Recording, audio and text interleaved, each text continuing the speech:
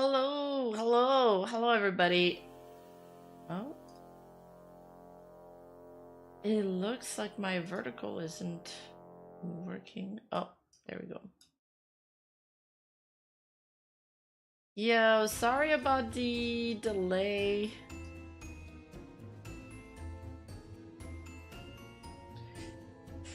My editor started telling me that that we won't have enough content for the trip and everything. Not gonna lie, I've been pretty overwhelmed with everything lately.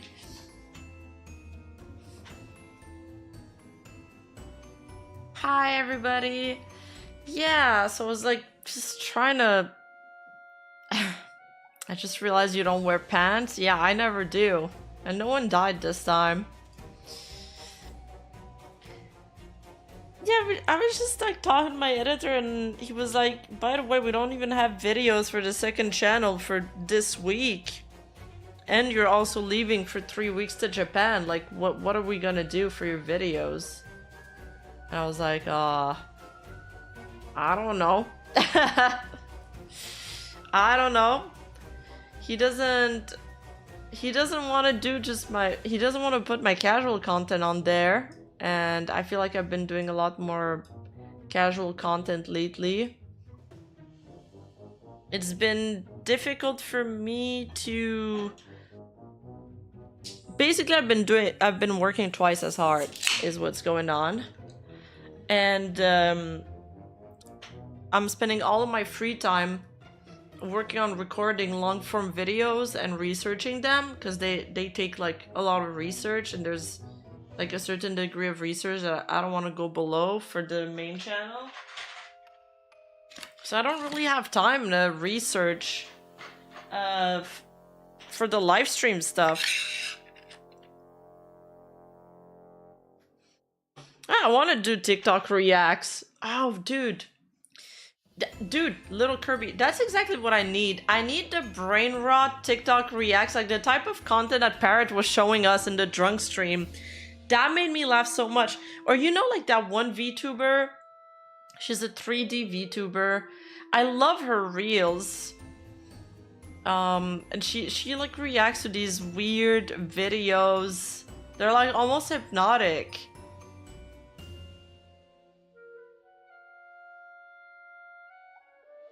No, YouTube will not like me if I don't do the pre-launch breaks. Like right now I've managed to do...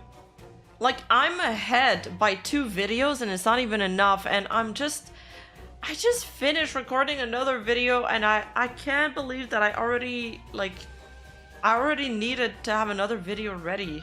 Like, I'm already late for my schedule. Yeah, the pink hair VTuber, I think you guys know what I'm talking about. So... I mean, you guys show up to my stream often, so you know. But I think you guys know that my live streams are more like a spontaneous thing. And we're just like kind of chopping them up and uploading them on a separate channel. But it feels like...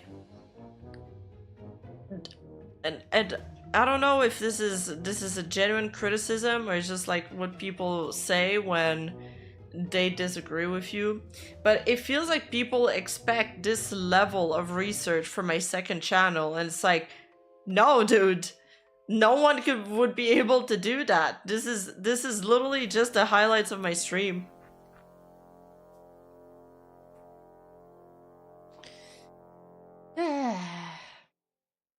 I have a laptop, but again, like, even if I do off collab streams, they are not going on my second channel.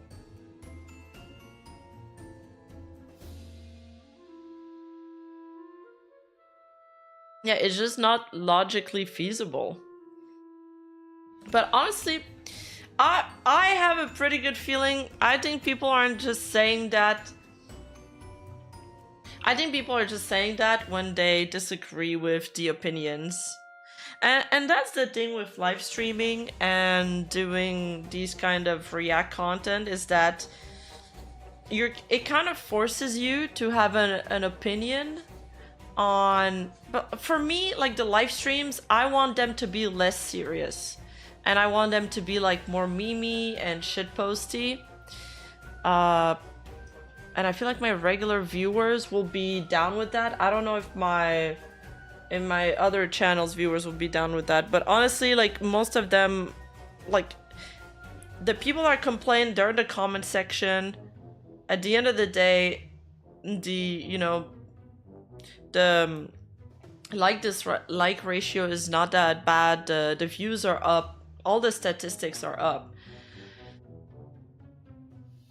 I feel like this is just because when they disagree with something, they get upset. The thing is with live streaming that I've noticed is that it forces you to have an opinion on every single like little topic, because you can't just watch a video, or you can't just cover a topic and not really like feel strongly about it. And in real life or in everyday life, you wouldn't really be wading in on every single topic with the same kind of energy, or you wouldn't really form an opinion on every single tweet that you pass by on your TL. But this type of live stream kind of insensitizes you to do that.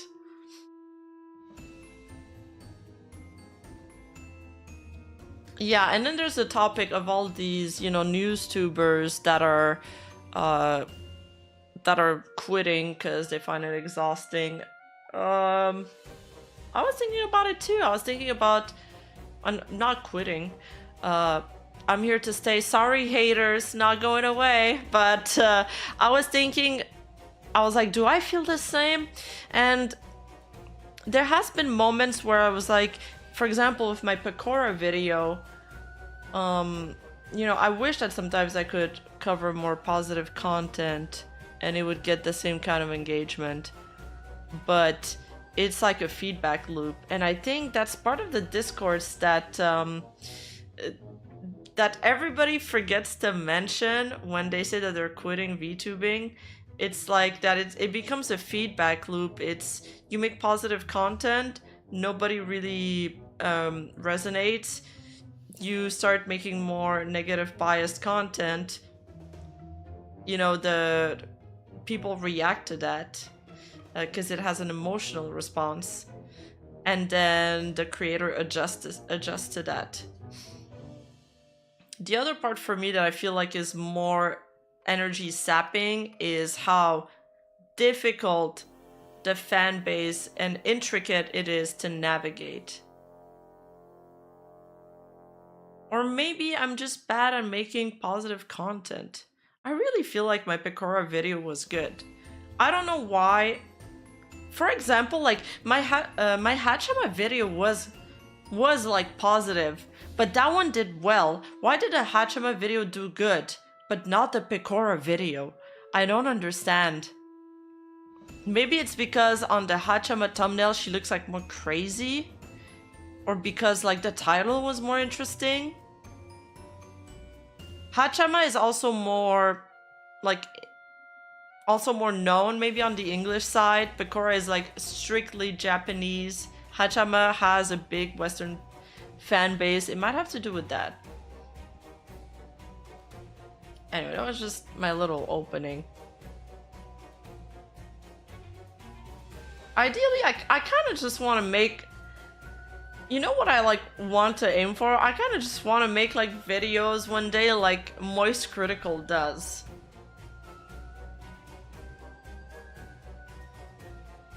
Yeah, Hachama does speak English after all.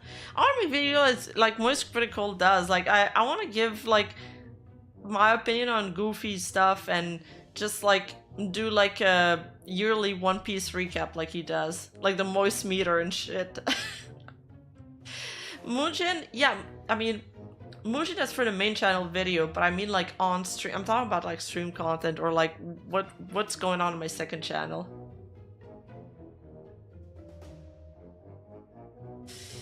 True. Your content is good. It's just some people find stuff less interesting than others. Yeah, exactly. So like on the second channel, I wanted to do like, I just wanted to throw everything there, like a mix of reacts, a mix of clips, VTuber clips, um news, drama, everything, like just everything that I touch on stream. But then my editor stopped uploading the React content or the VTuber clips because he's saying like it's not gonna do well, so it's not worth it. And it's true, I did check like one of the videos, it made like $2 and it costs way more to just upload it and make the thumbnail for it. But at the same time, I'm like, the problem is if we're only uploading the VTuber news stuff or the VTuber commentary stuff, well then the algorithm is only gonna push that kind of content, and then there just becomes a wider and wider gap between the more casual React content and the live stream stuff. And like it's come to the point where, fuck man, the live streams preps are taking like a day, 2 days, on top of my 3 lessons, on top of the 2 days of research and script writing, on top of the video revisions that I have to do. I do this full time. I don't know where I can find more time in my... And after my streams, I always tell myself that, oh, you know, after my stream, I could do like 1 or 2 hours of work. I never do it.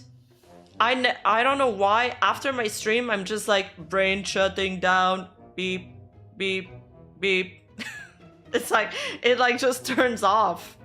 Even if my stream was like, just for fun, we're watching VTuber clips. Yeah.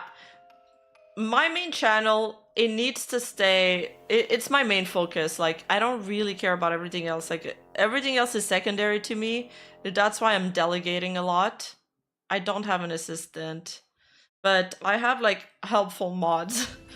I have like useful people around me, thankfully, thank God. It's the same as having leg day. I've been slacking on the workout.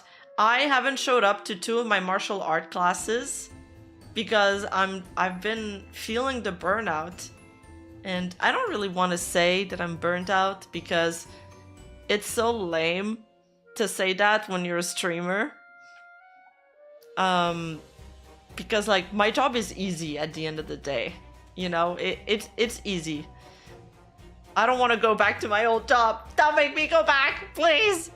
But I think really, it's really just because I'm preparing for Japan. Please don't unsubscribe. I don't want to go back to my real work.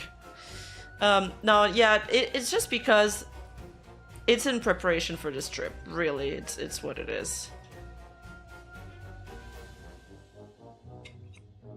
So I think we'll be fine once I come back. You killed your channel for about 2 months for your trip. Yeah, I would schedule things in advance. I know I'm gonna be really sad if I kill my channel. And also the trip's gonna be expensive, so... Allison, thank you so much for the cues, for the resub. So like, my editor was like, you need to watch a shit ton of videos today. Like, you need to watch like a lot. Hey Auntie, how's it going? No, Niji better not drop the Aster stuff while I'm gone. They better not. Hold it! Hold! Like, you know when you really have to pee, but you gotta hold it? That's what Niji needs to do until I'm back. The Aster stream got delayed for May. I needed to remember which month was after April. So at least it's not... I think it's going to happen after the trip. The Japan trip is 3 weeks. It's a really long time. What if they do it just the day before? I'll still be recovering from my trip. They can't do it.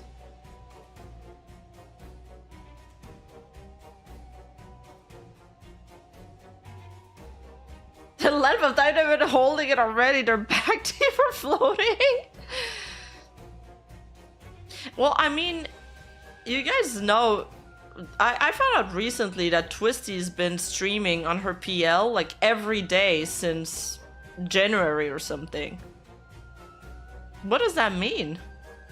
Does it mean she's already terminated? No? She's been streaming a lot. No, it wasn't her streaming?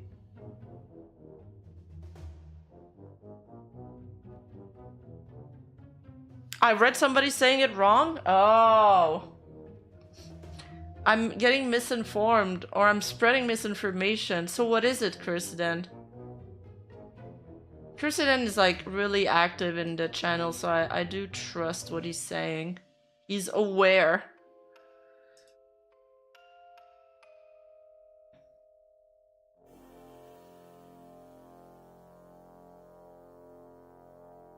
Really? Why should I buy fried chicken from the Family Mart? Isn't that weird?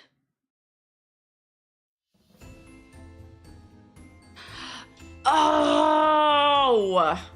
That's not her? Oh my god. Okay. So she's not the seal from that from okay. The account she linked wasn't her. Thank you. My god, I got really baited then. I thought it was her. I was like, me when I spread misinformation. True. Wait, the convenience store food is good compared to ours? Really? Alright, then forget what I said about Twisty. I was like, wow.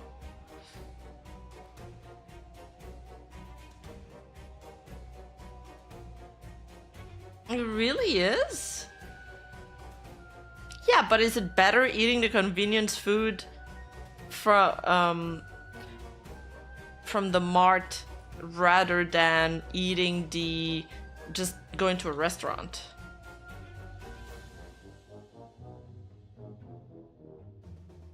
Off Combini food. You guys know that Vivi...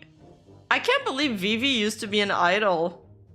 Is she really? Like, I know she is really an idol. Because I did a little research to see if she was really as opai as Subaru claimed in that one clip we watched. And I wanted to see what she looked like. She's very cute. But she's such a degen. She is such a degen. Like, she falls asleep in her chair. She's like female Asmongold. Yeah, she like games 10 hours a day and then falls asleep in her chair, microwaves every single one of her food. It's crazy. No, I didn't do research. It was just that the algorithm decided to show me a clip of her, okay? And my eyes just went down to... I just kept remembering that clip we watched last Sunday with Subaru telling... saying that her boobs were big. I know, she's like so relatable. Our dear Vivi. She's so cute.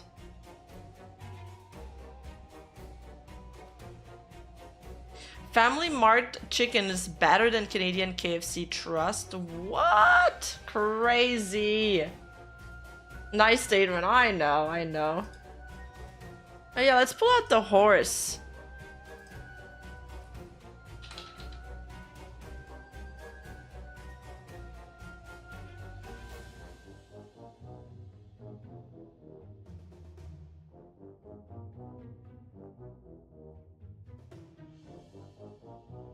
I think I want to eat like seafood every single day. I want to eat sashimis every single day and meat and... Okay, meat is not seafood, but you guys know what I mean.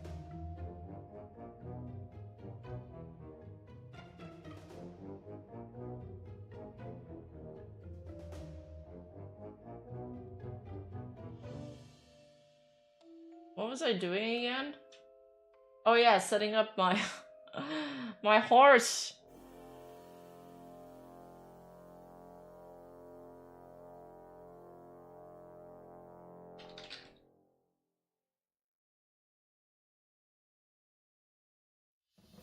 Setting up the horns.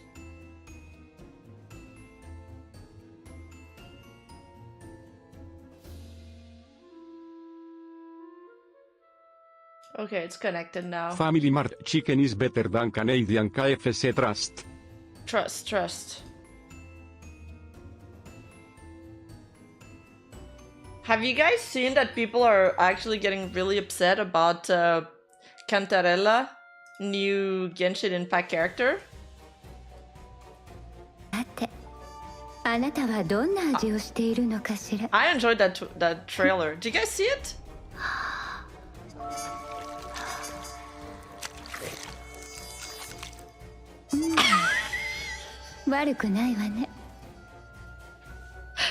Guys, she went like this.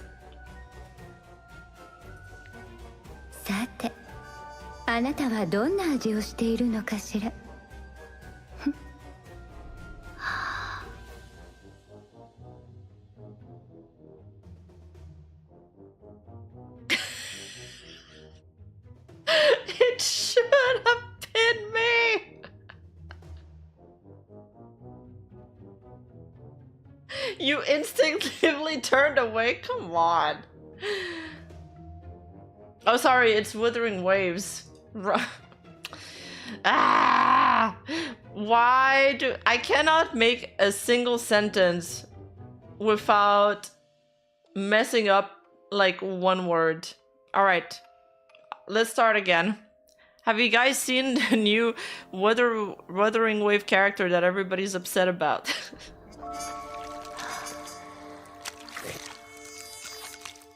The slurping sounds.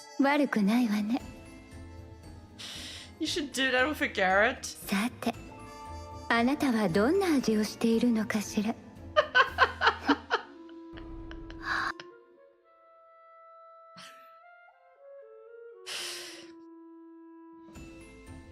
Slurp. Yeah, it started a shit show.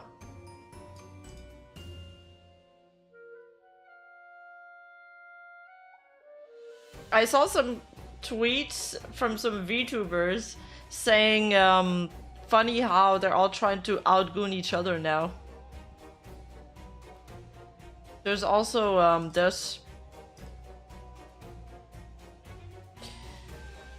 Click to type your confession. Seeing my fellow girlies eat up an objectifying, misogynistic caricature like Cantarella is seriously making me lose hope in humanity. I've seen some call her empowering and a definition of femininity. She was made for incels.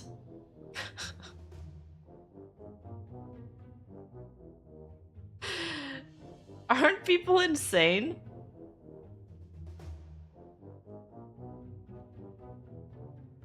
It's always something with Cantarella antis. Y'all are seriously more annoying than the MFs that only goon to her. No one is forcing you to like her, but to act like she's a threat to feminism or some shit just because she's sexy makes you look stupid.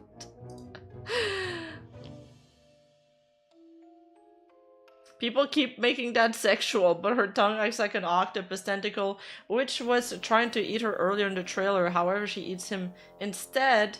So she became the monster. Ooh, nice Cantarella. Lore drop. Yeah, I like the comments from these VTubers. Was it sin? I cannot find. Bro, they said the same about Bayonetta back then. Really? I mean, I feel like I feel like we've seen this play out before. Yeah. Gacha games trying to outgoon each other was not on my 2025 bingo, but I'm here for it. I'm here for it. I like it. I don't mind. I'm not a prude. And I don't really bat an eye at these things. I honestly cringe more at ASMR. Now, I found somebody who had blocked me in the QRTs. So I figured it had something intelligent to say. Lamau, Astral Modulator over here, still keeping their tweet up, blocking everyone who replies. Brand's initial release both had... Okay, so what's going on is that now people are comparing Cantarella and Brand's release. And Brand's release, they're saying that, like, you know, all the hate marketing or whatever, the unintended marketing did actually brought in more viewers. to Cantarella, so they're like, it worked. But now this has also devolved into people fighting. It's kind of like tribalistic, I guess, because some people, they're like, it's like when people fight over their VTuber Oshis, but they're fighting over Wuthering Wave character instead. So it's like, no, Brent is more popular. No, Cantarella is. So this person's saying Cantarella drip marketing has the same number of likes and views in 10 hours that brand drip marketing has in 1 month plus.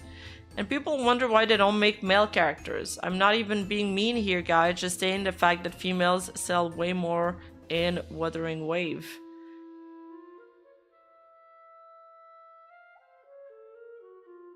And then this user called Jen is saying Lamau over Astral Modulator over here still keeping their tweet up, blocking everyone who replies. Brent's initial release post had 60k likes, and chose to compare Cantarella's initial release tweet to Brent's splash art that was released weeks later. The cherry picking is insane. Oh, is cherry picking like a pun on the trailer?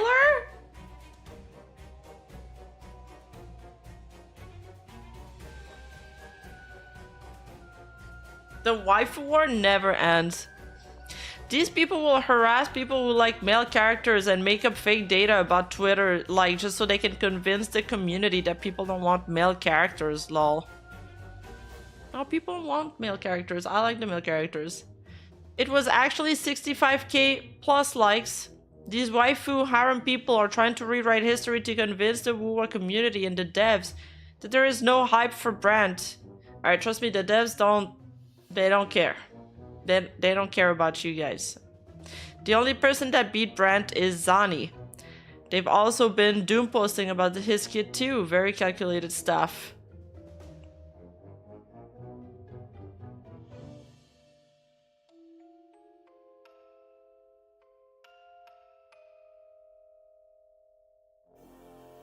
Oh, this person... Yeah, well, anyway. Yeah. Brand did well enough. Money talks, that's all the devs care about. And I think just having some options for a little bit of everybody is a good choice. They're not gonna stop putting male characters just because some people are complaining about it or saying that Cantarella is doing well. Obviously, there's a bigger male fan base for video games, so the female characters are always going to do better. However, there's still a solid female fan base that are also ready to splurge, so why would the gacha games turn them away when they have money to spend?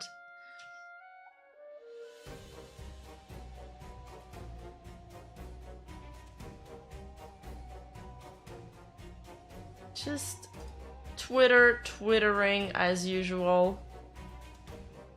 I can't take anything these people say seriously anymore. Just none of it.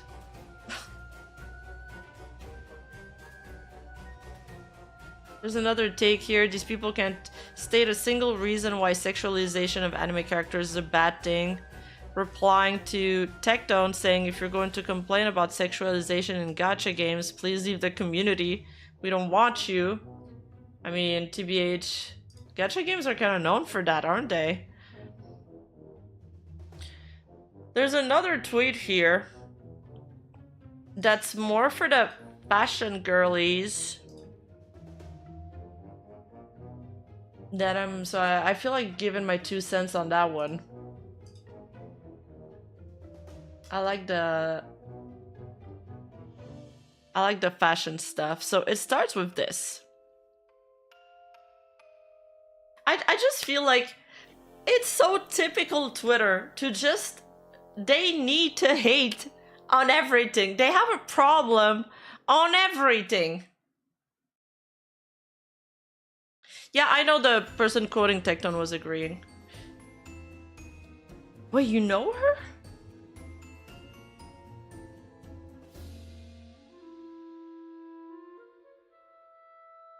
So, I don't know, this is like it's like a fashion post, okay? I know we don't talk a lot about fashion here, but it's like a designer bag with some I'd say this is sort of Y2K, you know, Mew Mew glasses, Mew Mew bag, the glittery hair clip, the like nerdy hiking shoes, and some colorful little keychains with like, it's not anime, but it's like, I don't, how do I fucking describe that? Figurines.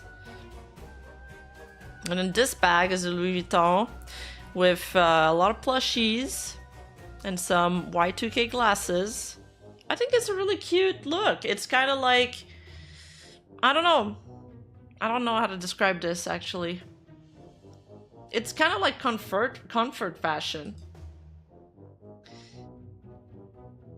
A Gucci bag with plushies and some ribbons. It's like a mix of like retro cottagecore with like some modern items. And then this, another designer bag with a bunch of colorful keychains, fruits. It's not even anime characters. It's not even anime characters. They just look like retro keychains. It's a little like ludique. I know the handbags. I don't know about the other things on it.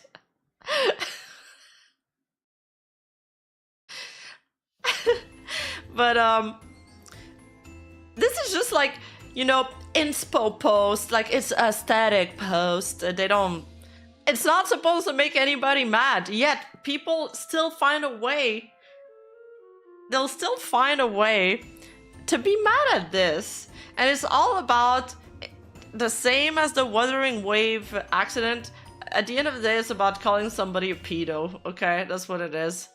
Hot take, the obsession with childlike things as an adult woman is very weird. The obsession with wanting to be seen to have a childlike fragility, especially for male attention, is disturbing and enables pedophilic ideologies. This doesn't apply to child abuse survivors. Is this like because the Twitter algorithm will literally find that one person in the world that will get angry with the tweet and then show it to them and be like, look, be angry at it now. We want engagement.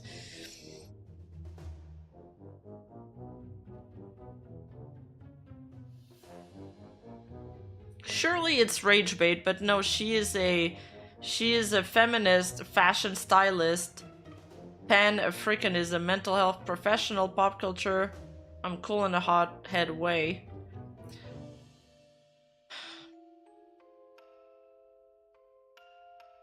I can never uninstall this app. The pure insanity and reaches here can't be found anywhere else. Damn, we can't appreciate and collect cute things anymore because of woke. I don't know if this is this woke? I think it's just stupid. We don't even need to label this. It's just dumb. This is the most stupid take I've read all week.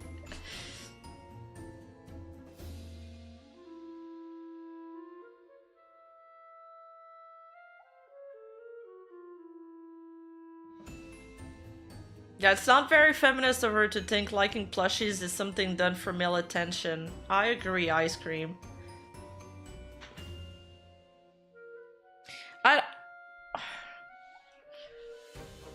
So this woman would get really upset if she saw my manga collection. Or all like the little Kuromi things. I mean, I don't do it for male attention. No one comes to my house. I never invite anybody. I don't show it to anybody. They're just for me, because I like looking at them. They make me happy. And I think you should surround yourself with things that you find enjoyable to look like. Yeah, we all need mental support plushies. On top of that, I mean, we can also talk about how different cultures deal with childlike fragility. In Japan, for example, a woman, even a grown adult woman, it's very well seen she needs to act cute. Like the little cutesy thing VTubers do, they do that here, even not, they do that over there, even as non-VTubers.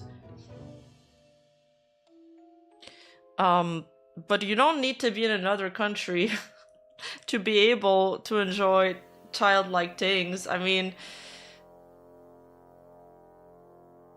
it's just people want to be mad at everything nowadays. Here's this is a VTuber commentator too, who also QRT'd that. I was surprised that it's also making its way into like the VTubing community in similar circles. So Arundel says, "Oh my god, let people like things. Life's too short to be this miserable." This is what I agree with this. Life's too short to be this miserable. I will never understand people that spend their life looking outward, looking at what other people are doing, instead of looking inward and what they want to do, what they could improve about their life. I only care about what affects me directly. I'm not looking at, oh, this other person's doing this with their body, this other person is wearing this. I don't care. They can do whatever the fuck they want as long as they leave me alone. Obsess, love, enjoy my nerdy, dorky gals and guys. Yeah, it's... I mean, they could have that take about video games too. Video games are considered childlike too. My whole streaming room is pink. Is that considered like girly, anti-feminism, or like too cute? No, I don't think so. People are just obsessed with what other people are doing, and that is just a... Honestly, get real problems, you're not busy enough, I don't know, get a life. It just, to me, it just screams, I'm not busy enough. So I have time to obsess over what other people think. Like, I don't know. This couldn't be me. This couldn't be me.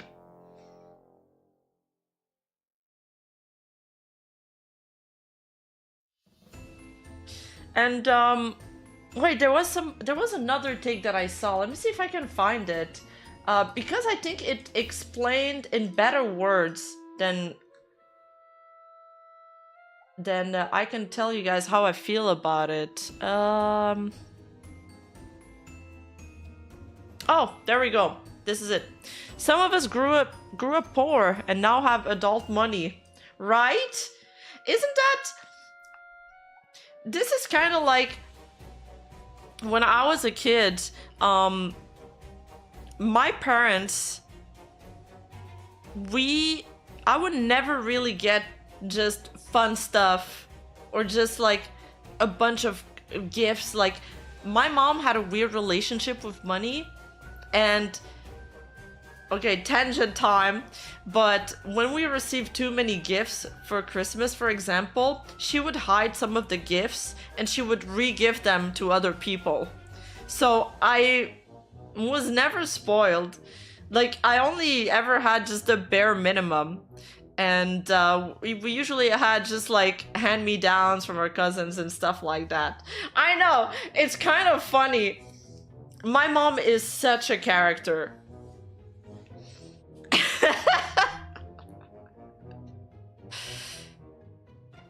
So... Oh, I thought it was just my family? Wait, I thought it was just my family. You guys too? So, of course, when I grew up and I started spending money, I started immediately spending it on the stuff that, like, I've always wanted to have. And, I mean, I still like the same stuff that I liked 10 years ago. Is that so wrong? That's probably why when I travel to Japan, I'm gonna buy a bunch of cute stuff too. I don't want somebody to come and shame me because I'm buying cute things, saying I'm trying to appeal to male gaze or something. It has nothing to do with that.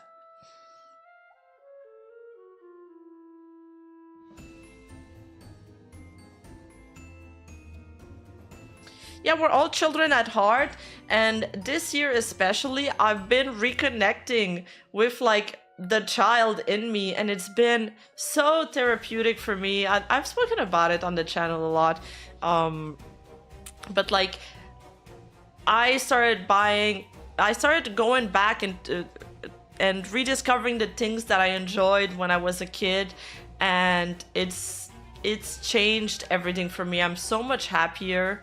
So yeah, I don't know. It's just let people enjoy whatever they want to enjoy.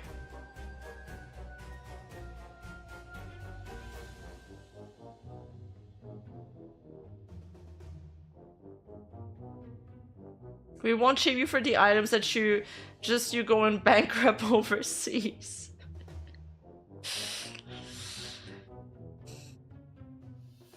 And I don't think you need to have grown up poor to enjoy buying cute things and pretty things.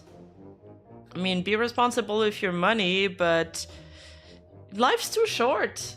Life's too short. You know, I knew somebody that I work with, and her friend, she told me that she was very responsible for her money, and her entire life she saved every single penny and she put it into a saving account for the future. And then one day, you know, she went out clubbing and she jaywalked and she got run over by a taxi. So really, you never know when it's going to be your last day. There's yes, you need to plan for the future, but you also need to enjoy every single day like it's your last one. Moral of the story, pay attention when you cross the road. But I'm sorry, I didn't mean it to be that dark. It kind of took a wild turn there. But it's kind of like, there's a balance. I used to spend every single penny I had. But the other extreme is also not good. Like, there's some people that will, you know, save everything and they'll die with millions of dollars in their bank account. Well, you never got to enjoy the money you worked so hard for. So you gotta do a little bit of both. Yeah, that could be it, Gaia. Guess I'll never go outside again. You know that the chances you get hit by a car outside are higher than you traveling by plane?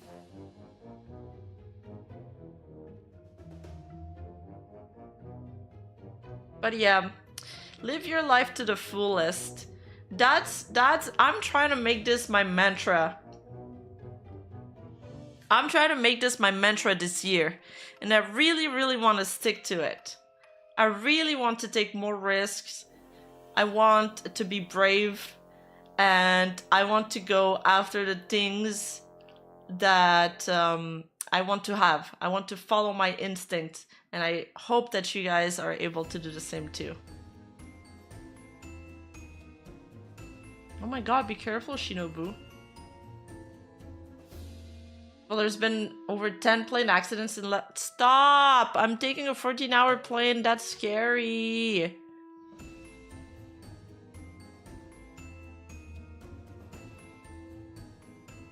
Rima, will you search for that blue exorcist BL Dujin? You know that they're two brothers, right? I mean, it's fiction, so whatever, but yeah, sure, I'll go look for it just for the memes. I'll post it on Twitter. There's some other characters that I'd rather see BL Dujin from these two guys, though.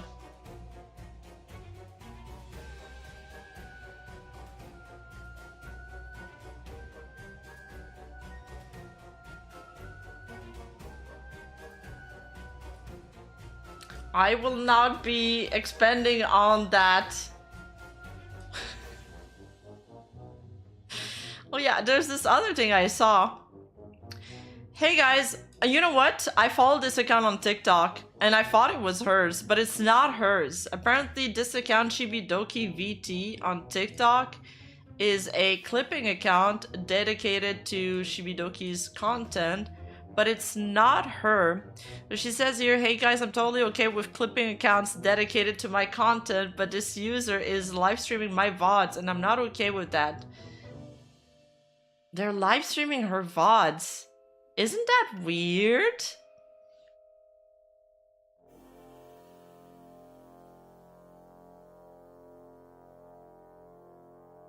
People think it's me, and I'm worried about people donating and getting scammed or just believing this is me when it's not. Please ask them to stop if you happen to see their live stream in TikTok. I doubt there are bad intentions, but I'm just worried about fan safety. I mean, if they're live streaming her VODs, they're surely getting donations. Basically the Filian problem, except with the Filian VR problem, they'd be like selling Pronover.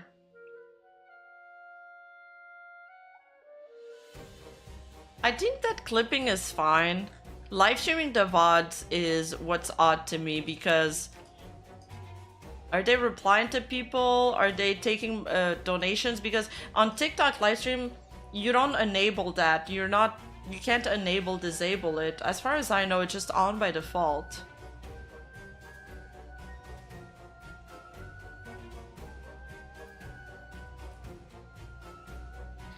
Also, it's like not specified that it's a clipping channel or not her. Shibi is the VTuber, streams when, like, it's kind of vague. Streams Wednesday, Sunday, 4 PM CST, watch Shibi live, TW. Shibi is the VTuber. It could be taken as Shibi is the VTuber featured here, but it could also just be like, it could still be her saying that, you know what I mean? Like, it's sort of a vague sentence. It doesn't really specify that it's not her.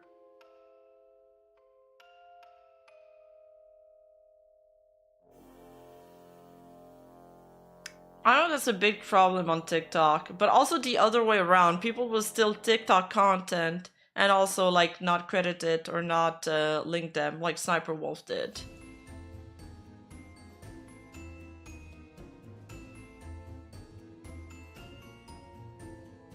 So, if it's changing the contents in, I'd say it would fall under the Fair Use Act. I feel like a lot of people that talk about fair use don't really understand what fair use is. It's a lot more complex than just changing the content. So, clipping and editing is fine. Streaming the VODs, how are they changing the content in that specific scenario? You're live streaming an entire VOD, unedited. How is that fair use? That's not fair use. But that's not even what what her problem with this is. I don't think she cares that it's fair use or not. She just doesn't want people falsely donating to her. Besides that, just to precise some things about fair use, there's a couple things that go into it. If you look up like fair use, there's a few factors. One of them being that, let's say I'm watching a Shibidoki clip. I have to be talking about the clip. I can't just be talking about the morning poop I had while I'm watching a Shibidoki clip and then claim this as fair use. And the other thing is that it needs to, there's like this this factor that weighs in as to whether or not you are taking from their fan base, or if it's two different fan base that wouldn't be that wouldn't have watched the clip otherwise.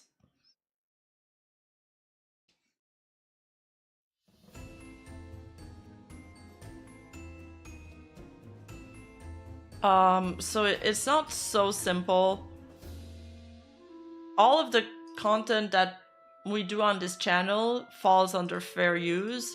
However, a lot of the stuff like the this that we talked about, the live stream thing, broadcasting a live stream does not fall under fair use.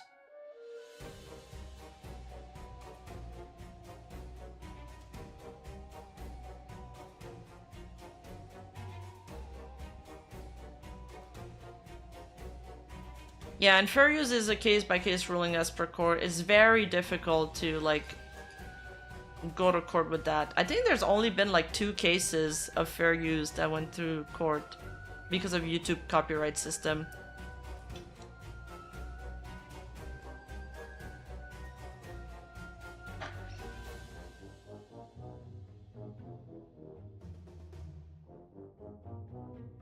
Yeah, there's a few things. Wait, what is...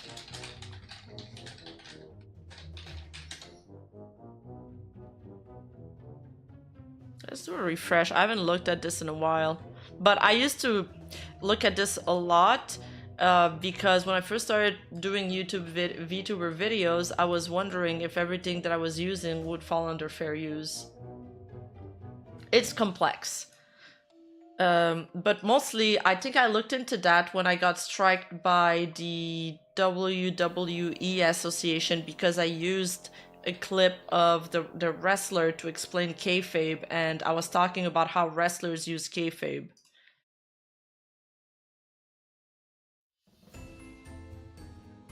So, in the United States, works of commentary, criticism, research, teaching, or news reporting may be considered fair use. In the EU, more limited exceptions are recognized and the use must fit into specific categories such as quotation, criticism, review, caricature parody, and pastiche. The 4 factors of fair use. The purpose and character of the use, including whether such use is of commercial nature or is for non-profit educational purpose. The nature of the copyrighted work. Using materials from primarily factual work is more likely to be fair use than using purely fictional work. The amount of substantiality of the portion used relative to the whole copyrighted work. Borrowing small bits of material from an original work is more likely to be considered fair use than borrowing large portions. But if what's borrowed is considered the heart of the work, sometimes even small sampling may weigh against fair use. This part is super like case by case scenario. What is considered the heart of the work? The effect of the use upon the potential market for or value of the copyrighted work. Uses that harm the copyright holder's ability to profit from their original work are less likely to be fair uses. For example, because this could work in 2 ways in Shibidoki's case. This is just theory crafting, but it's like, if I'm a Shibidoki fan, would I be a Shibidoki fan on TikTok? Or is this TikTok account strictly bringing in viewers that wouldn't be otherwise watching or knowing about Shibidoki? It's like, I'm trying to give a more simple example.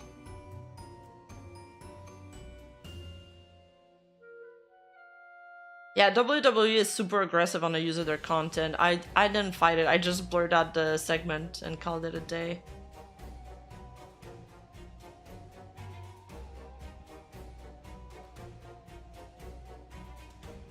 The NFL is worse than WWE, really? I don't use TikTok at all.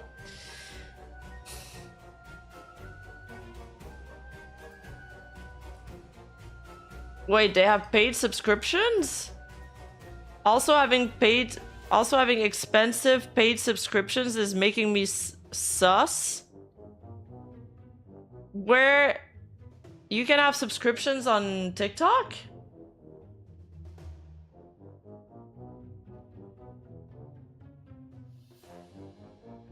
So for example, if I'm like strictly a TikTok user and I would never ever watch the Twitch or YouTube stuff, and this user is like only catering to the brain rot zoomer kind of reels, then it could wait against the fair use. But again, this is not even like a case of fair use, so we just went on a mega tangent that has nothing to do with this.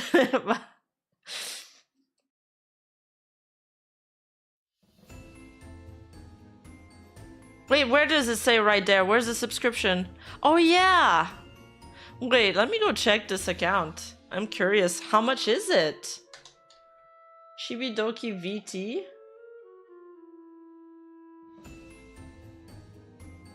Shibi Doki VT.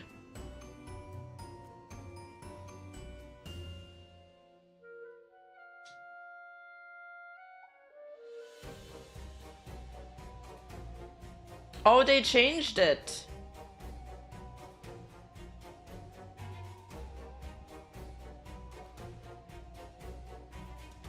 But it's still live.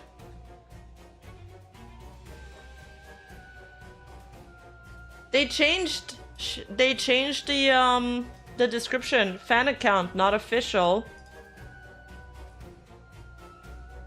This is the account, right? But they're still live streaming her VODs. Is it the same thumbnail? Yeah, it is. 2-inch gang and this.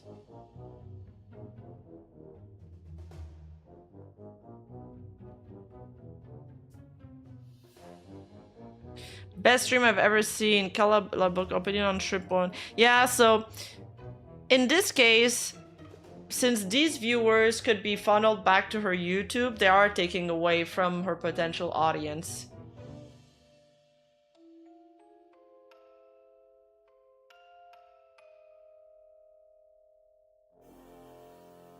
I mean, even if it wasn't for that case, I think it's just a really weird thing to do. At least they made it clear that they're a fan account, but they're still continuing to live stream the VODs, which is like my bigger issue with this.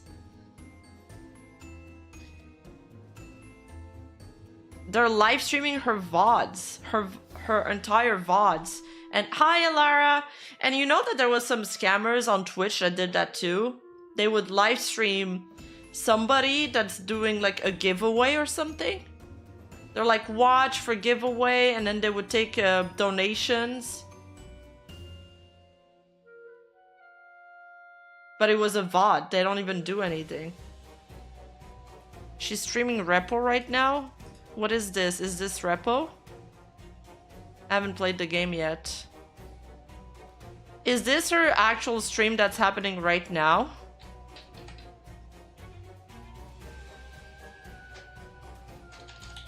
Shibi Doki. Oh, I got an ad. It is! Wait. No, I have delay. It's hard to tell.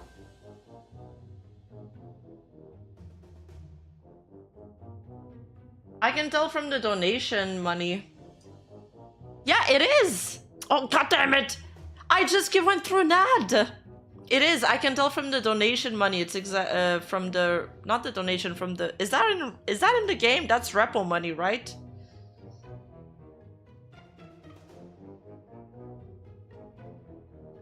No, they're directly live streaming her content. Wait, this is worse than I thought it was. Straight up restreaming. Stop making fun of my French ads. Straight up restreaming, and it's a little bit delay, but I can tell just from the 2,600 up here, and then it's the same amounts up here, yeah. She's streaming her stream. I mean, this person just sent a rose. A rose is money. That's literally money. This is 5 coins, 4 coins, 2 coins. I don't know if it's a lot, but I don't know if it's a lot of money, but still, it is money.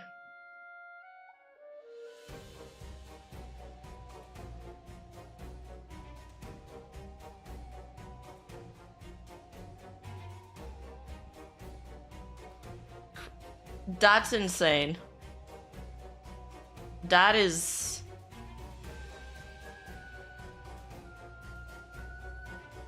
I don't like that. I don't like this at all.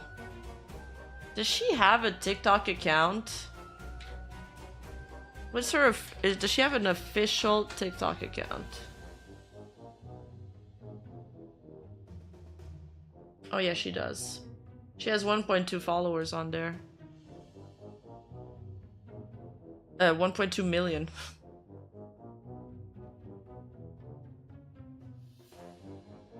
Oh, that's wild.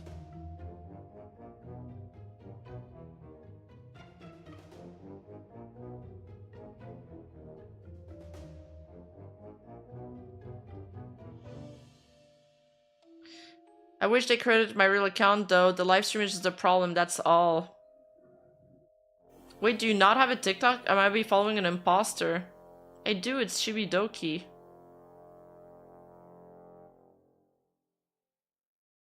Really sucks that I went as far as streaming your VOD. Really just puts a bad view on Clip's dedicated account. I love Clippers, I just think this can put viewers in an unsafe situation because a lot of people thought that was me. Yeah. Yeah, they're straight up streaming her, stealing her content. Not in regards of the clips that they're uploading, but in regards of the VODs that they're live streaming. I don't know if a channel can be reported for impersonation. There's this clip I want to watch. Reason why Michi is afraid of man. A little bit of a trigger warning. Apparently it's a little dark. She tells like a story from a friend, from what I've been told, with a friend. So if you're okay with that, watch it with me. And if you think it's gonna make you uneasy, just you know, come back in 25 minutes. It's really bad. It was hard to listen to? Okay. Serious trigger warning.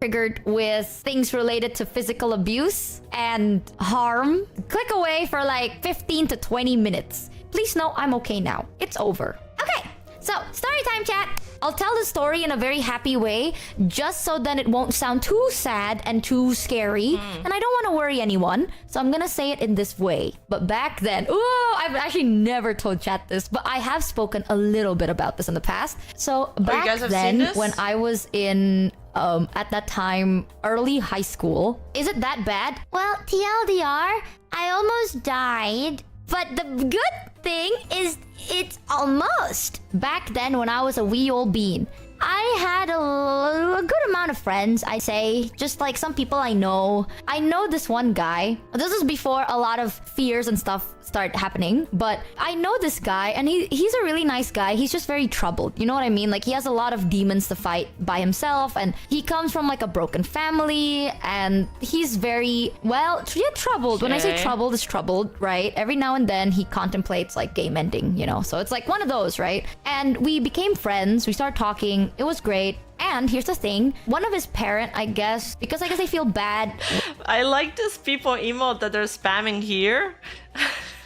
I really like the Twitch culture, like the emote culture is hilarious. The family or whatever, they would give this person a lot of money. So they would have expensive bags. Well, not expensive, but they would have it. Like bags, cars, watches. Like, bro, he has a car, right? And I know you're like, wait a minute, you were early high school and he has a car. Yes, chat. In my country, it's very common for people who don't have a driver's license to drive. Yeah, really? Is it legal? No. But is it common? Yes.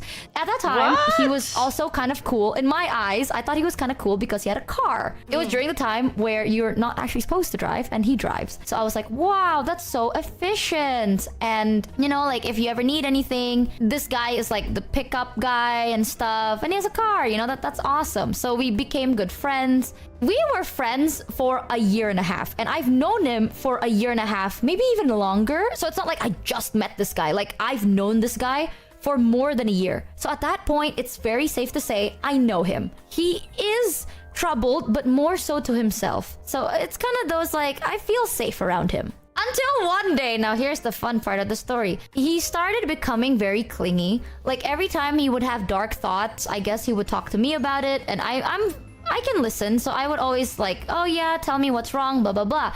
It started from like talking in public to like more private to very private. And at that time, my sense of danger is not the highest, right? Like I'm not very aware of these things. And also I've known this guy for more than a year. So I was like, all right. And it went to a point where if let's say he has some problems, he would drag me away or he'd be pissed at me if I'm not there. It was like, oh, I almost like game ended myself because you weren't here. And I was like spending time with other friends or I'm like working or like... Oh, background music. Thanks, guys. I'm just gonna turn it off for the rest of the stream. Like I'm talking to other people, I'm sorting shit out and they're like, oh, You weren't there. Where were you? It became very like possessive. Like he became very, very possessive of me. At that time, I felt mostly guilty because he would be like, oh, I would have game-ended myself and it's all your fault, right? And I felt bad because I was like, shit, you relied on me and I wasn't there for you. I was young. I also became... That's very difficult to deal with.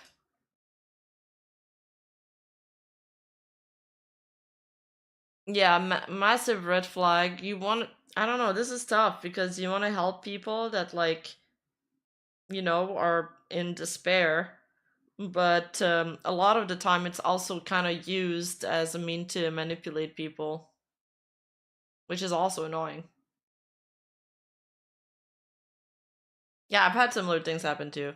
Very, very worried about him, and I would also sacrifice time for him specifically because I don't want him to die, you know.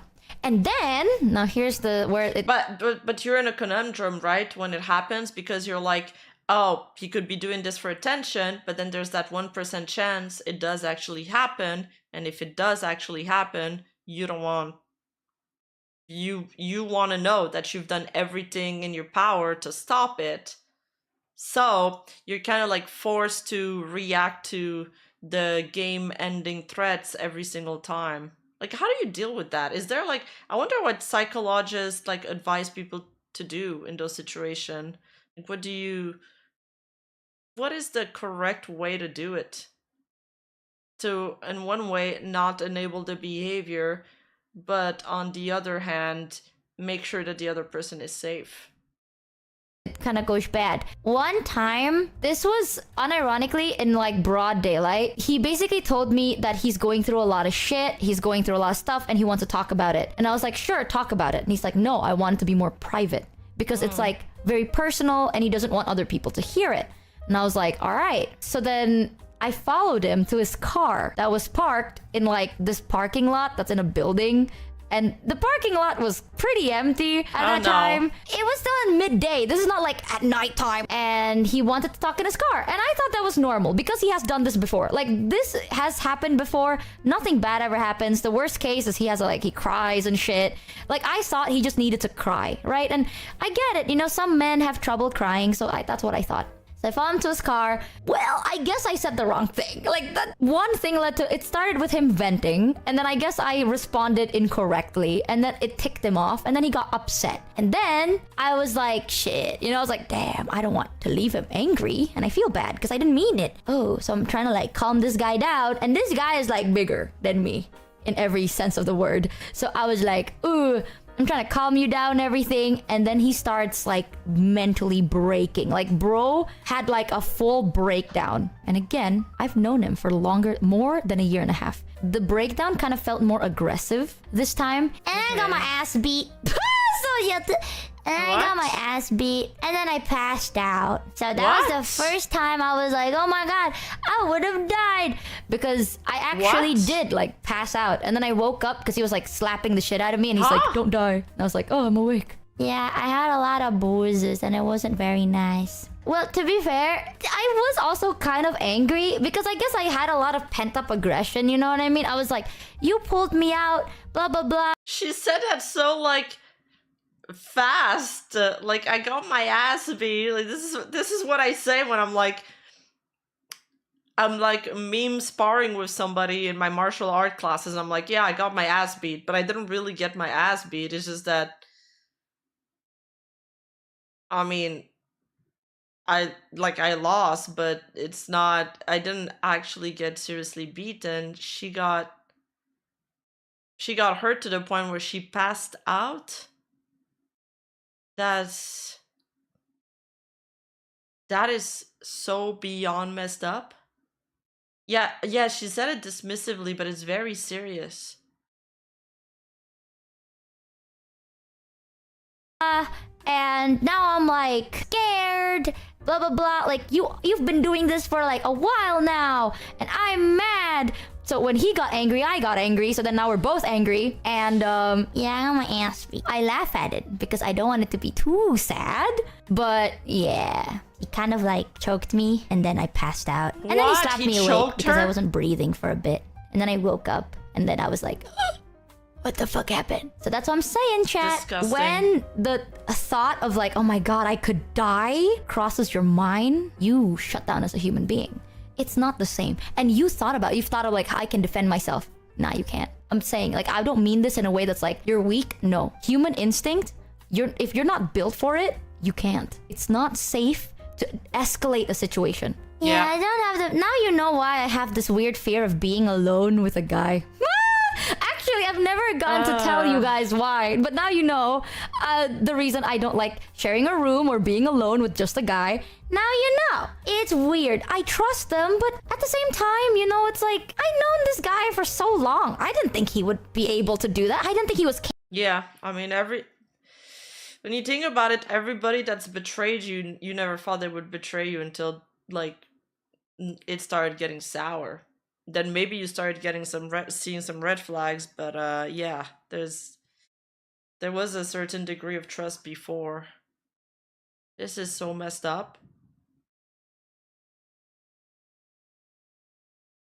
I am so disgusted that somebody could lay a finger on poor Michi. She doesn't even come off as somebody like that has a lot of trust issues or that's like deeply traumatized. She's not like angry at men, you know? Poor girl, she deserves better. Dude, she does. She does deserve better. Capable of like hurting somebody. We all think that way. But then they can. All it takes is like one loose screw, man. And then one loose screw for them is your life. So now you know I have this weird fear of like shit happening and vulnerability or like physical touch. I was more touchy back then. I was more touchy when I was younger. Ever since then, not the biggest fan. I'm not traumatized anymore. Like, I'm not thinking about the story. Yes, a part of me is like, oh, shit, what a horrible time.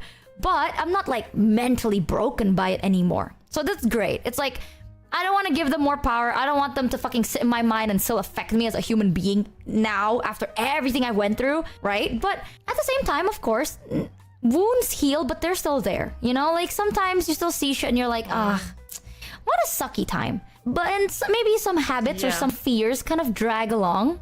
And some of my friends, like, for example, this is why I also trust my Japanese friend and Kuro. I trust them a lot because they've known this about me. And now you know why my Japanese friend is like, I'm not gonna be alone with you no matter what. And I appreciate it. I know a lot of my friends go out of their way to not put me in a situation that can remotely be similar to that. But sometimes I feel like I do feel bad. You know, I feel like, I have too much needs. You know, it's like, you don't have to do all that. Like, I want to be able to be human and normal. Long time ago, chat, it took me so long to be comfortable being next to a dude and being in a car. That's why I take public transport. But now, it's just like, I don't want to be alone with a guy in an area that is secluded and can be locked. Did you report him? No. I still remember this. Basically, my parents, my dad specifically, was so pissed. Here's the thing, this story might be like, oh, that's crazy. My dad was so pissed, but there's really nothing else we could do. And I didn't really want to say anything because I still felt bad. I didn't want him to like... I know this sounds stupid, chat, but at that time, it makes sense to me. I don't want to... Hold up, chat. I'm just listening to her. I don't really want to cut her off too much. I don't think you should say the fixed stuff. What are you talking about? Who are you responding to? Public transport win? Apparently the public transports are getting worse now.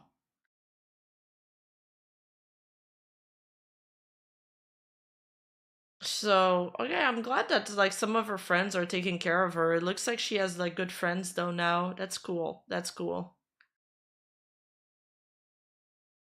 Don't skip your martial art classes. That's always been something I wonder about. How do you react if you're getting attacked? The thing is, I mean, my martial art classes won't be enough for me to, because it's all instinct. When it happens, it's all instinct. So you need to instinctively parry. Because if you're getting attacked, you're not gonna be like, what's the stance again? Oh yeah, my leg goes there, and I'm supposed to put my arm up here. You know, you need to. It just needs to be like, whoop, dodge this, whoop. Hey, put your hands here. No. Yeah, they taught us how to get out of a chokehold or things like that. It's actually pretty easy to, if you position yourself properly. But I feel like every time I have to remember how to do it. Add to his burden. And I felt bad if he gets in trouble because he's already got so much to handle. I know it's stupid, I know, but like, I was young and stupid and maybe gaslit a little bit. So I was like, hell nah. But I remember I went back home and I met my parents. And at first, my shoulder, my neck, my collarbone, like the sides of my jaw, it was like red, right? The next day, it was purple. It was purple for a month. Yo, he beat her. Okay, I don't want to say like very triggering words. That's why I stopped myself. But he hurt her really bad. Nah, this is bad. This is not okay. This is not okay. Just pretend the guy you're beating up is your chat. My teacher was yelling at me, and one of them is a woman. Okay, there's like a few teacher, but the women are the strictest one, and they genuinely scare me. Like, strict women scare me, like the cold ones. But they're like, they're very, like, they throw a punch, and you can tell that the punch is powerful, but they're also very light. Like, they can lift them, like, it's like their bodies are very light, they feel light, so they can do, they're very nimble with their moves, but hard at the same time. I don't know how to explain it. I'm definitely not there yet. Well, maybe slightly less, but it was like bruised. Like I fucking looked like I had a hole. I had to wear like a turtleneck for a very long time. Yeah, and I remembered this because I was trying to be like, oh shit, it ain't that serious, I guess, but obviously, you know, if it's to the point of like my cheeks and shit, it's obvious, right? So my parents saw that, my dad saw it, and my dad was like, what the fuck happened to you? And I was like, it's fine. I can't say I fell. You know, like, it's like not cheeks, but the bottom side of your jaw, like above your jaw, under your cheek, that area. My dad was like fuming, and I can't say anything, and I was like, I don't want to talk about it. I at that time, I was more traumatized, so I was like breaking down. And my dad didn't push me. Because like, I appreciate it. I feel like if my dad really pushed me to tell him everything that happened, I would have just like snapped right in half, right? So my dad didn't push it. We never really talked about it since. It's one of those things that at one point he realized he can't do anything. The best thing to do is just to let me heal. So he was very supportive on like that healing process for me. Okay. So I appreciate him a lot. But I didn't speak up. I was. My father would have, I don't know. I wonder how my parents would have acted. I think my dad would have been furious, and he would have went to find that guy.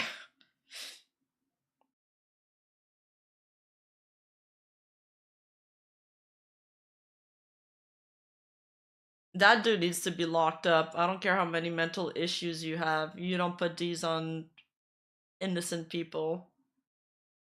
Your freedom ends where other people's freedom begin.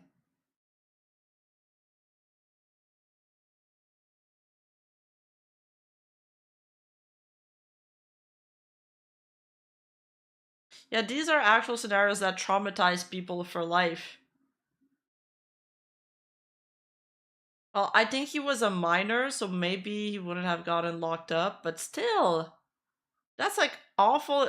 Okay, I want to know the rest of the story. Did she drop him as a friend after? Did they go to the same school? Did they still see, like, how did she react when she saw him again, like in the hallways or something, or in the city where they lived in? Gaslit! I was manipulated at that. Now I know I was manipulated, but at that time, it felt so real. You know what I mean? Like, I was like, I can't add more to his plate. He's gonna like game it himself. That was why I didn't say anything. There's a lot of reasons why people don't speak up.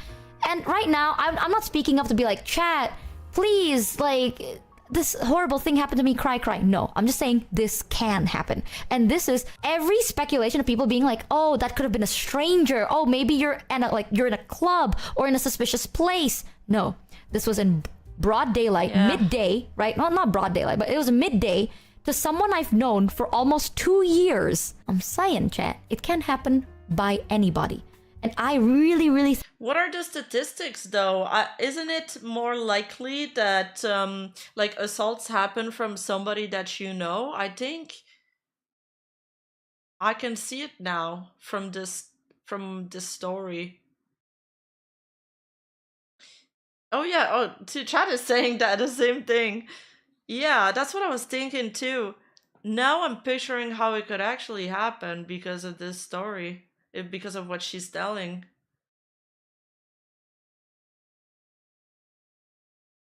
Damn.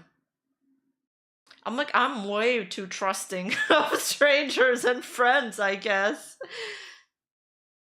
thought I knew this guy. Like, it's not like I only speak to him once a week. I speak to him almost every day for a Wow. year and a half, slightly more. And you just don't know. Like, you don't know what people are, how people are, and what they can do to you. Like, you don't know people. You think you do, but you don't. So it's always best to be safe. Once you're sorry, that's a fucking burden you gotta carry. I don't think my model is showing like the expression of disgust I've had for the past few minutes listening to this story. Like I'm so appalled. My model looks like I'm smiling. I'm not smiling. I'm so appalled like by this. How can you do something to another being, a human being like this?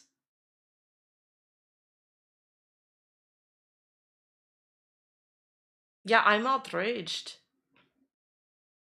You know, like, yeah, now I'm like, oh, now I have this cool story and I have lore, haha, fun fact. But at the same time, I can tell you guys the story like it's nothing. But there are bad days where it affects me more, and now I can't hang out with people. Like, I know really good people, they just happen to be dudes and they're really nice, but I cannot be alone with them. It freaks me out and you feel bad, you know, like shit gets locked by you. So you don't want to be in a position where all you can do is just be sorry about it. Better safe than sorry, chat. Don't trust people willy-nilly, alright? And sometimes I understand that if someone's trying to manipulate you, you don't know it. So please listen to someone else. Because at that time, I had friends that told me, it's like, hey, this is not normal behavior. I had, but I felt so bad and I didn't listen to them. You know, like I was like, no, you don't get it, you don't understand. Like they're struggling, blah blah blah. But please know, if your loved ones or the people close to you tell you like this is weird, listen to them. And even then, after everything that happened, it took me longer to realize what happened. I still blamed myself. And I know just now, the way I tell the story, it's like, stop defending him. I try my best not to. Okay, but like I can't. That's just how it is. Like I can't. You gotta ask your rigging artist. What do you mean? I have more expressions. I'm not gonna press a toggle to like cry.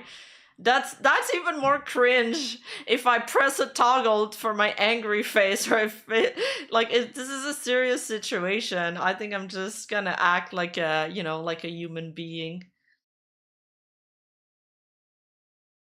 I'm trying. I know it's like, oh yes, you probably did make mistakes, but it doesn't warrant it. I understand that. And it's like, you were the victim. Like, hold up, guys. Let me turn on my crying toggle for this part. Like, I don't know. It'd be so weird. It feel too performative, I think. I mean, I could act it out more. I can make the angry face with my model like naturally, but I would need to enunciate like the features on my face more like this. Like I look angry now, but I'm also like puckering my lips. Here, I understand that, but I don't know. It's weird. You can't put it to words, so I get it. Don't push yourself so much, okay? It's a process. You get to it eventually. That's the thing. As a middle or high schooler, you don't think the crazy is around you. You hear it from news channels or from like podcasts or like whatever, or like word of mouth. You don't think it could happen to you. So when it does happen to you, you're like, yeah, oh, yeah. God. As much as I'm over it, you know. And you also feel angry at yourself because you're like, how could I have let this happen to me?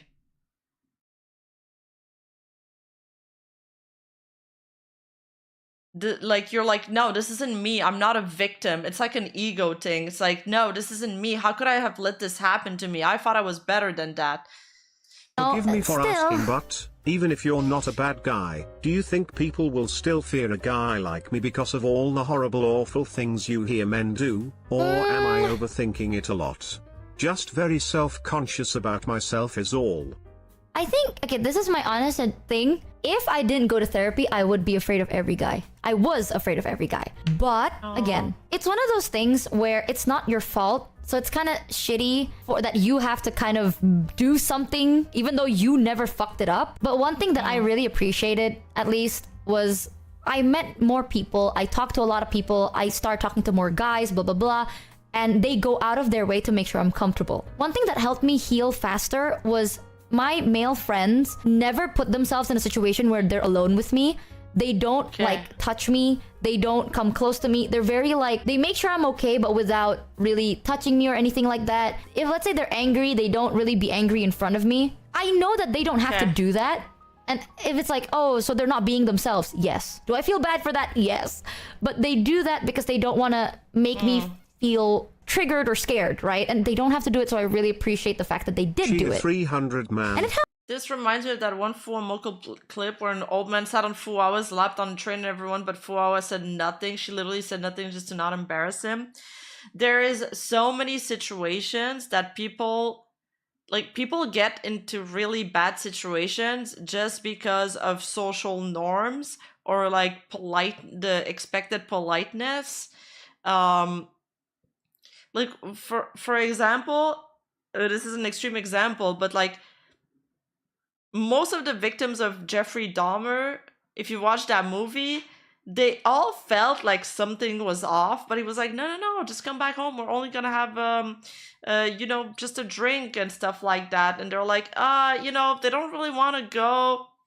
They feel like something's off, but they're like, oh, okay, I'm just gonna go because I don't want to say no too hard, or, I don't want to, put my foot down. And then, well, we know what happened next. It all makes sense now. The sex and relationship paranoia, not wanting to be alone with Shouto. I'll be real, like, even the only people I'm comfortable with being alone, I've known them for 4 years, and even then, they don't want to be alone with me. So that's also a big factor. Like, they themselves don't want to be there with me alone because they know what I've been through. So I know it sucks, and it's always like, guys get the short end of the stick. Yes, but it's always like, listen, when a guy does it, it's very normal for a person to think that this could happen by any guy. To say I'm glad right? you're It sucks, but it just happens, right? If you're a nice person, you don't have to tell other people that you're a nice person. It will show. Over time, your actions, if you're considerate and you're nice, over time, it will show. Does it suck? Yes. Is it unfair? Yes. And that's coming from me. For example, Kuro is not the one that did that to me. But now Kuro kind of has to treat me in a way like super fragile-y, and now he has to it feels like he's walking around eggshells sometimes. Is it fair for him? No. I've never asked him to do that. He does it because he's scared that I'd shit myself. Right? Which is fair. I know that it's unfair, but I know there's a lot of people that are way more comfortable speaking to men, hanging out with men. Like, there are a lot of women that are more comfortable with men than with women, and that's fair. But there are cases where people like me, I'm a bit scared of men. So it really depends. How much shits can you give? If you don't give a shit, that's fine. As long as you don't cause any harm, right? If that's like too much for you, step back. You don't have to fix them. That's not your job. But if you want to, then that's what you can do. But if you don't want to, that's fair. Take care of yourself, chat. Always take care of yourself. You are not someone's therapist. Hearing this, can't help but think that what people perceive as lack of empathy is just dissociation as a result of trauma. I don't know. But there's a lot of things. What? I feel like I experienced that. What was the comment she read? Like, lack of empathy? What does she mean? Made me who I am. What did the commenter say? This is a dissociating response, like the fact that she didn't pursue the guy or didn't try to have him punished. I don't know anymore. Like, I don't know if this is my mentality or shit that I've witnessed. And that's also why when people are like, oh, what shit have you been watching, girl? So again, I don't think this is good. I am actively still working on everything. And my goal is just to be a normal human being one day. Sometimes I feel disgusted at myself because I would look at my male friends and feel the fear. Sometimes, like, I'm not gonna lie to you. There are moments I would meet like Kuro or my other male friends, like my Japanese friends, and they're taller, bigger than me. And I shit myself. Even though they've never done anything to make me worry, I'm like scared. Like, oh, the room is a bit too dark and I'm scared. And I feel grossed out because I'm like, why would I ever think that way about these people? Like, these are so nice and they've done so much to make me feel comfortable. One day, the goal is I don't want to have that mentality. I want to be able to not have that fear kind of lingering around every now and then. Like, it doesn't happen all the time, but that's the goal. And when I say it's like, I'm just happy to be alive, I am. I wasn't always, but now it's no use, you know? If I'm like, shit happened to me, and then I'm just like wallowing in that, like I'm just like stuck in the time in my life. Hell no way. Real talk though, chat. Recovery takes time. There's ups and No, I disagree, Tomahawk. Stories like this do not propagate the man hate precisely because of really saying all of her male friends are doing. It's the opposite. It's showing that there are some good men out there that will go above and beyond to make women comfortable and to protect them. I think it's the complete opposite. I think you're seeing this from your own negative bias that you're trying to apply on it. On the contrary, I think she's remarkable. I think she's remarkable in the way she's trying to push through it, that she's not carrying resentment. She's just trying to be more careful. Like, when something happens to you, you tend to overcorrect.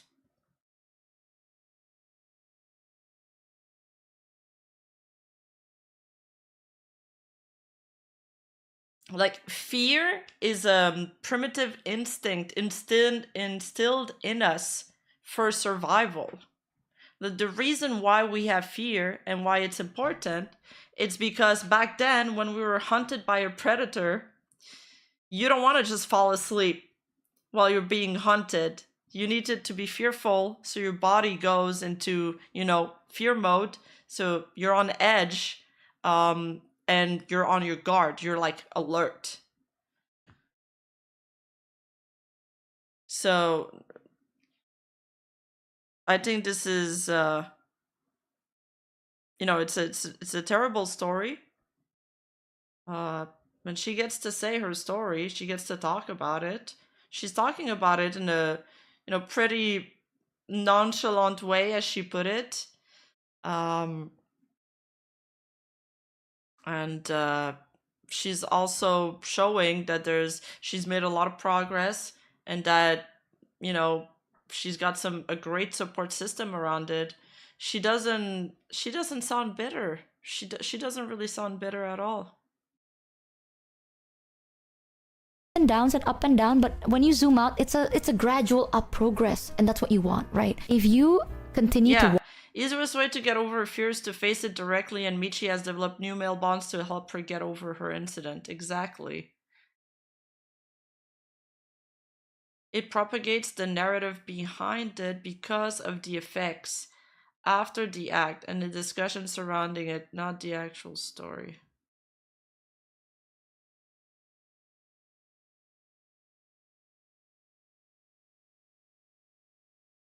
I think I lost you. Wallow, you're never gonna leave. Again, there are so many things that I have not told you. I didn't grow up in the best neighborhood, and I was a bit of a ditzy idiot. So the combo is not the best. But I want you guys to know that these scenarios 100% exist. But this one, I really hope this didn't come off as trauma dumping. I like to think everything that I experienced made me who I am. And without it, I might not be me. And I like me now. I'm getting more comfortable in my own skin, which is great. I don't want to live in the past anymore. I want to look into the positive of things. I want to have a more optimistic viewpoint of life. And when I say, like, I know that sometimes the things I say sound like, oh shit, you're just being optimistic, you know. I'm not. I used to be very pessimistic. Chat, you knew, like, one thing that is kind of bad that happened to me. And if I told you, chat, No, I wasn't trying to bro him. I generally didn't understand the reply. I just didn't understand. like, I don't have hope in life. I don't have hope in people. I think everyone is bad. You I are would the be most valid. precious Let's be being real. mission- I appreciate you guys a lot too. I think talking to you guys also helped me learn to speak. You know, sometimes speaking up for myself is very hard.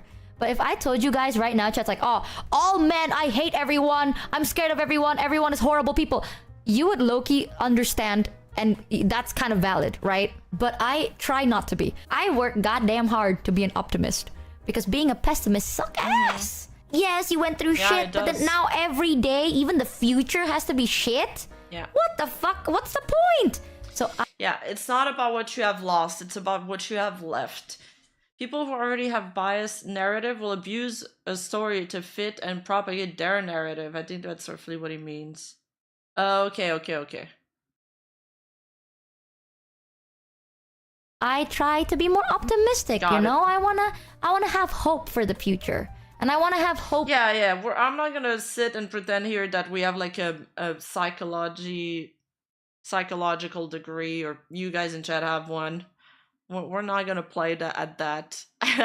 We're just here to listen to Michi's story and support our girl, and add our randoms 2 cents in it. On the topic of like facing your fear, I guess it depends what it is. You know, it is not all fears you treat them the same. Juan check, tralalero tralala. It's kind of like, you know, when you have a car accident and then after that you're afraid of driving. It's like, well, how do you get over it? Well, I guess you slowly have some driving experience where that go well. But sometimes it's not that easy. It's not like a linear progress. When I see people. I like to think that people aren't bad. I know that sounds really stupid, but I still want to tell myself and I want to genuinely believe that not everyone is bad and there's always good in people. Now you also know why sometimes I sound very optimistic. Okay, I'm kind of trying to find a balance in it a little bit, but it's so crazy to me, chat. I did not think I'd be telling you guys this story today. I'm gonna be real with you. I was very much okay with never telling you guys this. I'm glad she's an exception to that rule, but the rule is that statement being what gets passed around as the narrative.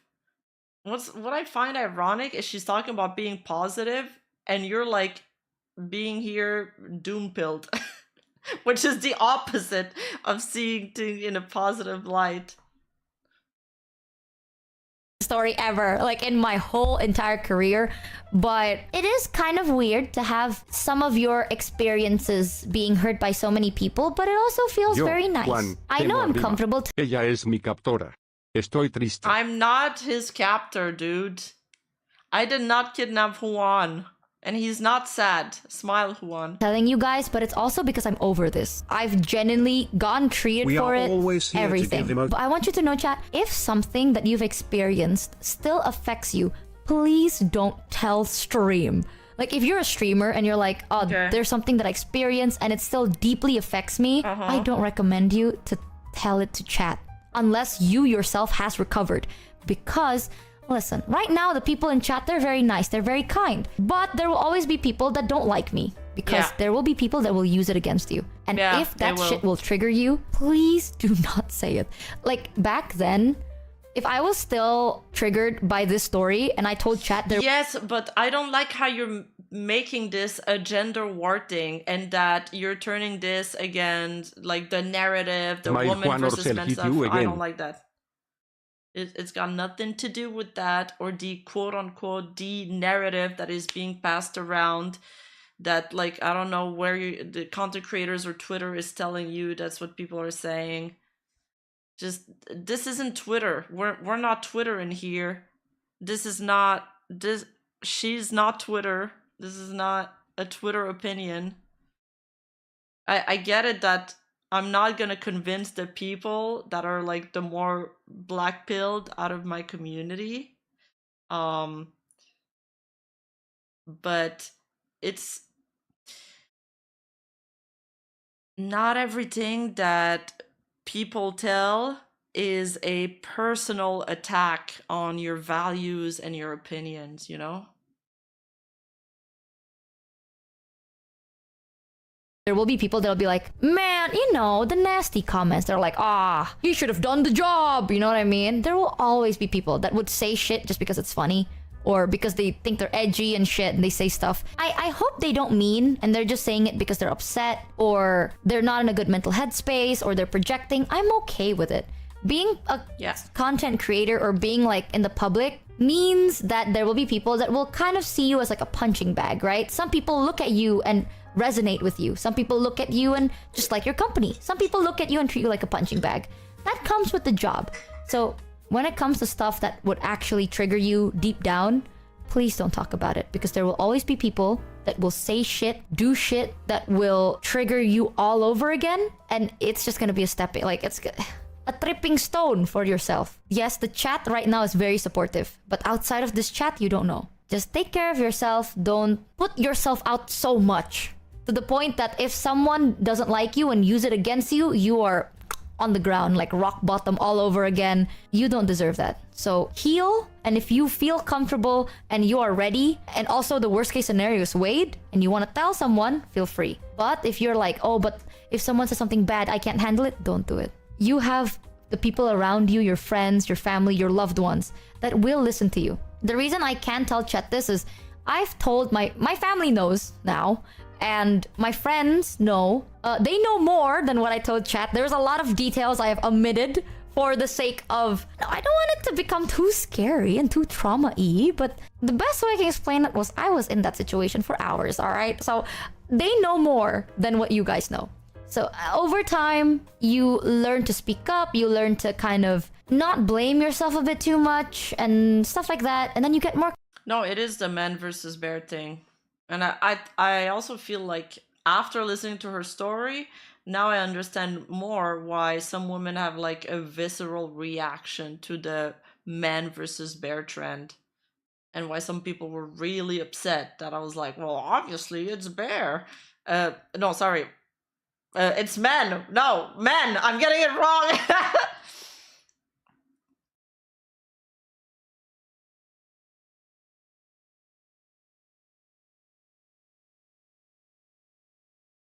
But yeah, I apologize for speaking up. I take it back.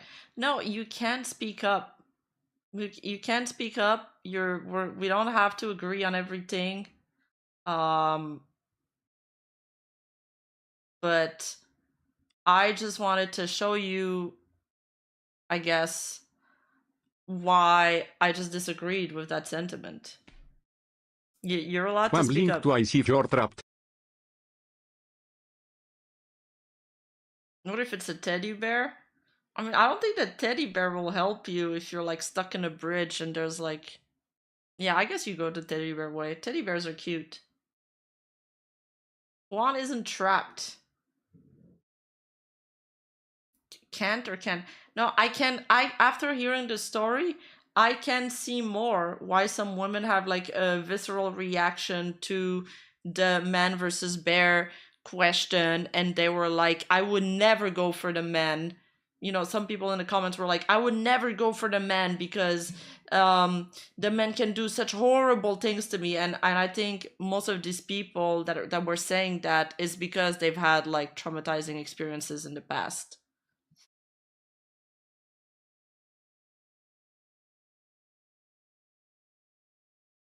I don't know what the man versus bear question is. What is it? You don't want to know. It's a dumb question. Denk who's Juan's dad? Isn't Juan Rima's boy-in-law? Man versus Juan, yeah. Then if you phrase it as Charlie If you versus... phrase it as Charlie versus Bear, Rima gets it. Yes. Then I'll choose bear. Now, the question is a dumb one because it's like, if you're in a forest and there's a bear and there's a man, do you go towards the man or do you go towards the bear? And it's like, you know,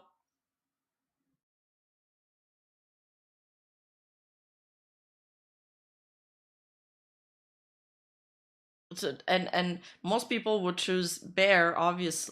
No, fuck. Most people would choose men because, well, the bear is like a wild, a dangerous animal, and the man, well, you know, there's some shitty people in the world, but I think most people would be inclined to help you. But the question is bad at its source, because the question is, it's too vague. It doesn't tell you enough information, and it's like you're just in a forest. Like, a better version of that question is, if you're on a bridge, like a narrow bridge, and on one side there's a bear at the end of the bridge, on the other side there's a man, which side do you run to? And then, like, it becomes pretty obvious. Obviously you'll run towards the man.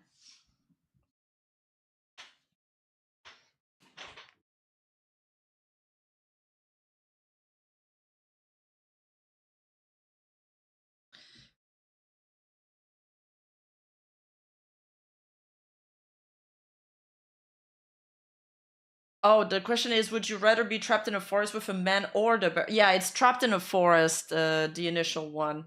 Yeah. But what's cool about Michi is that she is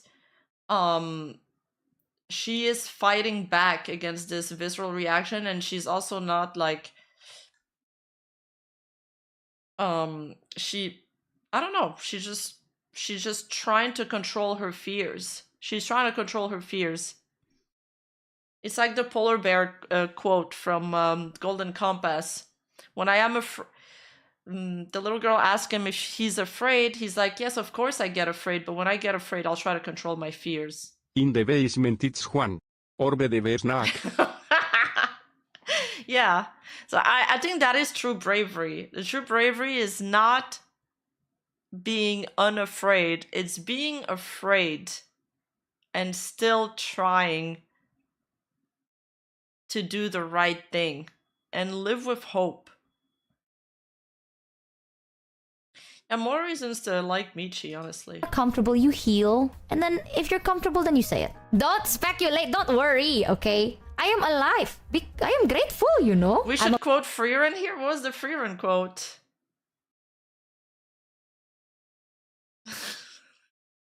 I'm a stronger person now, dare I say. You know what they say? Something, something, broken bones equal metal bones. Is it true? Like, if you break your bones, they say that your bones actually get stronger. They can become weaker? You broke your arm? Yeah, I broke my arm when I was a kid because I was running away from a dog. That wasn't scary. I was stupid. The dog was just really cute, and I was like, haha, come chase me, come chase me. So I was playing tag with a...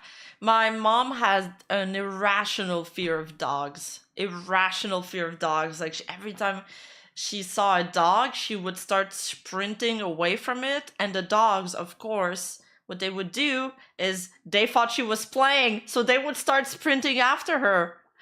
And it was like the worst feedback loop ever. Freeran quote, this magic potion melts only the clothes. No, that's not the quote we're looking for. Reroll, reroll. So like so she would get even more scared because she thought the dogs were attacking her. And then when I got my dog, he's like a small, cute dog. And I was like, look, Mom, I got a new dog. And I held him up to her and she was like, ah! But after a while, she was like, oh, your dog's not that bad. And now she's not afraid anymore. She got used to him. Dog. And then I tripped on a rock and then I fell and then I broke my arm. And my mom was like, you didn't break your arm. So then she massaged it. And I was like, oh, you know that fucking plankton? I've told the story to Chat before and I'll continue saying it, okay? I had a broken arm. At first it was a crack. And then my mom, being the slay queen Indonesian woman that she is, she was like, you are exaggerating. It is not a broken arm. You just twist a muscle. So then she got a masseuse. And the masseuse massaged. That's what my dad would say at any kind of injuries we would have. Or anything bad that would happen. My arm. And then my broken arm became actually like broken, you know? And I had like a gauze and everything for like 3 days. And I was like, oh, it was like, mother, my arm. And she was like, can you still move your fingers? I was like, yes. And she's like, then your arm's not broken. And I was like, okay. And then eventually we got x-rays and doctor's like, what the fuck? low-key, the doctor assumed that I was like, my mom beats my ass. Because they're like, what happened? To the point that her bone is broken like this. And my mom's like, she tripped and fell. And they're like, no. Wait, if you break something, then you can't feel if you break something in your arm, you can feel your fingertips. Like if I broke my legs, my leg, I wouldn't be able to feel my toe, to move my toes. Is that actually how it works?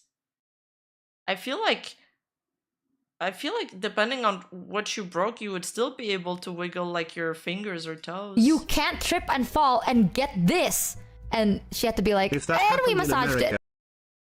Oh, I thought it was my TTS. cops would have been Frieren, called. demons don't change.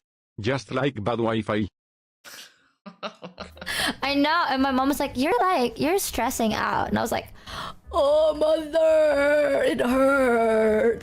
So yeah, the doctor was like, I'm there's glad no Mitch way. could survive to give chat TMI and to traumatize horses. Yes, that's my calling. That's my life calling. And I'm fucking... You say traumatized, but I keep telling you one day you're gonna thank me. Okay, I'm doing what my mom does. But yeah, and my mom told me that it's good that it's broken because now my arm is stronger. And it's stronger than the other. And if I keep breaking it, then maybe one day I can turn into the Wolverine. Like she said, my bone grows on top of my broken bone.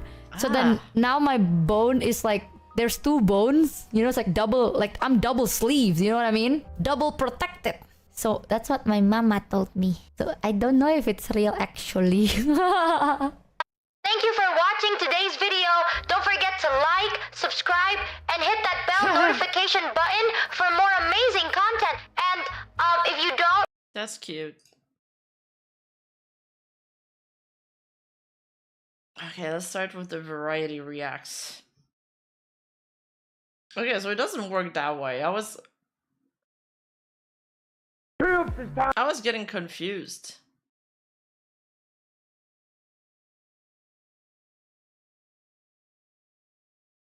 Troops, it's time to make Payday angry. What? Oh, this? No, this isn't a fursuit. What are you talking about? This is my high-level armor. Come on, quit being jealous. It's unbecoming. Monster Hunter Wilds is the latest furry indoctrination sandbox where you smack really big monsters for 100 hours Holy and somehow don't oh-bye. get bored of it. It's David and Goliath if David drugged Goliath and brought him back to his special dungeon. It's my favorite franchise where you can turn an endangered animal into a fur coat. And it's the fork in the road that either leads to becoming a furry or Cabela's. But for me, it's just another fine addition to my collection of games where I kill things because they're different from me. In fact, this game is so much fun, I didn't have to use mods. I mean, but you know, besides a couple of quality of life things, but they're just some small front-end tweaks. I promise you, you're not even gonna notice them. I mean, when our blacksmith looks like this, I don't even need to use mods. what I do need is for this entire story to fuck She's my off right favorite now. character. I'll tell you what's really wild. The tutorial is 8 hours long and they call it the main story. They put in so many cutscenes and walk-alongs that I kept forgetting what the dodge button was between fights. I go from ODing on dopamine in the fights to going cold turkey in the cutscenes. These cutscenes are like dopamine detoxes. Get that annoying little shit out of my face. I get that the story is supposed to build up all these fights and give you more of a reason to want to hunt the monsters, but you misunderstand me, Capcom. I already have a reason. I want to turn that gangly bitch into a mink coat. I don't need to know who they are, where they come from, or why they're here. I need to know if killing them will help me make my greatsword even greater. The only motivation this is giving me is to skip the cutscenes until I see a big old monster show up. Like those monsters. I like the cutscenes. Oh wait, is this modded? She didn't have such big bobas in my cutscenes. Right there. God damn, Gemma. Look at those big naturals. What is that, tungsten steel? Luckily, once the main story is done, they just let you smack the fucking monsters. But before we get into fucking monsters, let's talk about stalking monsters. Wilds is way more actiony and streamlined than the previous entries. In previous games, just to find these bastards, you would have to interview the chicken's family, past lovers, you'd have to find piles of shit and take a little nibble and go, he's within 100 meters of here. I know it. Tonight's the night, and it's gonna keep happening again and again and again. Oh shit, there he is. Only to have to repeat this all over again 10 minutes later because the bastard rolled away mid-fight. I thought I was getting an animal cruelty simulator, and instead I got a shitty serial killer getting his daily cardio simulator. PETA shouldn't be mad about this game. I think this is more the fat activist jurisdiction. Whereas in Wilds, you load in, hop on the bird, turn on autopilot, go take a dump, come back, and there's the frog staring staring you down deviously. Come over here and kiss me on my hot mouth. Now when he runs, I'm tracking that bitch on Find My Fursuit. We're one game away from not even showing up to the battlefield anymore and just drone striking these bastards. I get it now, new Assassin's Creed fans. Letting the game play itself is way better than me playing it. I can only imagine how good it feels to avoid playing your Chico, is this an outfit from the game or is it also modded? dog shit game. But for now, we still gotta mince our meat, and with that being said, the combat's fantastic, no matter what weapon you use. The flow is stupendous, the new aiming feature gives me a snowball's chance in hell at reaching these toll monsters' taints. I don't even think a single franchise out there has as impactful hits as Monster Hunter does. When you're smacking them, the scales come off, tails come off, you're shaving them like one of those meat tornadoes at the kebab places. Except instead of questionable meat-like compounds, you're shaving off a little Gucci, a little Cucinelli, a little Prada, a little Tom Ford. I'm shaving off this drip by the fistful. And I know I said any weapon is fun, but you should know by now not to listen to me. There's only one weapon that will allow you through the pearly gates, and that's the Great Sword. Some people will say there's no need to go all in because you can just bring a second weapon, and that's the Ichigo sword. They're right. You do get a second weapon. Another Great Sword. Shut up and go get Gemma to make you a Cosby sword to go with your regular sword. Gunlance users around here struggling on monsters as simple as the flaming cocks. That is way too big. Can you imagine that? Great Sword havers can't. The Great Sword's all about smacking the shit out of a monster as hard as you can, as slowly as you can, while taking the absolute most damage you can. Make no mistake about it, choosing the Great Sword is choosing to take a hurtin'. I'm out here to go popping bigger. mega potions like Percocets. Can't feel a fuck to give. I am him. It's very different from the Gunlance user strategy of the best offense is getting killed immediately and letting your friend beat the boss for you. Humble opinion here, but Gunlance users should be put up against a wall and showered with shampoo and body wash. Get that sweaty shit out of here. Did you know that 9 out of 10 Gunlance users are furries? That stat just came out. Go look it up. The Great Sword has hit, block, and parry. What more do you need? But with great power comes great responsibility. Parrying ain't easy. You have to start your parry 7 years beforehand and then hope it lines up with him being 3 feet away. 7 years beforehand. Away from you in the middle of an attack. Timing is essential. Wait, is Gunlance actually like memed on in the community? Is it actually bad? Hi, Azure Sky. Is it actually bad? Is he gonna roast bow users? I'm a bow user. When their back is turned on you, not yet. When they just started their attack, not yet. When your wife starts banging the neighbor, not yet. It's all about that perfect moment when now.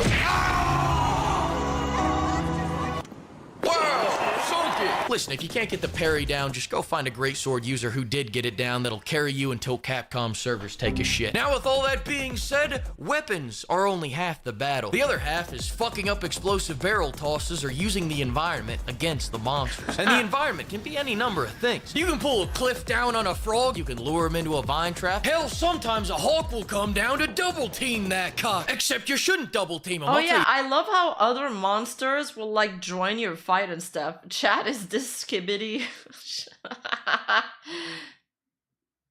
What you should do? You should remove yourself from the situation and take a little inspiration from Mike Vick's playbook. That's right, start taking bets. Who's gonna win, the hawk or the cock? This is a God-given side hustle laid upon your feet. Are you an entrepreneur or not? If you see two dogs fucking and don't start charging matinees and running Facebook ads for it, then I guess you just don't want a Lamborghini. Do you, Bill? Profit, profit, profit, then go use that money to craft more weapons. I just crafted a heavy bowgun. I don't like heavy bowguns. I would never even fucking touch a heavy bowgun. I just wanted to see the blacksmith again. That's business. As far as what armor you should use, I am not an equestrian streamer, thank you. just craft whichever fursuit matches your persona. Listen, pimps. Yeah, I don't like how he started talking to other people and replying to the other people in the community. I'm the only one that gets to bully my chat, okay? I gotta admit something to you. This whole time I was in fact using mods. Yo, and that not just outfit. the quality of life mods I told you about. I admit I used mods to make the heavies heavier. No, okay, I like the other mods he's using, but I disagree with this. Genma is perfect, and she doesn't need mods, and she doesn't need enhancement. This is too much. This is too much. The heavy's heavier. I know. You probably didn't even notice, but I had to confess. I had to confess before I showed you this last mod. I've gone too far, damn it. Too far! says, "Now I am become death, the destroyer of worlds." No way.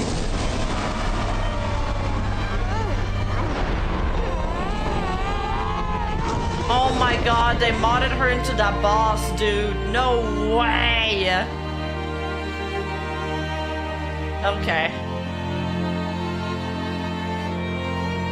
Is this new? No. Oh my god, he has a shit ton of Patreons. Wow. I don't even know what to say. I don't know. I don't know what. I'm just flabbergasted. I don't know what to say.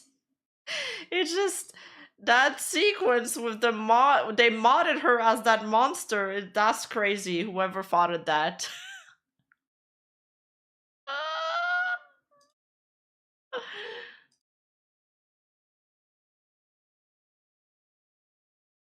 Japan nightlife etiquette. It's a 25-minute video. Do I want to watch this?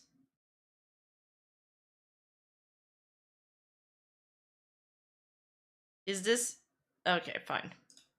Tokyo is a 24-hour city. Tucked down every street is a whole other world of bars, restaurants and clubs that open every day to spring into life around 5 p.m. and go on until the early hours of the morning. Experiencing it for the first time without Japanese is as intimidating as it is exhilarating. And so tonight we're going on a whirlwind tour of Tokyo to discover an izakaya pub, a stylish cocktail bar and even karaoke. And we're not doing it alone either. We're going out with Japan's foremost drinking expert himself, Natsuki. A professional drinker. He very much is, as we'll see. Come on, let's go. Baby, drink. Hey. Sake testing expert. Wow. With over 30,000 bars in Japan's capital city alone, you're absolutely sport for choice down Tokyo's neon-lit smoky side streets. But regardless of where you end up, there are some essential unwritten rules and etiquette worth knowing. And so tonight, as we explore the trendy district of Ginza, we'll share with you 15 key tips and phrases to prepare you for your big night out in Japan. And we kick off our night in the place where all good evenings start out, an izakaya pub. From overworked salarymen to university students escaping exams, here, friends and colleagues alike can drink under the banner of a nomikai, a drinking party. With a survey finding over half of young adults typically attend a work-related nomikai once or twice a month. Given Japan's rigid work culture and overly polite mentality, where folks tend to keep their opinions shelved away, alcohol is something of a magic potion, and izakayas are a chance for work colleagues to loosen up and share what they really think about that damn treacherous boss. You know what's gonna happen. Unlike the West, however, where bars and pubs are more focused on drinking, izakayas very much involve lots and lots of food. So what better place to start our night out than Ginten, a pub famous for its tempura, as well as a rather novel way to enjoy the alcohol.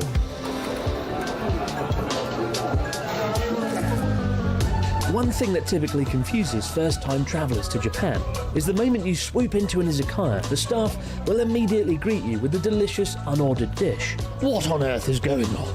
Okay. In Japan, whenever you walk into a restaurant or izakaya, you always get an otoshi, right? It's kind of like, you get a table charge when you walk into a restaurant, and it's kind of made up by what you get in the otoshi. Quickly food. Quickly food. You get in, you're a little bit hungry, you haven't chosen what you want on the menu yet, and you want some food fast. That's the otoshi. I think a lot of people coming to Japan for the first time see their receipt at the end of the meal, and they're like, what is this table charge all about? And that is the table charge. So there's no tipping culture here, but you do get a table charge. And it's good though, because it's food. Oh, I'd go for a cold beer right now. We're So doing great, when we ordered this, we said toriaizu nama beer. Like first things first, draft beer. When you come to a restaurant in Japan or a bar as a group, you always order beer first. It's kind of like an unwritten rule. It's kind of like a special rule. Why toriaizu beer? Quickly kanpai. Let's kanpai. Otherwise, everyone's like, oh, well, what shall I have? Cocktail, Moscow. Oh my god, that's me. I get stun locked by the menu for so long. I'm like, ah, should I get this? Should I get that? So I look at the other tables. What do you mean an Iron Mouse video?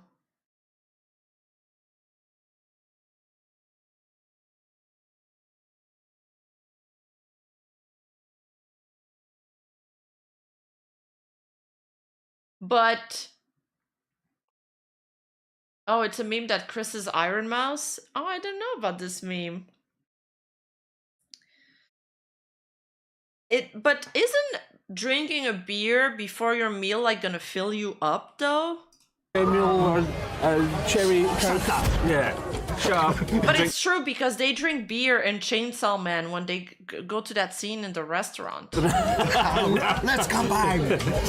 Only if you Cheers. chug it. Is there any other way to drink beer?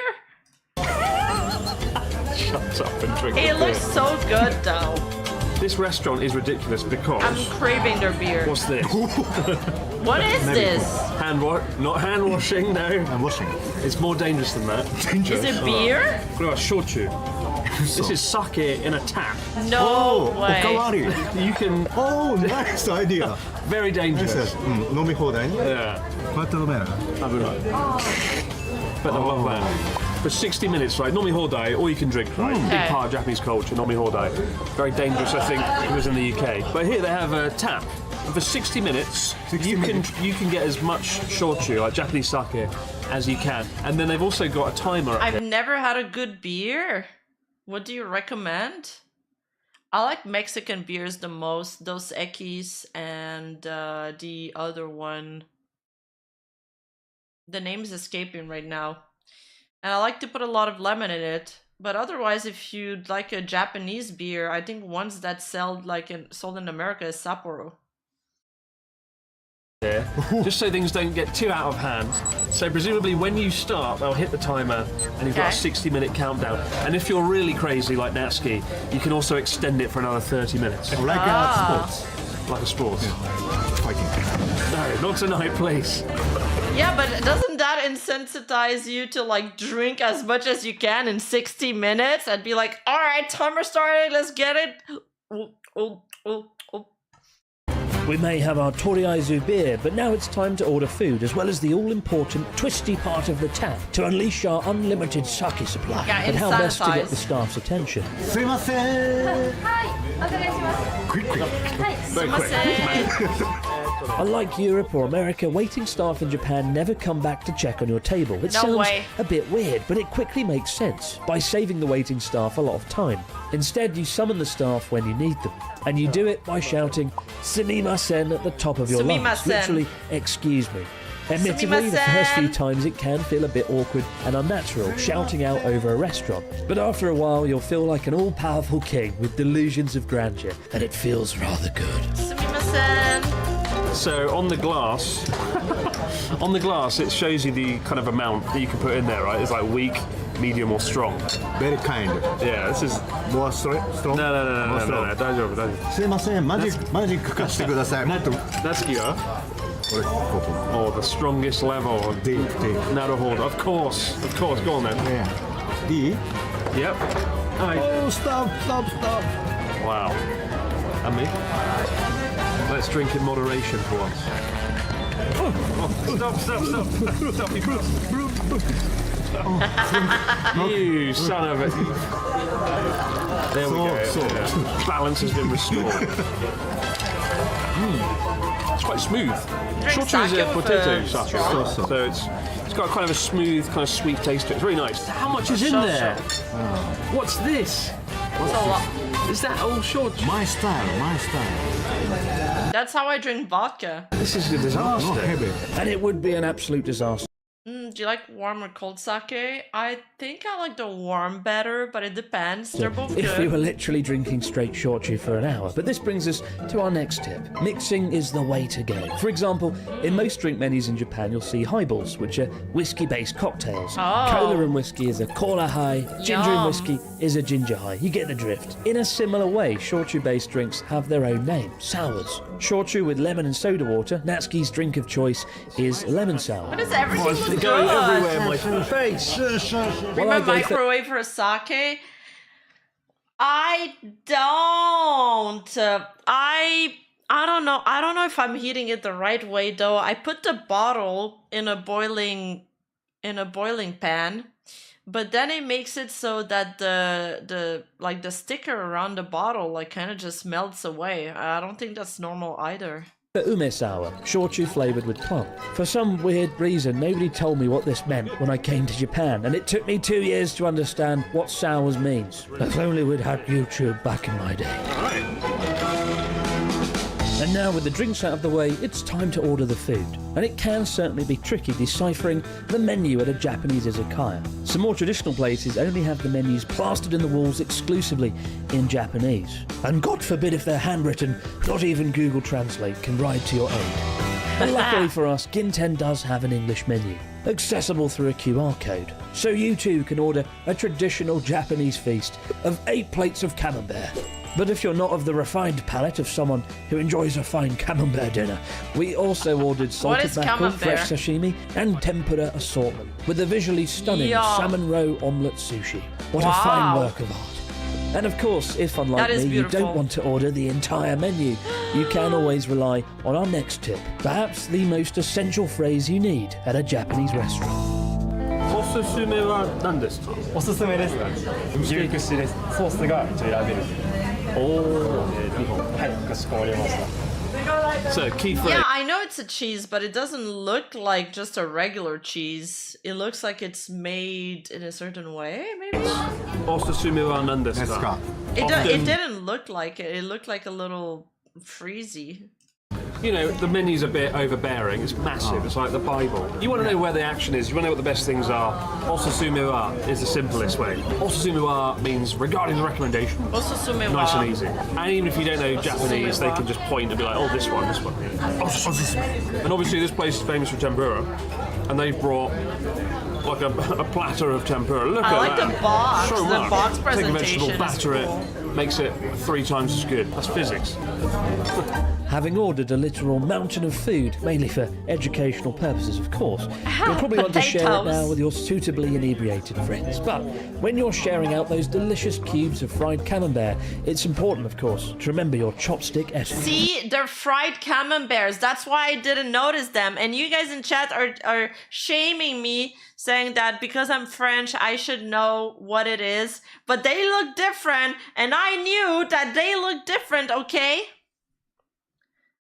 No, I don't have a page with my PC specs. I don't even know my PC specs. I just ask my mods about it, like the ones that are good in tech, when I need to know them. A few things to remember with chopsticks, right? Don't ever like literally stab the food like this, right? Really rude to do that. Don't do that. And more importantly, don't do this. Like, oh, you want some tempura? Yeah. Take it. Your chopsticks. Really? Yeah. Don't do that. Hashiwatashi. Oh no. Hashiwatashi. Dude, I'm gonna get laughed at. I'm gonna be real honest here, but I don't hold my chopsticks properly. I've never really figured out how to do this. I have my own technique, but it's not the right technique. Right? Don't pass food from one chopstick to another. The reason is... I won't ask for a fork because, like, I'm a weeb and I'm like, oh, I want to eat it with chopsticks. But I'm like, it makes it so that the food's... I don't have a good grip with my chopsticks. Dead man style. Literally, they do that at funerals when somebody's been cremated. The family gathers around and they pull the bones out with chopsticks and pass them from one to another. So when you're doing that with your tempura, it's conjuring up some rather unpleasant images for your Japanese friends who are dining. Like, so yeah, please don't do that. Always pick it up with chopsticks, put it down on your friend's plate. It's at this point in the meal, having conquered a small island nation's worth of delicious izakaya food, that it's that chunk of chicken with tempura is crazy. Dude, this is... I just ate before the stream, but I'm hungry again looking at essential to introduce our next phrase that summarises the situation rather well. Useful phrase. When you get full in Japanese, you say onaka opai. Onaka opai. I'll let you in a little secret. Everyone in Asia here holds chopsticks weirdly, and it seems only Western people ever hold it properly. Ipai. Onaka ipai. Onaka ipai. I don't think I'll remember that sentence. Not opai. What does onaka opai mean? Onaka means stomach, ippai means full, right? Full body jacket. Oh, yeah, you can't show his jacket now. Shimeru. Shimeru. I'm free body. Oh, timer. 5 minutes left. You need more drink. Oh, well, yeah. I'll last for 5 minutes. Speed run. Oh my god. Quick. It's pretty strong, man. It's pure sake. And next shot. Oh my god. When you finish your meal in Japan, you never say arigatou gozaimasu. It's No? weird. You say gochiso sama deshita. It was Oh, that is way too much of a long sentence. Gochizo sama deshita.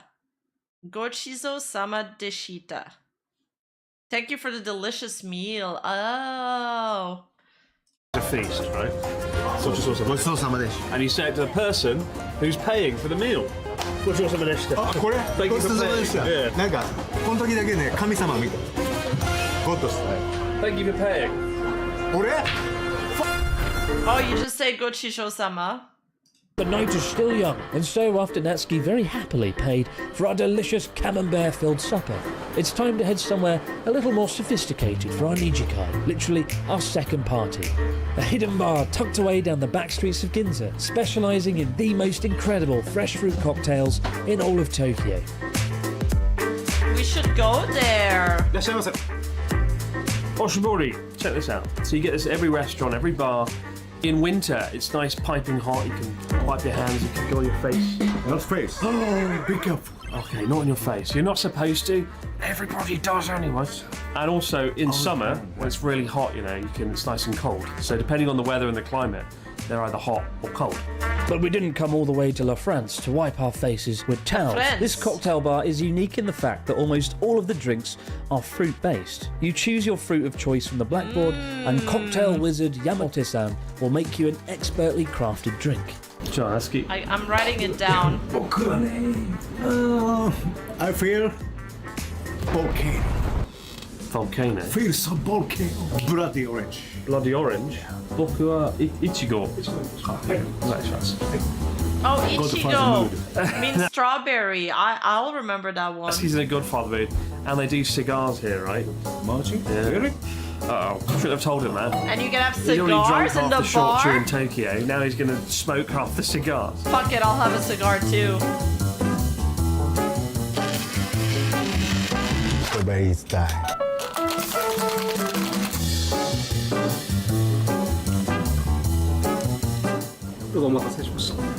Whoa.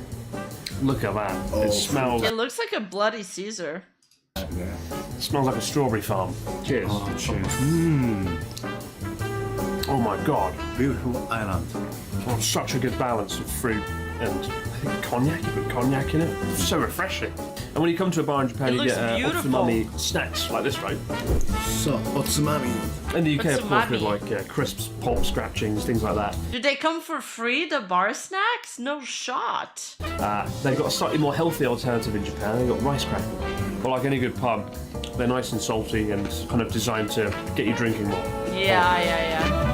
And while complimentary fried rice crackers may be a reason to celebrate, it seems like Natsuki has his eyes on something a little bit more upmarket, shall we say.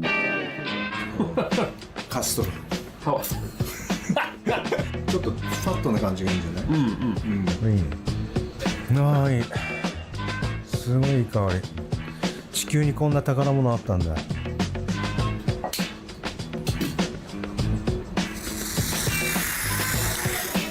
Oh, I feel. Wow, you can smoke inside? シェゲバ。こんな感じでしょ。シェゲバ。My life is singer time. シガーはね、ジャズみたいなもんだよ。ジャズはシガーだよ。Yeah, I think Parrot should smoke one. I'm gonna make Parrot smoke one. I don't know if I'll be able to smoke a full cigar, but at least I want to try a few puffs just for the experience. It's probably really strong. Oh dear, it seems Natsuki thinks he's trapped inside a 1950s cigar commercial. It's time we brought him back down to earth with some delicious fresh fruit cocktails. Wow, look at that mint! Oh my god, Yamata-san. Yeah, I can do my crocodile cosplay with my cigar. Is a magician. I just had a mouthful of each and every one. This is like a screwdriver, kiwi, mojito, and... Oh, the kiwi one looks amazing. Which one would you guys pick out of all these drinks? banana milk, and each one is a meticulous balance of flavours. Banana it's milk? Just fruit magical trip. Yeah, this bar is famous for having like more fruit cocktail drinks than any other bar in like this area in Tokyo. It's a really hard balance with fruit, right? Sometimes it's too sour, sometimes it's too bitter, sometimes every single one is perfect. Wow. And he's got his cigar. Don't need a cigar. They're contaminating the I flavour. like going to places where they're the best at something. Like, I feel like I'd have to try it. Yeah, the mojito seems refreshing with all... Some places don't do them well. Like he said, like some places it's too sour. But if he says that this bar always have a good balance, yo, I trust him. 日本のバーの方がちょっと手が込んでるというかちょっと繊細なかなっていうのは気がしますね。一つ一つの仕事にこう氷の使い方とかグラスをちゃんと冷やしたりとか。Yeah, the fancy bars like break the ice with ice pick like that. Isn't that crazy? そういうのとかちょっとずつですけどね。ちょっと日本のバーの方がこう繊細かなっていう気はしますね。でせっかく果物が美味しいんで、まあもうシンプルイズベスト、もうシングルエクストラ。はい、もう余計なことはしないというか、一番その果物の味香り楽しめる最低限のことしかこうしないっていうのがまあなんと僕のこうフィロソフィーというか別なカクテルですかね。It looks unctuous. Yamate-san makes a good point. You know, Japan has such a passion for its fruit. Its fruit in Japan is quite expensive, but the quality is so much higher than I've ever remember having fruit in the UK. There's a great deal of pride that goes into the cultivation of the perfect fruit, and so having like a cocktail that features that perfect fruit is the perfect way to enjoy it, right? Exactly. Cheers. We've finished this cigar, which means it's time for us to move on to the next place. What's going to be the next place, I wonder? Stuffed full of masterfully crafted cocktails, and thanks to Natsuki, smelling like a Cuban bonfire, we decide to round off our night with a Sanjikai, our third party. And of course, if you make it this far into the night, it'd be an absolute crime not to indulge in one of Japan's most Sanjikai. popular pastimes, karaoke. Until now, I've never actually filmed inside a karaoke shop. Typically, it's not so easy to get in with a camera. But given this episode is sponsored by Big Echo, Japan's largest karaoke chain, tonight we've got ourselves an all-access pass. Karaoke literally means empty orchestra, and since their widespread adoption in the 1970s, initially kicking off in the city of Kobe, they went from being simple bar entertainment to having massive sprawling buildings found on every street corner. So karaoke can be rather confusing, but fortunately Big Echo do have a booklet where you can pretty much point at the things you want in English, right? So here, for example, Natsuki and I are going to do the sing and drink plan, where you get to sing and drink. Because yeah, we're gonna take that plan too if we go there. Natsuki loves his drink, as we've seen. You basically get... Is there just the drink plan and no sing? A reservation form where you write your age, how long you want to sing for, and your name. In which case, this person's John Smith, of course, naturally. Because all British people are called John Smith, aren't they? But it's as simple as that. So don't be deterred if you don't know Japanese. Big Echo have you covered. It's your very own private bubble away from the world, and in our case, a very swanky bubble indeed, as we find ourselves tucked away on the luxury floor. Naturally nothing but the very best for Natsuki. Luxury room? Check this out. Nice. Wow, rich man. Rich man indeed. It's like the Godfather's penthouse suite. The most drunken rendition of the Godfather theme ever. Look at that view though, Natsuki. My God. Oh, nice Ginza. Ginza Tokyo skyline, and we've got two huge projectors here. Usually you get like just one TV, right? This is like the whole wall. So when you come to karaoke, you get the grand menu. So big, so thick, it puts the Old Testament to shame. Alas, we get Nomihodai once again. Oh, very rare. Gin. and I think I've had a bit too much to drink. I'm going to have a soft drink. I'm going to go Come on, Riku. No, don't tempt me. Mr. Che Guevara cigar man. Yuzu flavoured Pepsi Cola.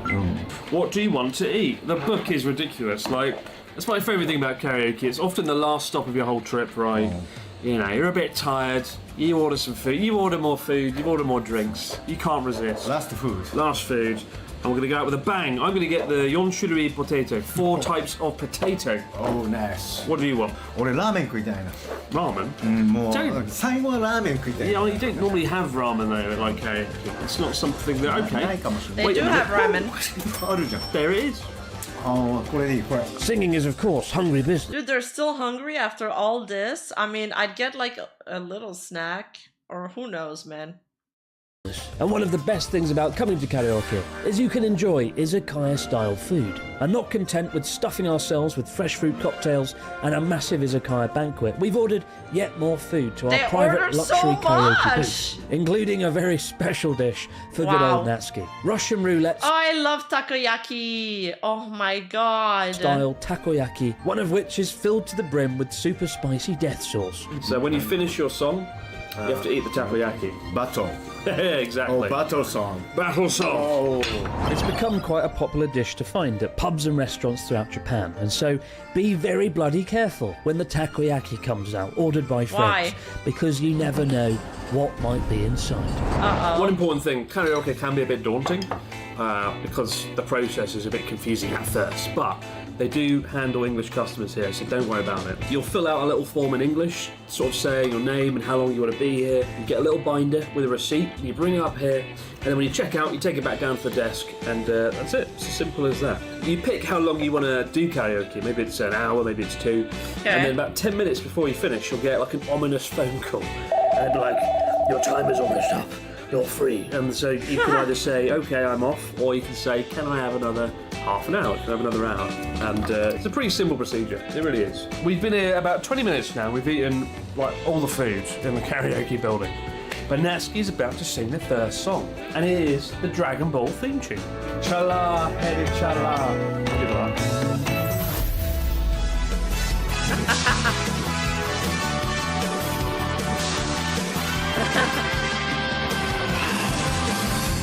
光る雲を突き抜け Fly away 体中に広がるパノラマが受けられた地球が起こった爆発させる Too much volcano チャラヘッチャラ胸がバッバッ He has so much energy. Wow. Yeah. And after that experience, it's time for Natsuki to eat his takoyaki and test the gods of fate, but not before he receives his score for singing. A feature you get a that score? almost all karaoke places now have. What better way to round off your evening That's cool. being judged by a machine for singing, like a tone-deaf camel. 難しい。ディフカスさん。じゃあどうぞ。まだ君歌ってない。You wanna go? とりあえず you have to try one. 俺 No, his friend is fun. I feel like he's the perfect person to bring out for these vlogs. That's the rule. なんで Yeah, go on, takoyaki time.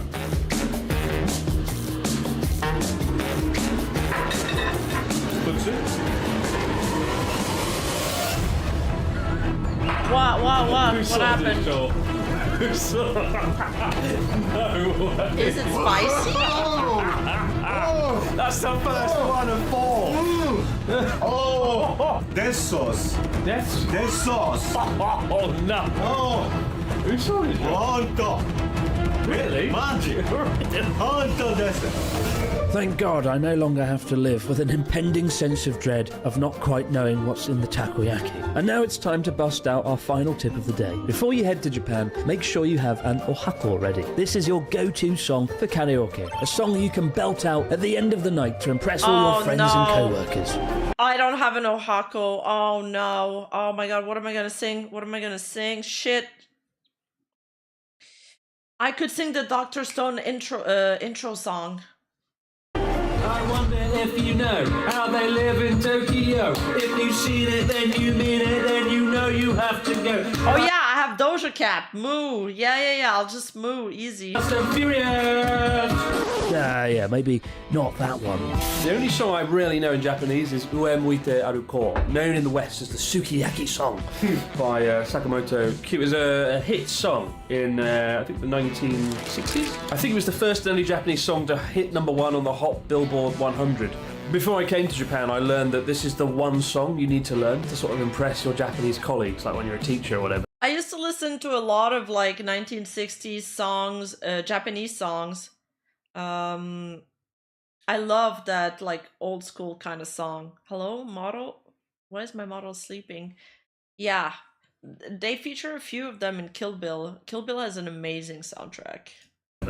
And I did learn No, not Back from My Youth. I wasn't born in the 60s. I did learn it off by heart in my room over many painstaking weeks and months, and I got quite good at it. And so, I will now sing it. And this is what I use to impress the locals of North Japan. What is this video?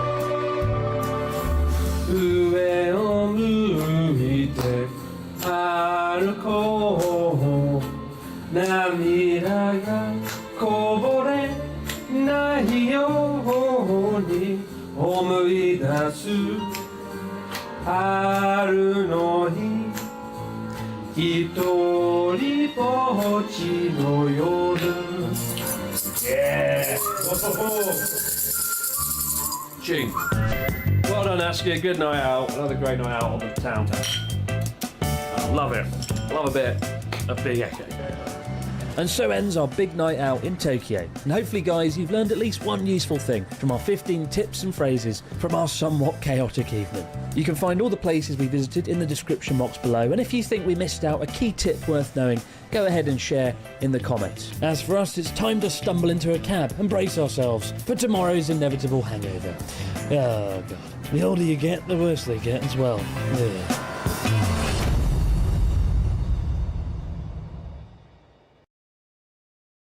That was a really good video. I enjoyed it a lot.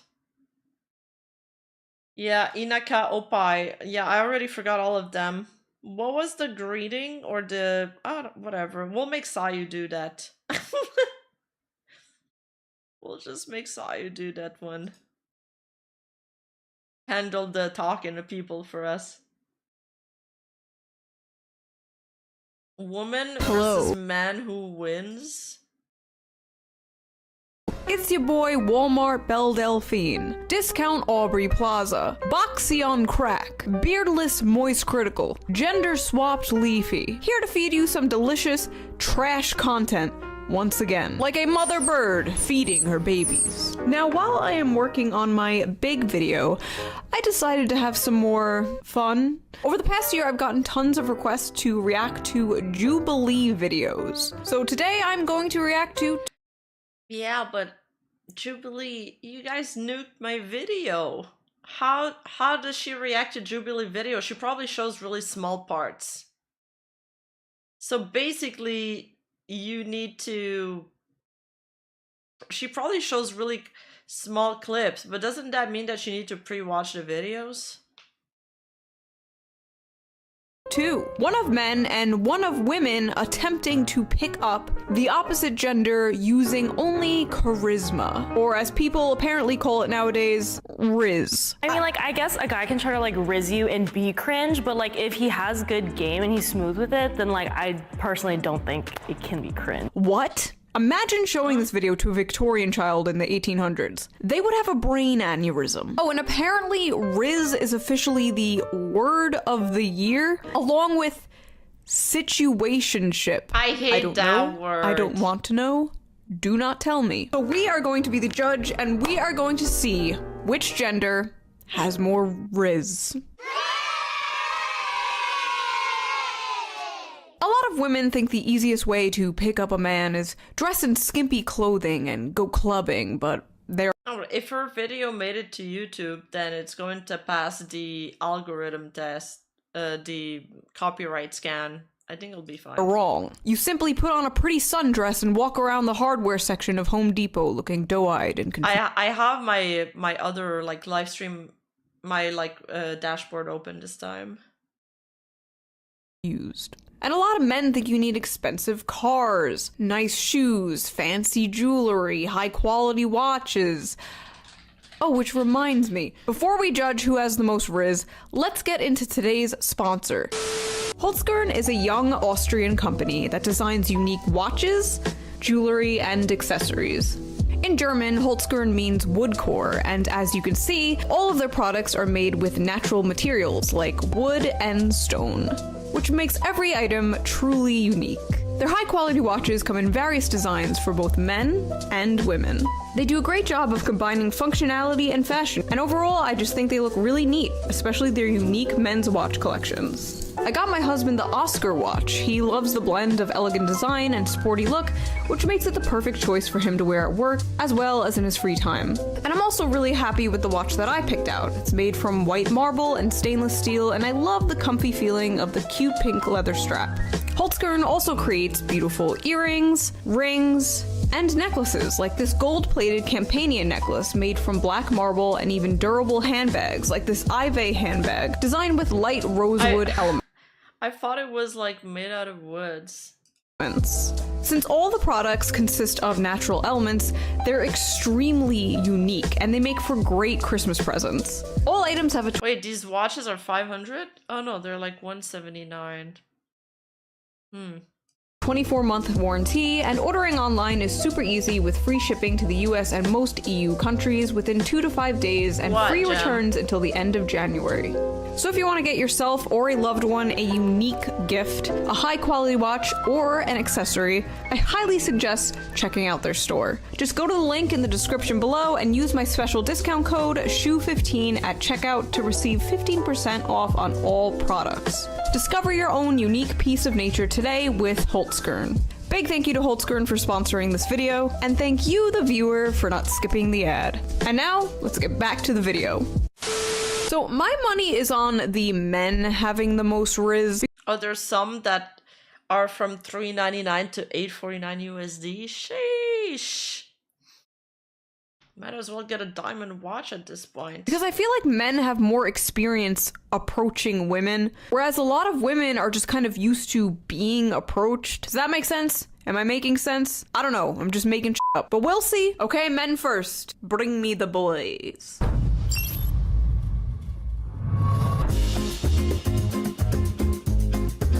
I think we are like 10 seconds in, and I'm already disassociating. The men will now demonstrate their riz for the women to judge. Wow. Not a good sign. That's intimidating. And when you walk into a room and women start laughing. Yeah, that's rough. Hi. Riz. Nice to meet you. Hello. Okay, tall guy is up first. This dude is like a lanklet. There's like manlets, normals, and then there's lanklets. But let's see how he does. I see you're buying a drink. Where's mine? Are you a camera? No. Because every time I see you, you make me want to smile. Oh my gosh. I just got secondhand embarrassment. I just got... This is gonna be a hard watch, isn't it? That's how they're Jubilee is making them dirty. Is like, they're not putting them in a good situation. They're like, go, you flirt with her, pick up. This is like pickup lines. That same feeling I get when I see a stand-up comedian bomb. I swear I could watch like a violent car crash. I could watch a beheading video, but I cannot watch a comedian bomb on stage. Stop with the cheesy ass pickup lines. I don't really understand pickup lines in general because like anyone can Google them. You can have zero riz and memorize a pickup line. This reminds me of this one time I was at work and this guy was hitting on me and he asked for my name and I told him it was June and he was like, oh, 'cause you brighten my day. And I politely laughed, but inside I was like, what? I don't think I've ever heard an actually good pickup line. Do you guys know any actual good pickup lines? Leave them in the comments because I swear I've never heard one. Hi, it's nice to meet you. Hi, it's nice to meet you. My name's Kaima. I think you look really great tonight. Thank you. I do too. She's out rizzing him. Not good, folks. Not good. Can I get you a drink? No. GG. Okay. I might have to take my prediction back. The men It's are not over. doing too well. Honestly, if this was a real situation and I were him, I would leave at this point. I would leave and give up. She's not picking up what you're putting down. She seems annoyed and uninterested. This would be the point where you say, okay, it was nice talking to you. Goodbye. Yeah, but it he's just goes on to show you he's on a show, so he's gotta move forward. being tall only gets you so far. Honestly, that's probably why he's in this situation. That shitty ass pickup line probably works on women. Probably works on those like 5 foot tall women on Tinder who have in their bio like, don't swipe unless you're over 6 foot. Which is fine, by the way. People are allowed to have their preferences. But I'm just gonna tell you right now, women do not know the difference between 5'10" and 6 foot. Anyway, we got into a tangent. Sorry, there's gonna be a lot of those in this video. There's a Vyvanse shortage and mommy is all for big pharma meth. Let's fucking go! Hey, How's it going? Monica. Nice to meet Errol. you. I don't do pickup lines, so I was just gonna try to get to know God. you. Yeah, Okay. Okay, good. Okay, He doesn't do that's a pickup good lines. start. Good. We Yeah. are already doing better than the last guy. Yeah. Where are you from? New Jersey. New Jersey. I'm Yeah. from Philly. Oh, really? East Coast, Sick. okay. Look at that. Oh, 2 retards flirting. Sorry, my New York supremacy is coming out. I see you have a lot of tattoos. You got a favorite one? Probably this one. I actually do art too. I sell my artwork. Oh, sick. Yeah, so I would if you actually ever- get artwork, like gonna tattoos. say, if you ever I've done need that any- so many times with all my homies. All my homies. Oh. She's immediately code switching because she's talking to a black person. They're doing pretty good. They're having a natural back and forth. It helps that she's being friendly and open as opposed to the other woman who was not. No, he did good. He did well. The men may not be doomed after all. Still got a lot to go though. Hi. Nice to meet you. Nice to meet you. What's your name? Emily. Emily. I kind of like to sing a lot, so if I Are you sing, gonna serenade me right now? I could serenade you. Oh my god, Oh, you literally no! just met this person. Please. No. Oh my god, prepare for the cringe. Fasten your seatbelts. I'm scared of what's gonna happen next. No.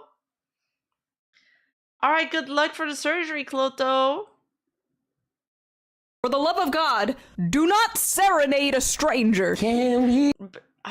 Basically, the guy that did the best so far was just having just a normal conversation. Talk for a minute, girl. I want to know your name. I don't care how good at He's singing kinda good. you think you are. Serenading someone it's weird. is at least a third date thing. Like, I don't know, maybe I am just particularly socially retarded. But after someone serenades you, what do you even say? Like, Thanks. what do you even say afterwards? Cool? Thanks? Do you sing back? Do you clap? What do you do with your hands? What do you do for? You do like the Sims do when they get happy. Whoa! I don't know actually. Work. I'm in clinical research. Okay. Yeah. He didn't even ask, like, what does that entail? Or anything. He just kind of, like, left her hanging. What about you? I am a full-time college athlete. Okay. For what sport? Basketball. She asked for more details about his work. He didn't ask for details. She's keeping the conversation going. She is out-rizzing this man. Hello. Hello. Listen. Did you just tell me to listen? Run, bro. Run. If a girl in Doc Martens says that to you, run. I may not be the richest one here, and I may not be the most handsome one here. I may not be able to take you from the Vava to Sink on Sink, then back to the Vava. If you know, you know. I may be ugly and poor, but I am also completely incomprehensible. Yep. What? Also, please do not put yourself down when trying to pick up a woman. Self-deprecating humor can be great, can be very funny, but this just comes off like low confidence. I have like a In-N-Out gift card if you want to go. Yeah, I'll buy you whatever. Yeah, I got like multiple meals on there. If you want to go to In-N-Out or like Shake Shack, we could go. Oh God, this is just the I feel like she's like not sure if he's trolling her or not. She doesn't know how to respond because it looks like he's baiting. I don't even know what he said. Oh, the guy in the back, the reaction? I missed it. What was it? I have like a In-N-Out gift card if you want to The guy here?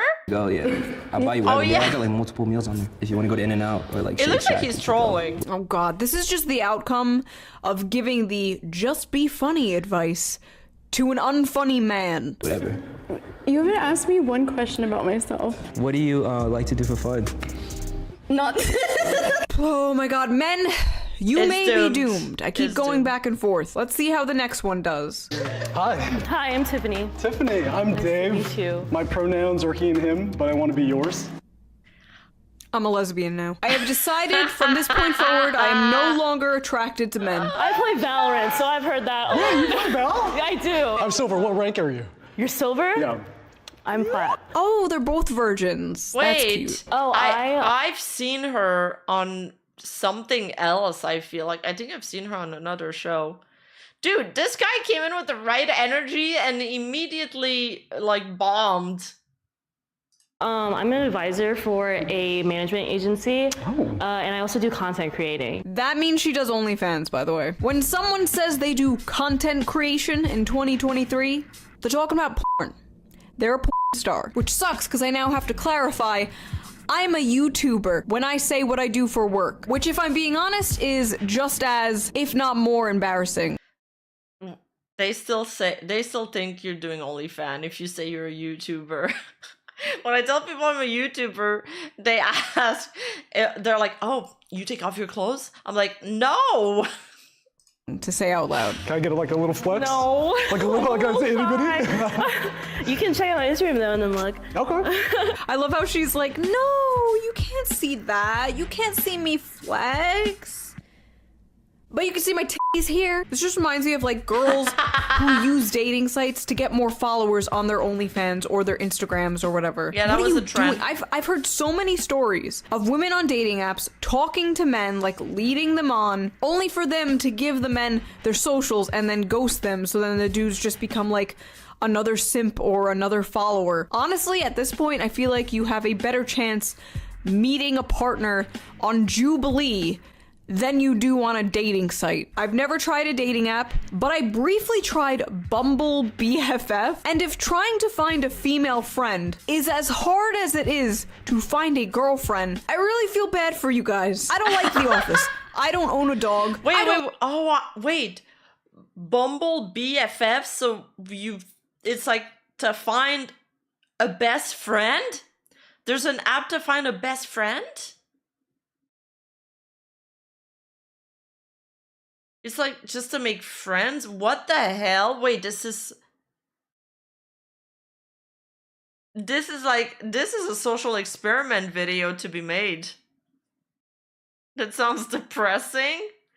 Yeah, but what if I like use it to find like more anime fans? I don't like to drink or do Pilates, and I'm not trying to sound like, oh, I'm not the other girls, but holy shit. Oh wait, I did match with one girl. She was a trans furry.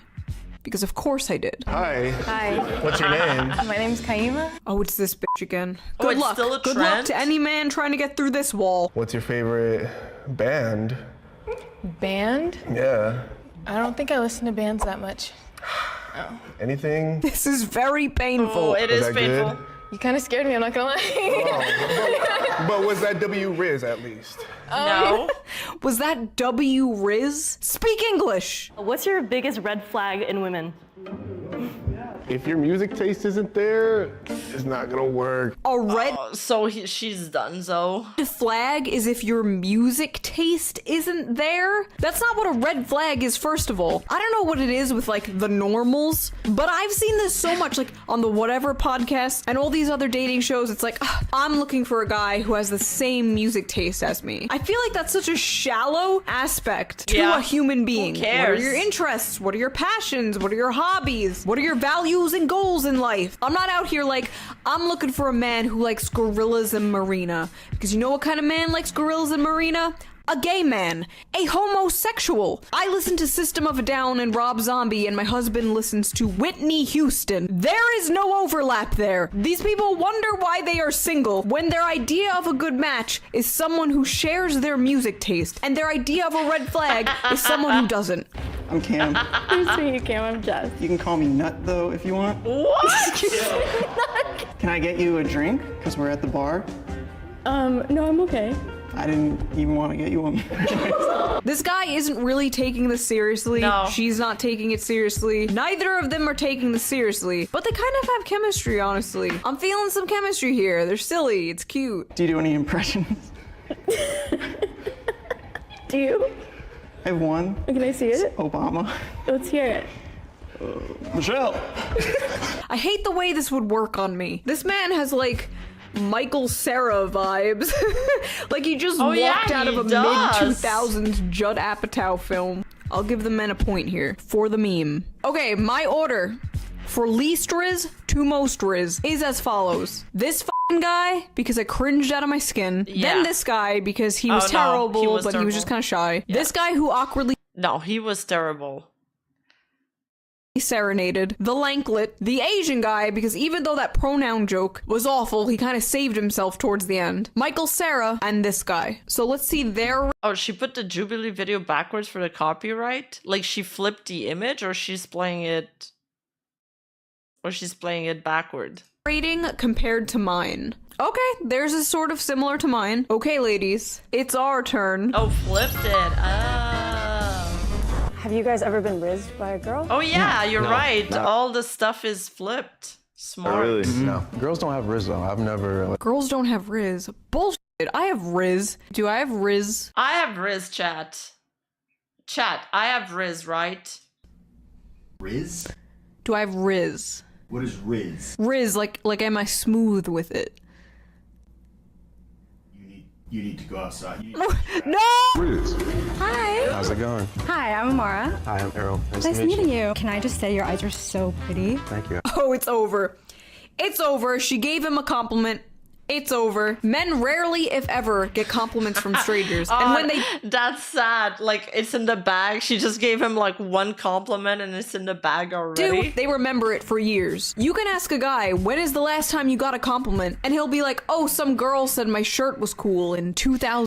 Well, you know what, chat? You guys are... It's because I haven't really tried with you guys. If I really tried, if I was serious, you guys would just fall over instantly.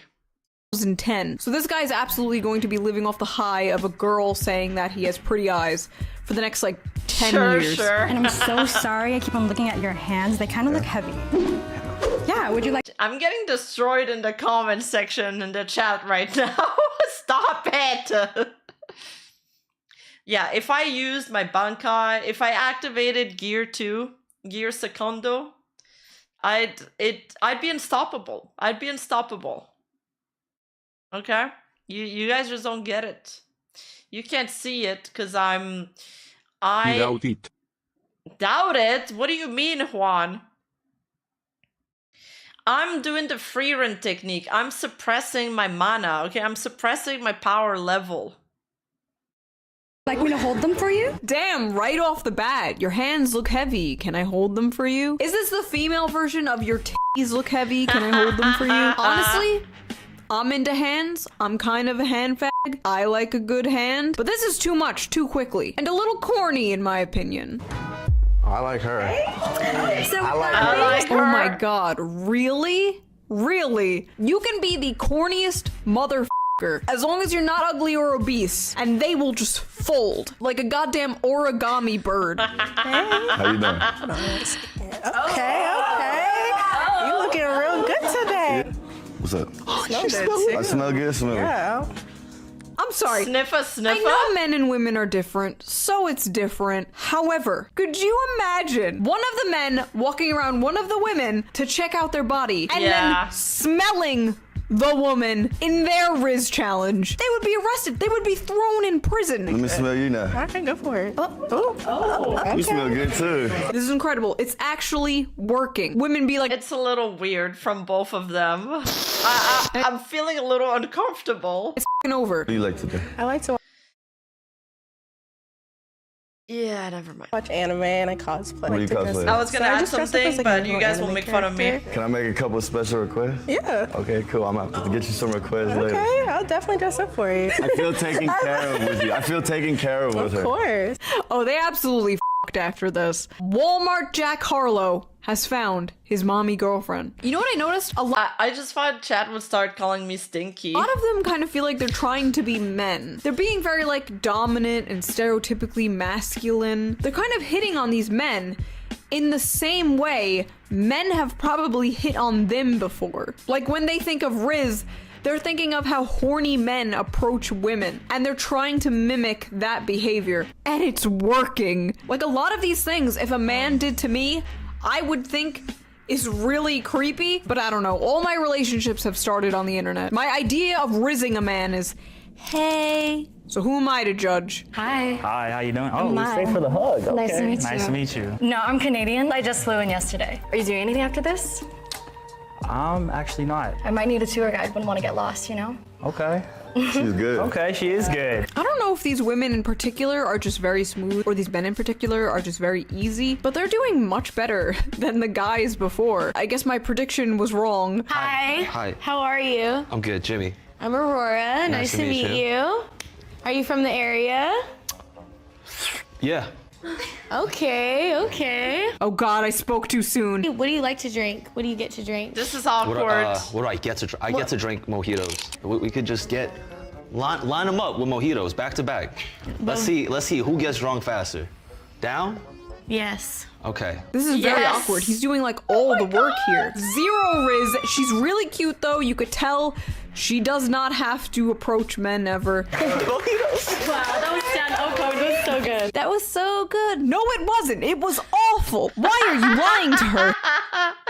That was so good, girly. Why must women lie to each other?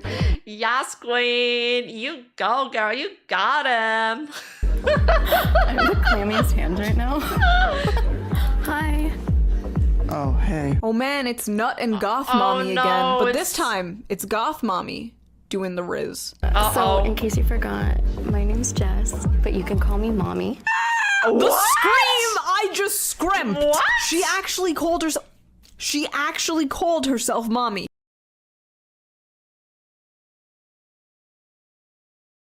I heard my door knock. As I screamed, I thought my neighbors would tell me to shut up. I think I'm fine though. I'll just be quieter. I'm not gonna do that. Why would It's I okay. do that? Nut was not impressed. Do you Yeah, but mommy's knocking on my door. like bad girls? Do I like bad girls? Like in like a what kind of way? Like a detention? Nut is impervious to these devious feminine tricks. This man is like a brick wall of autism. Don't mind if I do. Hi, my name's Jazz. I Jimmy. wanted to see more of their interaction. They cut it too short.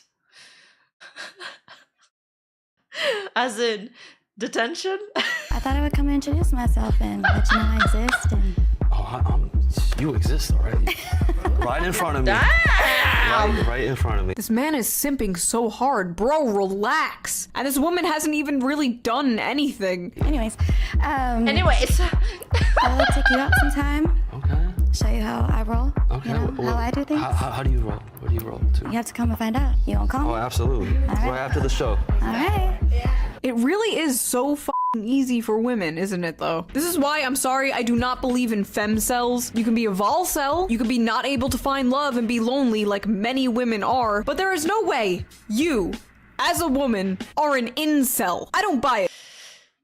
Yeah, but all these women are attractive, though. Alexcentrics, thank you so much for the Twitch sub. Thank you, thank you.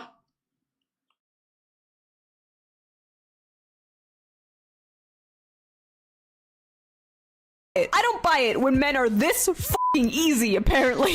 Okay, now I'm gonna rank them. Terrible, awful, last place. Goth Mommy unfortunately tried a little too hard, was an unstoppable force, but was paired with an unmovable object. This bitch, she didn't even try, she was just paired with a simp. This girl was good, she has a lot of confidence, but honestly it was kind of forgettable. Mommy girlfriend, she probably would have been arrested for sexual assault. However, and I think this one was first. I think she came off way too strong. The sniffer girl? Nah, that's too much. I don't think guys like the really super dominant energy, but I don't know, maybe I'm wrong. Because she basically just grabbed the man by the dick and dirty was like, birdie. "You're mine now." And it worked. So whatever. Honestly, ladies, that's all we have to do. Just look at a man right in the eye and go, Tonight, you. So let's see the guy's rating compared to mine. Oh my god, it's the same. It's exactly the same. I am not beating the trans allegations. Okay, so those— What? Really? Wait, the guys put them in that order? They all also didn't like the mommy girl. I feel like chat would have really liked the mommy girl. I've been watching your YouTube highlights for a while and Twitch recommended you to me today, so I dropped by. No way! Thank you! I'm glad you're liking the highlights. The Twitch algorithm is so much better. Sometimes, like, I'm looking up somebody on Twitter, and then I go on Twitch, and they're recommending me that person. I'm like, how do they know? You guys think she was trying too hard? What about the girl that's circling the guy and being like, look at that fine ass, I would tap that. You don't think she was trying too hard? Exactly the same. I am not beating the trans allegations. Okay, so those were my ratings. What are your ratings? Who do you think has better riz, men or women? And do you want to see me react to more Jubilee videos in the future? And I will see you guys very soon with a new video. There was a lot of internal cringe moments, but that was entertaining. Thank you, Shu. Ay, ay, ay. Exiting the garage, but cool. What is this? And away we go. Yeah. Okay.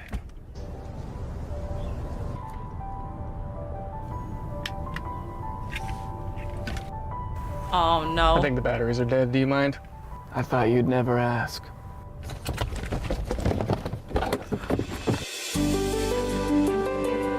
What?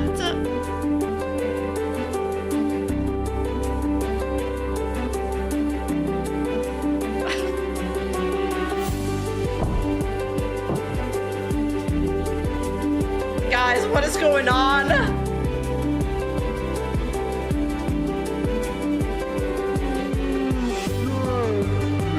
Why did Aquarake submit this? What does it mean?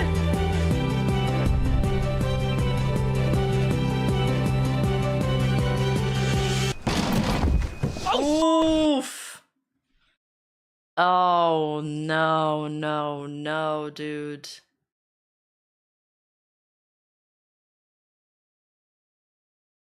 The best aura moment in nature?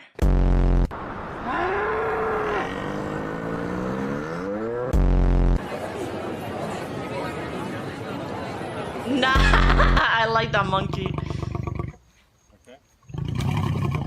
Aura. You've heard the word, even if it was after the Brain Rot Brigade ruined it for everyone. The definition of aura is not important, it's the feeling. It's commanding an entire room without speaking. It's when your name is spoken, it demands respect. Man, look, we don't even need this intro. You know what aura is. It's Captain America wielding the hammer of Thor, aura. Steph Curry having an entire building watching him shoot.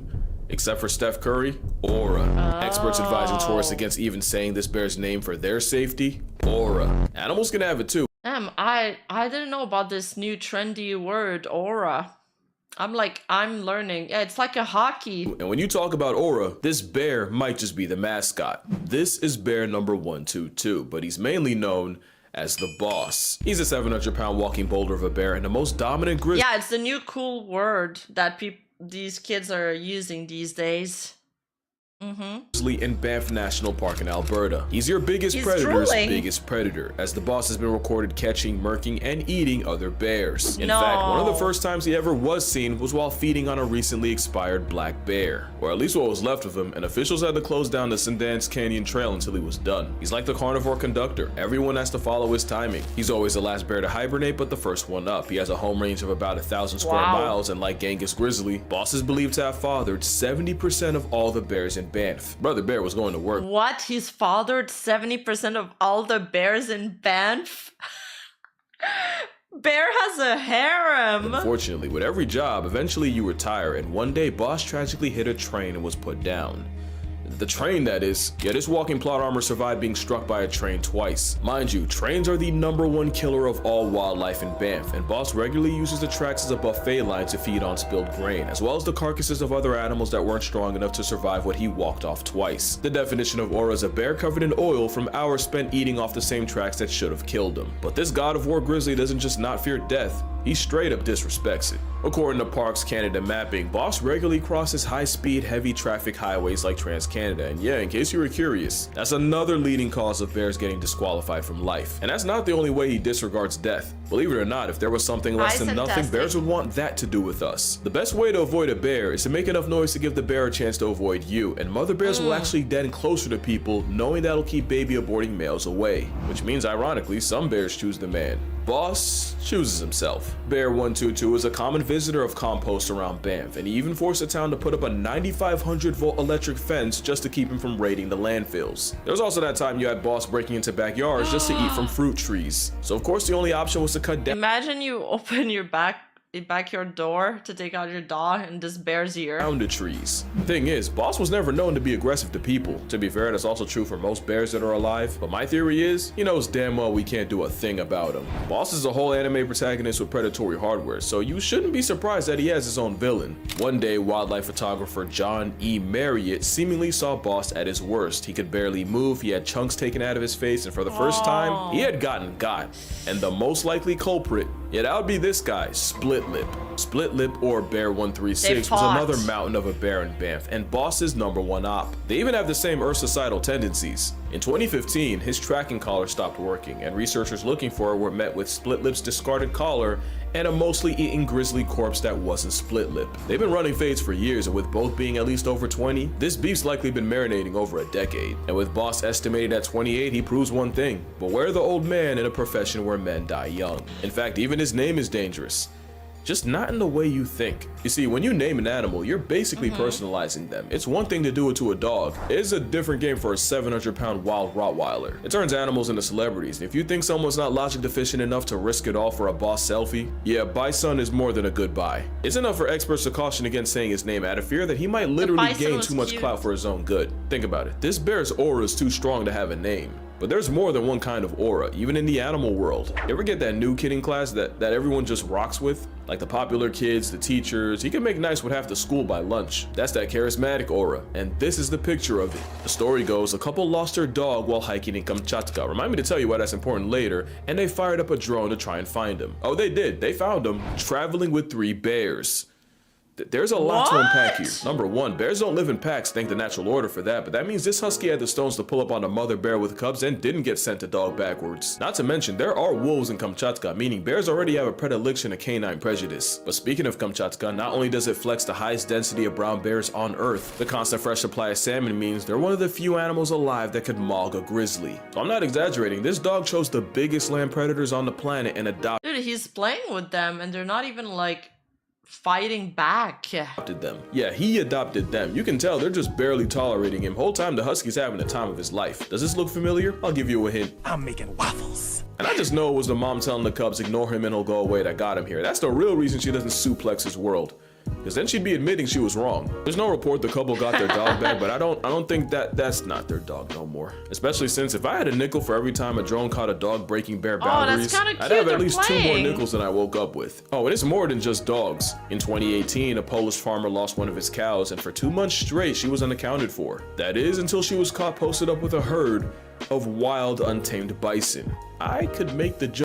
I mean, it's in the family, no? Maybe she thought they were like her distant aunties and uncle or something. Here, but I don't want to give guidelines a chance, so hopefully the comments do it for me. In 2016, another drone captured a pod of beluga whales that had adopted a single lone narwhal. Just for reference, narwhals are painfully shy, people-fearing, eternally introverted anxiety whales that could genuinely get past tense by a panic attack. But as of 2022, he's been running with the same beluga squad every year. This is Aura. Also, fun fact, Narluga hybrids are an actual thing, so maybe this is the same vibe.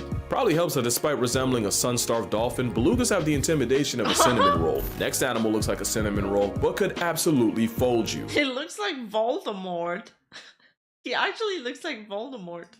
The 2-week-old unrefrigerated pie.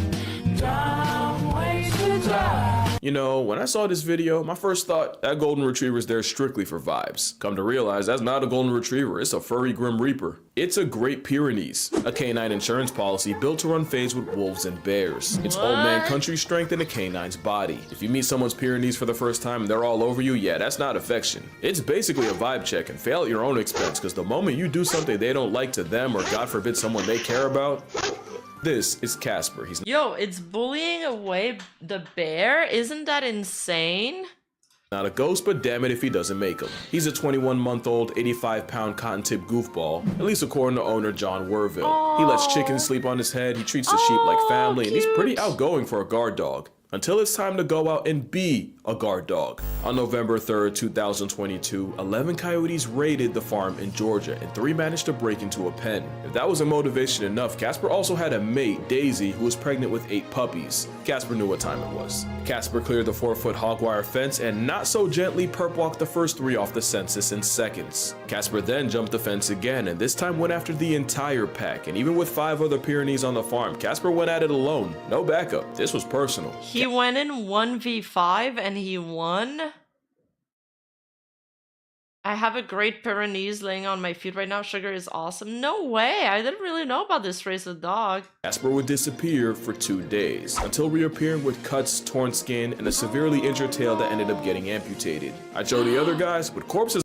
He disappeared for 2 days. After he got into a fight, I'd be so worried. Aren't allowed on YouTube. The next day, people found the bodies of the decommissioned coyotes littered around railroad tracks, the carnage totaling 8 dead coyotes. If you remember how many unborn He killed all the coyotes like 1v8. pups they pressed, I don't believe 8 was an accident. Casper would spend 2 weeks at the emergency vet and another 6 at the animal clinic to treat his wounds of war. But thanks to Samaritans donating $15,000 to his medical bills, Casper would make a full recovery. And in 2024, he was voted the People's Choice Pup and won Farm Dog of the Year. Today, Casper's retired, and after single-handedly saving his entire bloodline, as he should. Next animal also retired, but what a hero this dog. only after saving his entire species. Except this is the one time the aura came from stolen valor. Aura fraud is a crime and his prehistoric plus-size pebble committed it. Giant tortoises actually used to be seasoned all over, but that changed the moment folks discovered how good turtle meat tastes.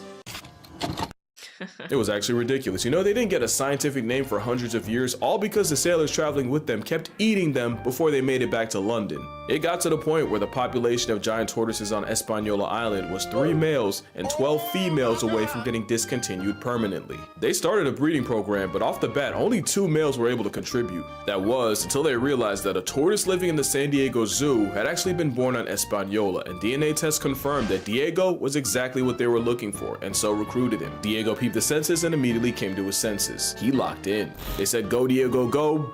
Boy did he ever. 3 male Hood Island tortoises were brought into the breeding program, and Sir Diego proceeded to score a career high. He looks like a dinosaur.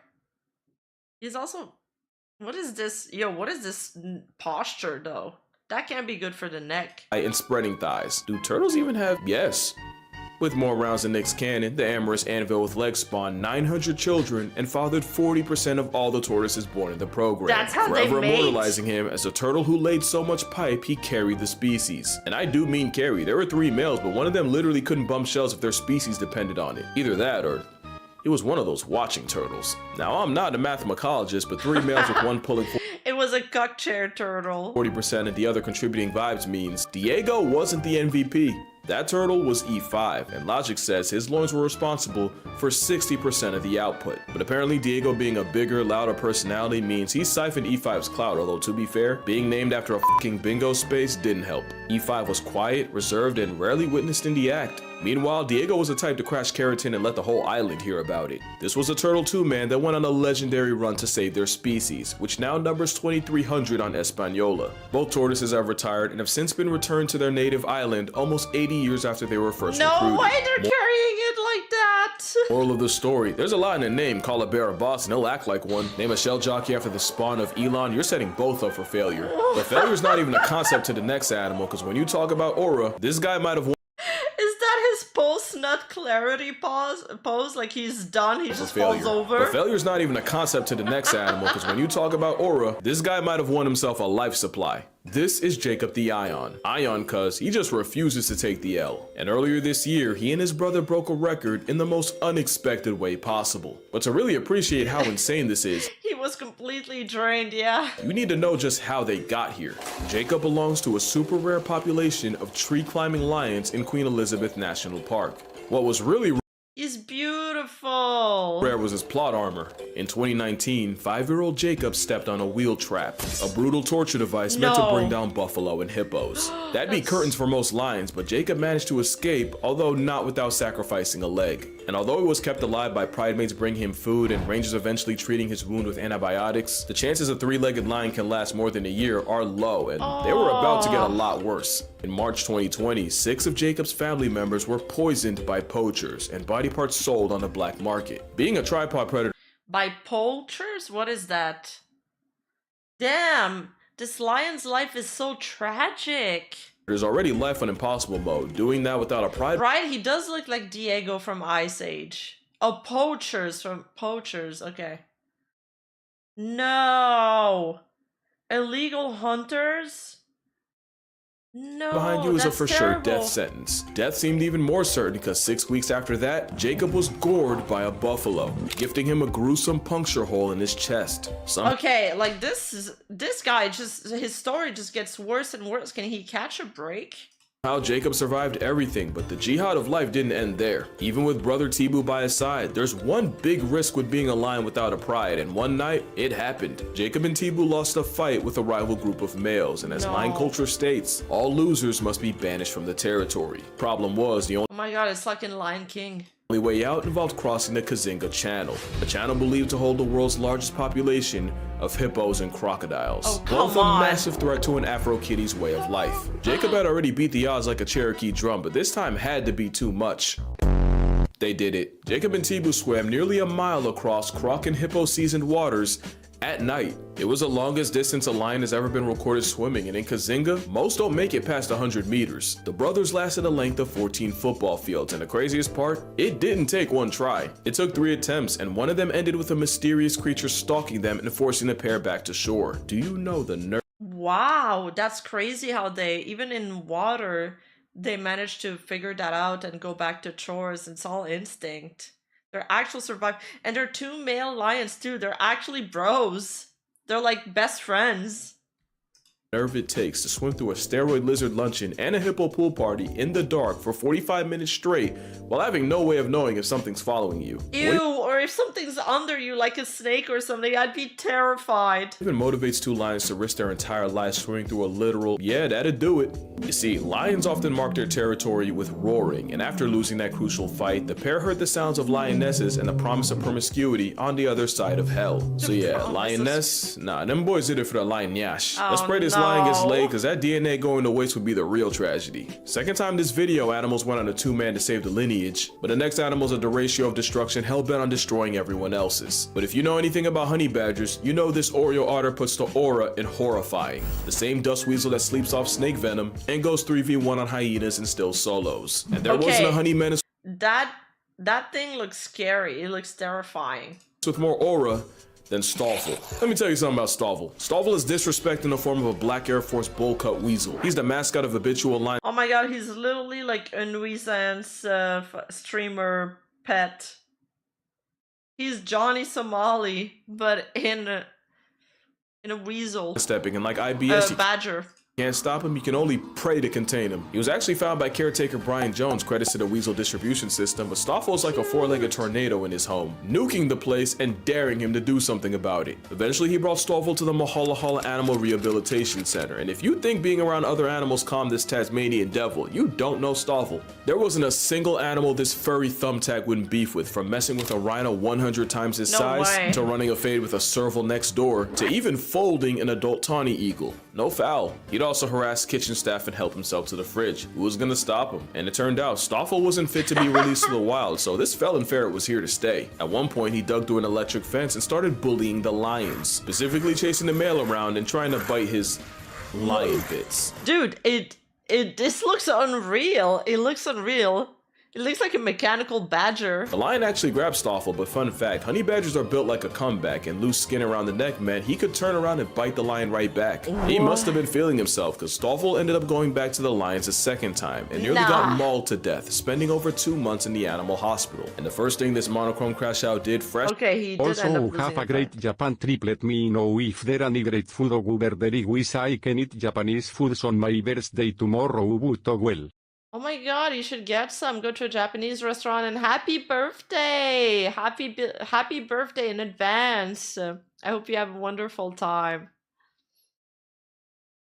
Honey badgers will fight God for the lols? Literally. Crash out was trying to get it back in blood, and at this They're so unhinged. point, Brian knew he had to lock up his war weasel for his own good, and that's when things really got disrespectful.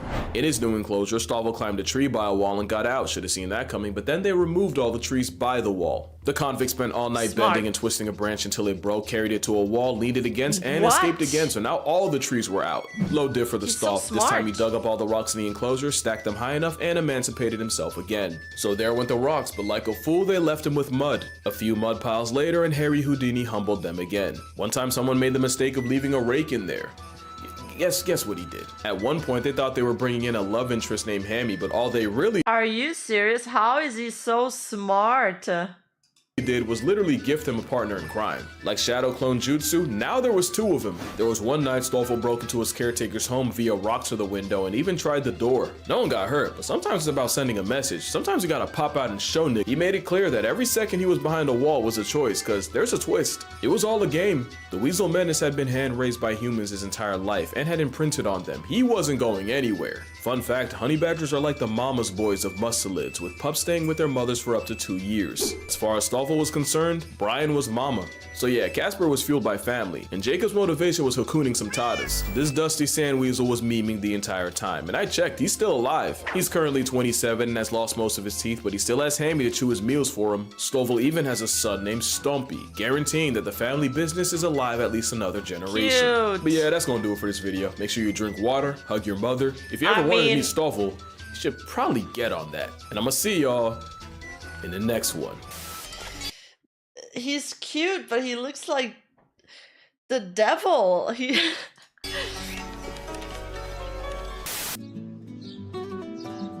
looks like the devil. But cute.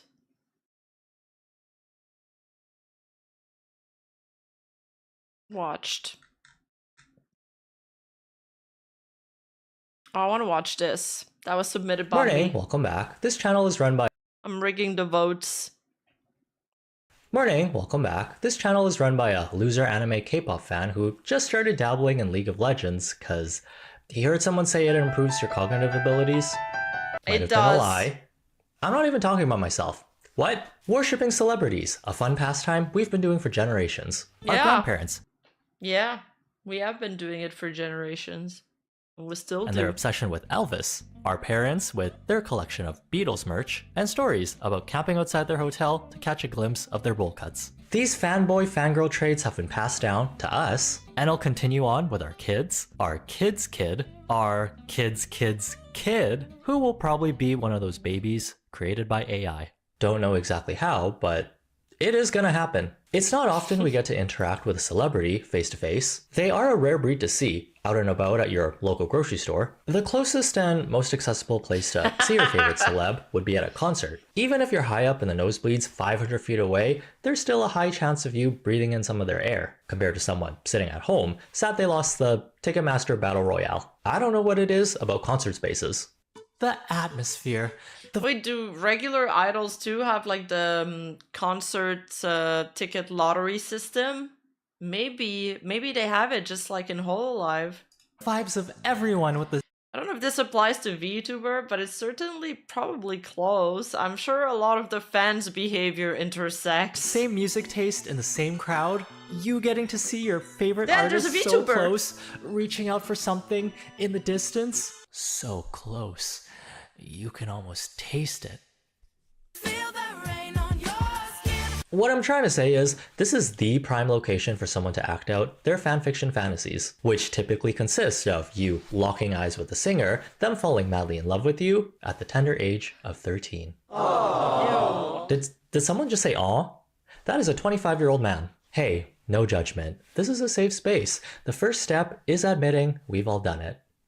Whoa, not me though. That's like lame. But when you start acting it out in real life, you'll see a lot of pick-me main character tendencies. As Dr. Google says, a pick-me girl is someone who obsessively desires male approval and validation, often at the expense of other women. Oh my god, Emily, chill. He's literally like a brother to me. That's how siblings fight. The boy pick-me subtype is a guy who uses self-deprecation to seek approval from women. The one time I actually feel confident enough to step out of my comfort zone, I go and screw it all up. And having main character syndrome is thinking you're the most important person in the room. During a K-pop concert in Amsterdam... Am I not though? I'm joking. As someone who was in the mosh pit of the TXT concert in Atlanta, K-pop stans go 1000% harder than Vtuber fans? Oh, I'm sure they do. We saw both of these behaviors combined when a fan went all Meredith Grey on The Idols performing. So pick me. Choose me. I'm okay. I don't... Love me. What a hard phrase to say though. Pick me, choose me, love me. Put that on her resume. Good thing she didn't stutter. I'd be even more embarrassed for her. Hope I don't stutter when I say Zenless Zone Zero. Thanks to them for sponsoring today's video. What? Nominated for Best Mobile Game for the sponsor? 2024 Game Awards. Taking place in a post-apocalyptic city, you'll get to experience playing a variety of characters, battling it out with monsters in alternate dimensions. Astronomical Moment When is the was newest this 1.5 released? version A month with ago. brand new Why stories, didn't I get events, the sponsor? I'm gonna write to my agent right now. Where is my ZZZ sponsor? outfits, and gameplay. Now's a great time to jump right in. As a Genshin Impact and Honkai Star Rail player, when Hoyoverse first released Zenless Zone Zero, I thought, you guys are really not letting me rest with all these fun games you're I making. love the While maid playing, shark I felt girl. right at home here. The intuitive controls, flashy combos, I with love characters Guru who look games. like they came straight out of a futuristic Y2K music video. Not to mention the aesthetics, the vibes you get from the music when you're walking around the city really makes me feel nostalgic. Games with anime-like visuals are some of my favorite. The characters, they just look so cool. Like Evelyn, a mysterious young lady with a secret agent persona. When the new faction, Stars of Lyra, entered the scene, Evelyn didn't expect to become so closely tied with mega celebrity Astra, the songstress, but due to ulterior motives, later turning out to be a connection between the two. Becoming Astra's protector was an easy choice for Evelyn, thanks to her high combat skills and experience as a notorious mercenary boss. Ready to start playing Zenless Zone Zero? Click the link in the description and jump right into the action with Evelyn and Astra. Having silly little fantasies like isn't bad Astra at all. more. It's probably healthy to have an active imagination when you're young. Hallucinate a little every once in a while, and keep it inside your head where no one else can see. Or write about it on AO3, I don't know. It all started when the boy group ATEEZ decided to do some crowd work, as idols do, interacting with fans to make things fun and engaging. This part of the show included audience participation. One lucky concert goer got to pick one ATEEZ member to introduce the next song. And with K-pop groups, you will always have options, anywhere from 3 to 20 members. ATEEZ has 8, so like right here. One of the members, Mingi, got to choose someone from the audience, and he chose someone who was holding a sign with his name on it. Makes sense. If you're their favorite, higher chance of you getting to be Meredith Grey, without all the pick me, choose me, love me theatric. Oh my god, it's a boys group too. I bet they're gonna get even wilder. Well, this is what happened when the girl sitting next to her also got involved, who I believe is her friend. Okay, our choice.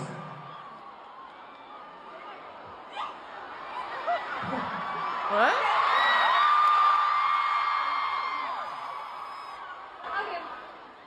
Hi. Hello. Hi.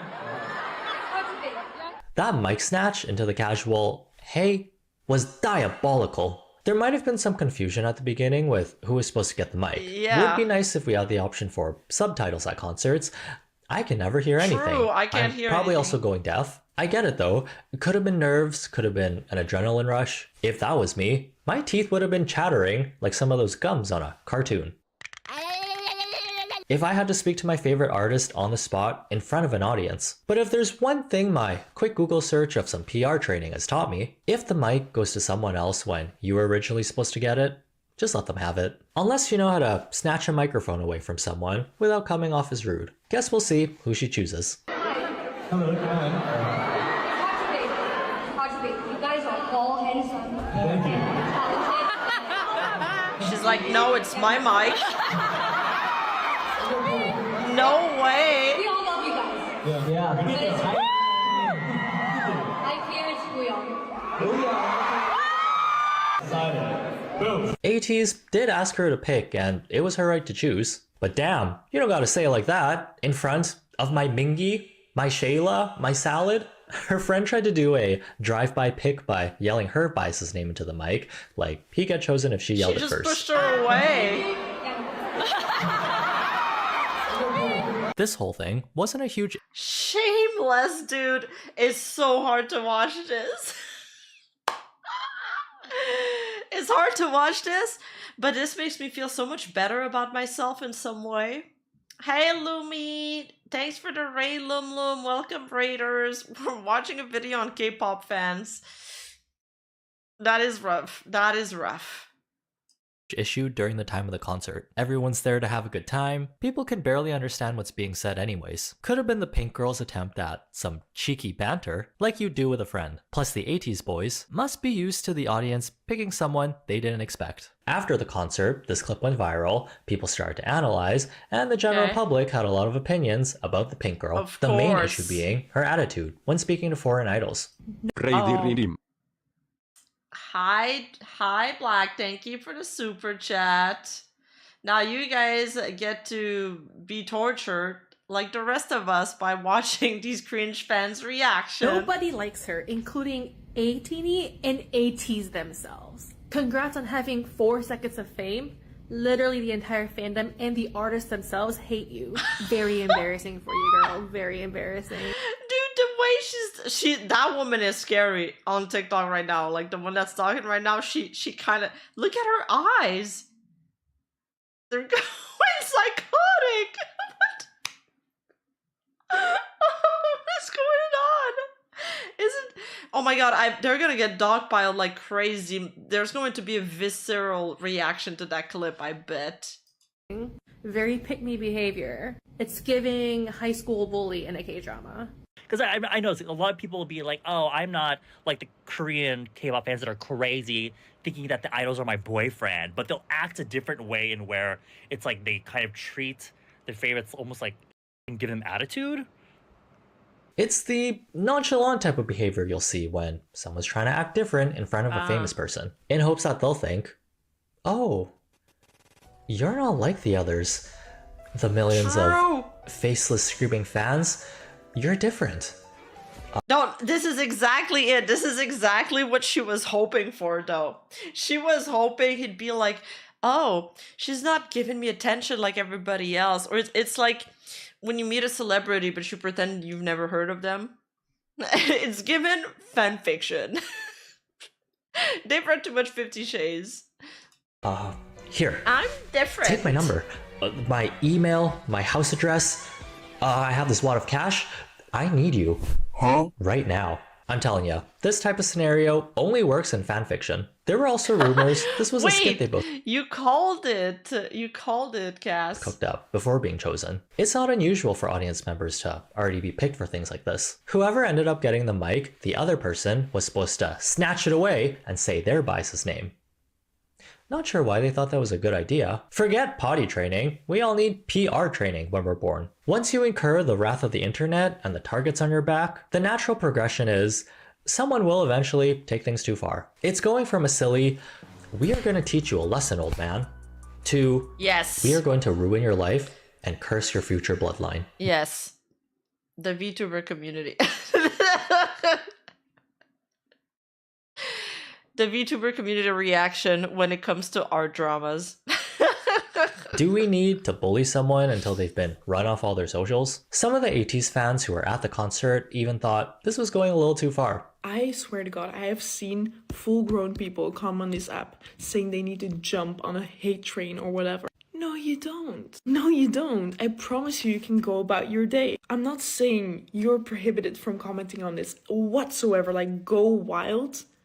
except for when it's intentional hate. Stop. Does this girl deserve to be criticized? Sure. Yeah, she acted like a cringe pick-me character from a fanfic, but lil bro, why are you asking for all this information about her personal life? No need to do all that. It's like the townsfolk bringing a few tomatoes to throw at the shaming rally in the town square, and then someone reaches into their purse and pulls out a Molotov cocktail. Oh my god, what are you doing with that? We're supposed to throw vegetables. Internet stuff always stays online. That's like the #1 rule. You think ATs would want all their fans harassing? I can think of a few scenarios where people have escalated things a little too far.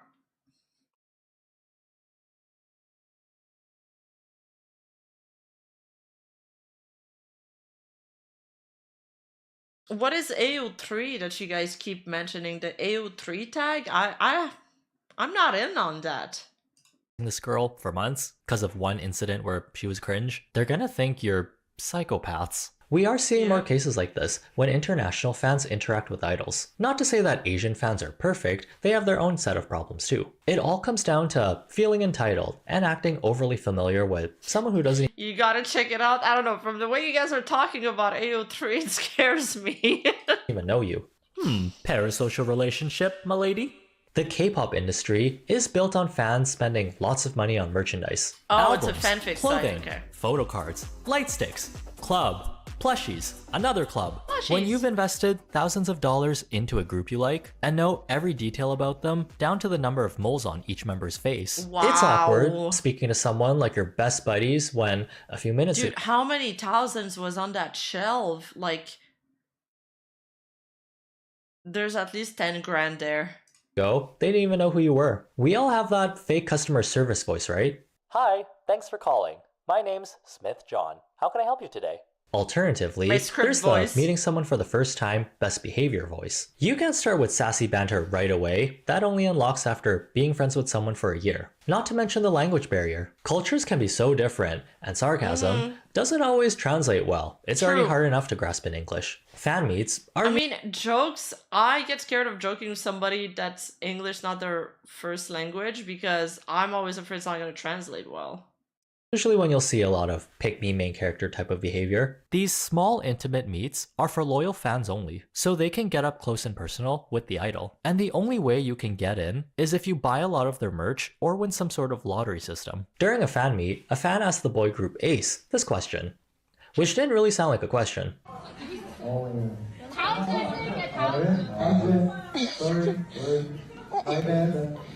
Why are they all wearing cat ears? They're cat boys. Cat boys, yeah. Can you practice your English, please? What? Thank you. Yes, please. Thank you. Maybe she genuinely wanted them to get better at English, but the way she said it, It sounded hella rude. What the fuck? Practice your English, please.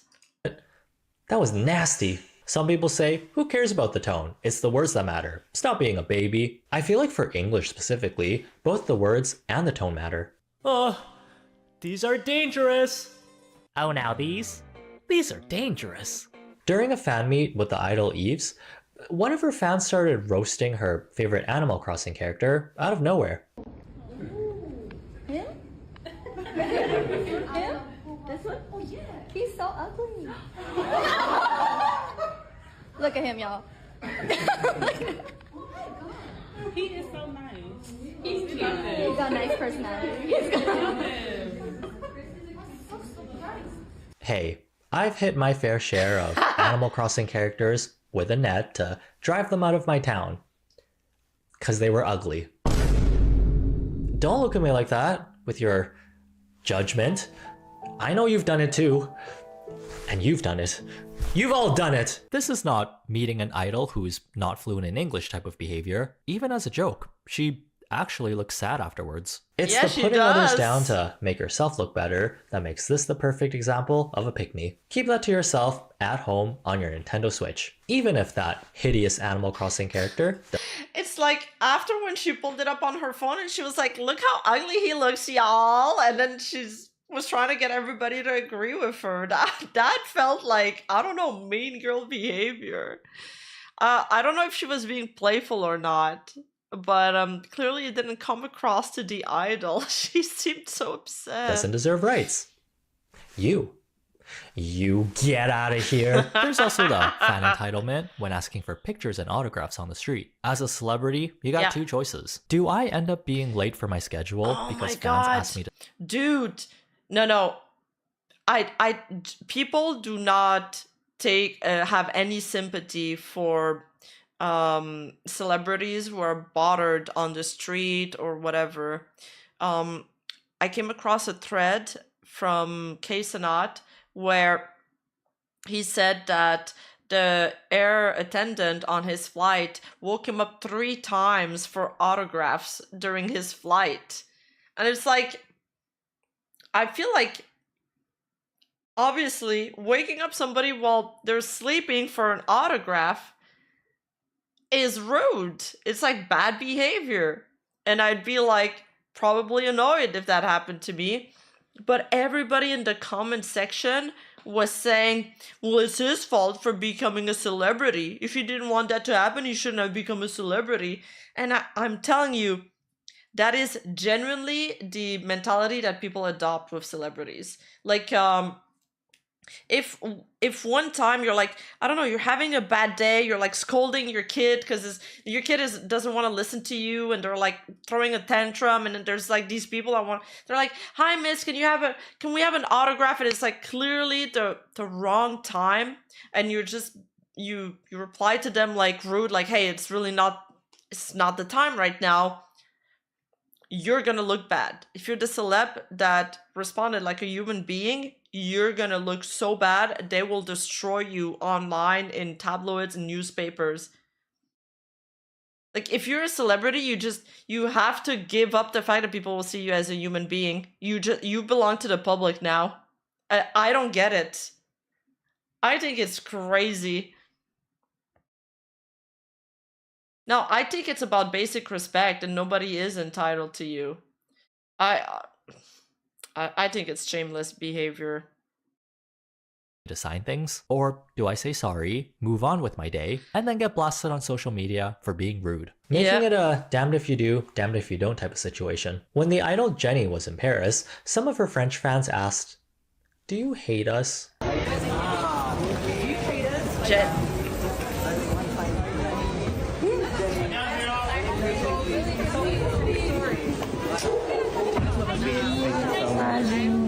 We can wait for mantra. Thank you, thanks. Thank you for coming. I really gotta catch my flight. It was great seeing all of you. You hate us. Sorry, what? Oh my god. Can't believe we actually supported you for years when you hate your fans. Oh, I didn't say that. Smile for the camera. This is going straight to TikTok. Okay, I will sign your stuff. Do you have a pen? You will? You got that autograph. Good job. At the cost of making the idol feel bad. Not a very good trade-off in my opinion. I would be so embarrassed. Like, if you're idolizing somebody, shouldn't your number one priority be like, I hope they get a good opinion of me? Dude, it's so horrible. This is a universal experience for all celebrities around the world. Chappell Roan. I'd be like, sorry, I don't speak English. Bye. Love you guys. Bye. I don't understand, lol. Got a bunch of backlash for voicing her opinion about refusing pictures with entitled fans. It's weird how people think that you know a person just because you see them online or you listen to the art they make. You can ask famous people for pictures, just don't whine about it when they say no. Everyone being on social media at all hours of the day has taken away people's ability to empathize with others. For some, leaving a nasty comment is just as easy as drinking water or doing chores around the house. Even the term pick-me has been repackaged and is starting to get misused. A person could just be existing, and they'll get called a pick-me by someone just because they don't like their vibe, or they find them cringe when they act cute. There's a lot of AI text to music slop about why this female idol is a major pick-me, when all she's doing is eating things in small bites and being kind of goofy. Are we not allowed to be goofy? Not even the boy idols are safe. If you show any sign of weakness during a loud pyrotechnics explosion, that's a pick-me right there, who's only doing things for attention. How do you know? Did you ask? I didn't know you were friends with these people. Dude, I'm telling you guys, the K-pop fans and the J-pop fans are brutal. They're like, they will tear people apart at the slightest thing. There's so much tribalism too. They're flaming this guy because he got jump scared by the pyrotechnics. Like, come on. Wait, why is my tongue sticking out? I'm not putting my tongue out right now.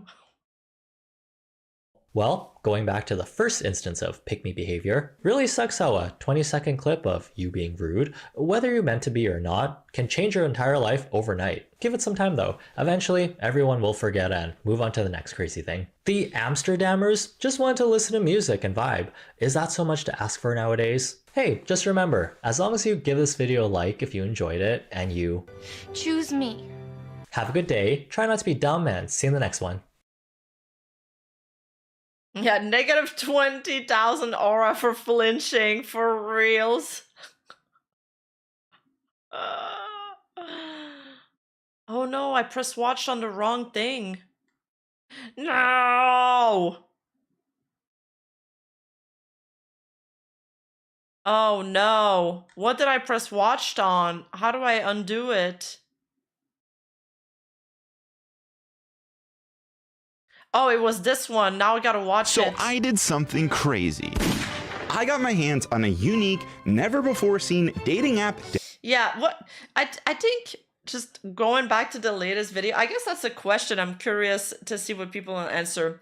If you guys had the choice to become a celebrity and become, you know, it come with fame and money, but you'd have to give up any privacy. Like, people can bother you at any time. You might be traveling and you're on a balcony, and you're sunbathing, topless, and people will be climbing over walls to take pictures of you. Like, would you do it? What would you pick? Would you do it?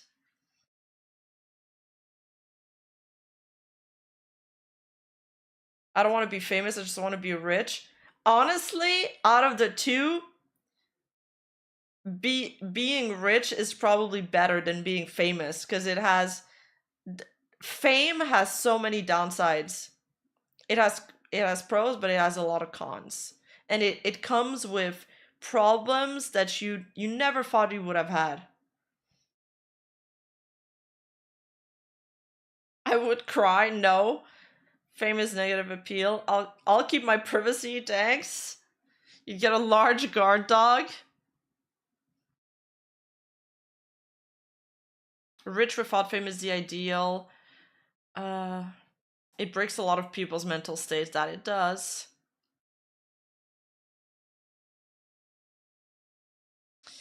Yeah, like Kanye, yeah. Kanye... What the hell is going on with him?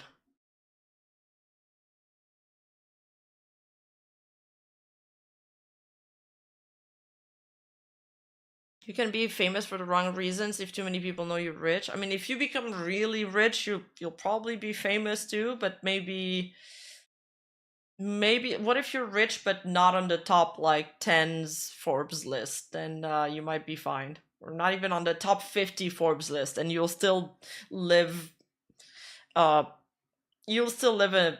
wonderful lifestyle, a very luxurious lifestyle. Get a whole pack of Doberman. I'd be scared for the dog if like there's like a home invasion or something and the robbers are armed. I'm always afraid that the animals will get hurt in those scenarios.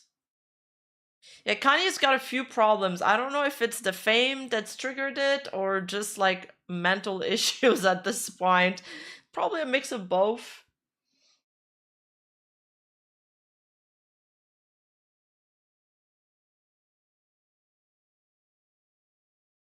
I mean, that's why people like Keanu Reeves, because Keanu Reeves is just, he's seen on the subway. He gives his seat to like the lady that's pregnant when she comes in. Like he's just a stellar low-key guy. He hasn't been the same since his mom died. Oh, maybe it's the grief that triggered it. That's sad. I mean, we know Jeff Bezos exists, but we barely know anything he actually does with his life. Oh, I've read a few articles on Jeff Bezos. He's extremely weird. He like, okay, all of these millionaires, they always like try to come off as relatable. They're like, oh, we're just like you. We just, you know, live in this $1 million mansion and we have 10 of them. And we're just regular people doing regular things. Like the entire article was him like trying to be like, I'm just like you guys. And it's like, no, Jeff, you're not. You're definitely not. So I did something crazy.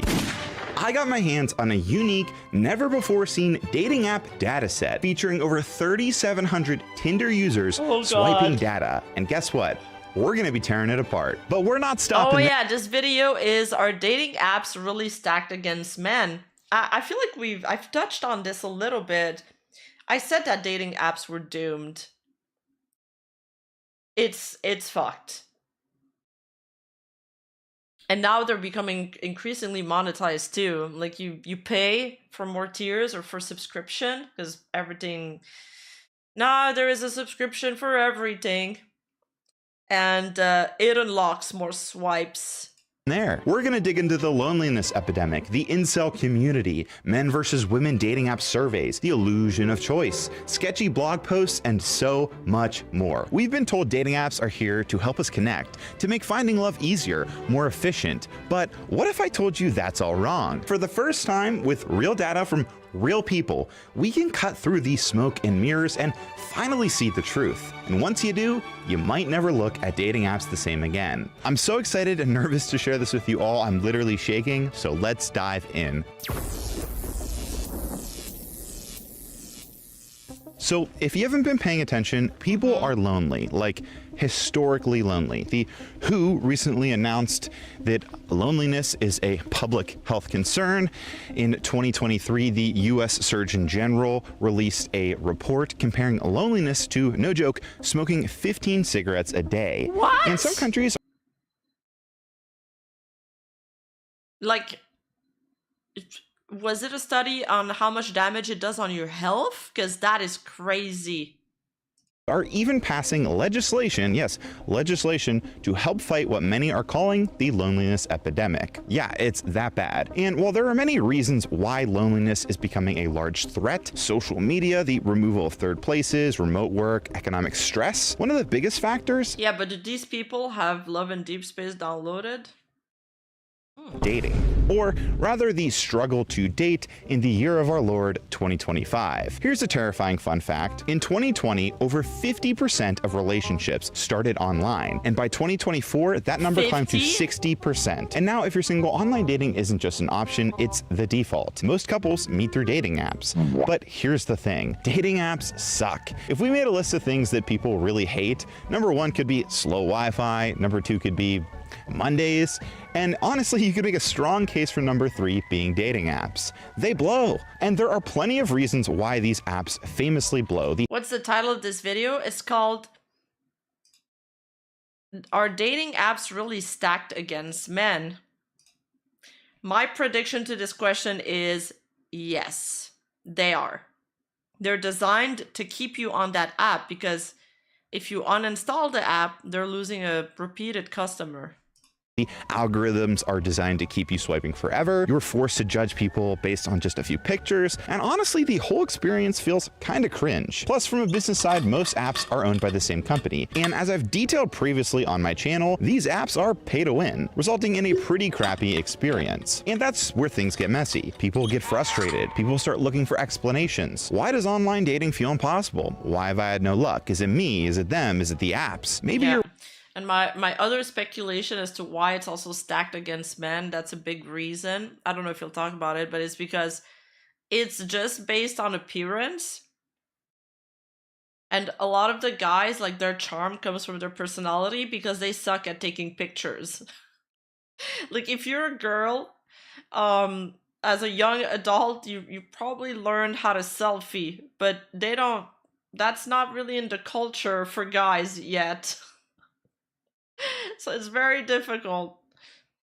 You're wondering the same things, and that's why you're watching me talk about this in the middle of nowhere. Whatever the case is, people are not well. Girls will literally do like do full hair, makeup, dress, full like get up just to have a photo shoot at home, take 300 selfies, pick the best one, edit it a little bit, and then ship it. It's an uneven playing field from the start. You guys never stood a chance against that. Well, the kids are not all right. And on top of this, the internet has done its little fun thing it always likes to do and made the situation worse. Hey, I'm Jesse, and I'm all about getting you older guys that younger, beautiful girlfriend. I'm gonna show you exactly the secret of how to make that female friend of yours suddenly feel horny. If y'all really want to be on some steroid shit, make her suddenly feel turned on. You have multiple Tinder profiles, multiple Bumble profiles. Make her suddenly feel wet. You can do this with different phone numbers and different emails. And this is especially good when there's a big age gap there. What the hell are we gonna do without men? Men are the employers, women are the employees. You see all these buildings go up, these men, they're doing impossible things. Don't walk around with a sword. That's what they want you to do. Don't you understand? Working on the sewers, they're up on the power lines. This is an act. Is he advocating for people to walk around in swords, or is that a metaphor? Of rebellion. In the storms and the rain. All girls are gold diggers, some are just better hiding the shovel. The man who works in Starbucks, who's sad all the time, you won't reply to him. Neither will any other female. These dating apps, all they do is train women to become these entitled sociopaths. What is the biggest turn-off? Guys under 6 foot. 5 red flags in men you should never ignore. If he likes cats, it's because an ex-girlfriend had one, and then he realized they're cute, they're cuddly, they're cool. Red flag. Females don't have independent thought. They're just empty vessels. Two sides of the same coin. That's great. I like the little montage that he's showing on both sides, how toxic it can get. Heavily tattooed women and piercing. They're to be avoided. A woman's value is directly tied to can you land a man of higher value. There is not a female on the planet who's invisible today. You can be a 4, overweight, fat. The people who are judging a book by the cover, those people have vaginas. Men, in my experience, want debt-free, tattoo-free virgins. They'll be a 5, thinking they deserve a 9. I don't know, I can't believe I've just heard. Realistically, it's mostly guys, you know, doing the tattoo work on their bodies, right? And I know several tattoo artists, and the vast majority of them have intimate experiences with these women, too, at the same time. Wow, I never thought about that. What? I used to work with a girl that was like heavily tattooed and had a septum piercing. She got married so young. She's been in the same stable relationship since then. I don't think it's just an alternative style.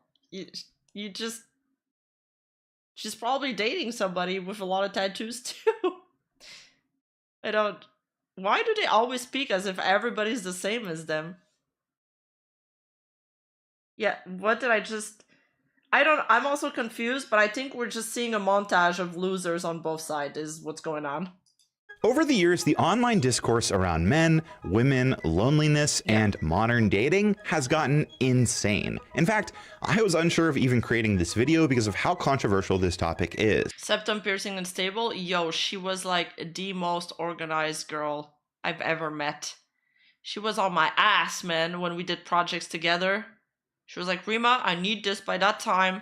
And I was always like... I've always been Rima. I've always been disorganized and kind of all over the place. I think I used to stress her out.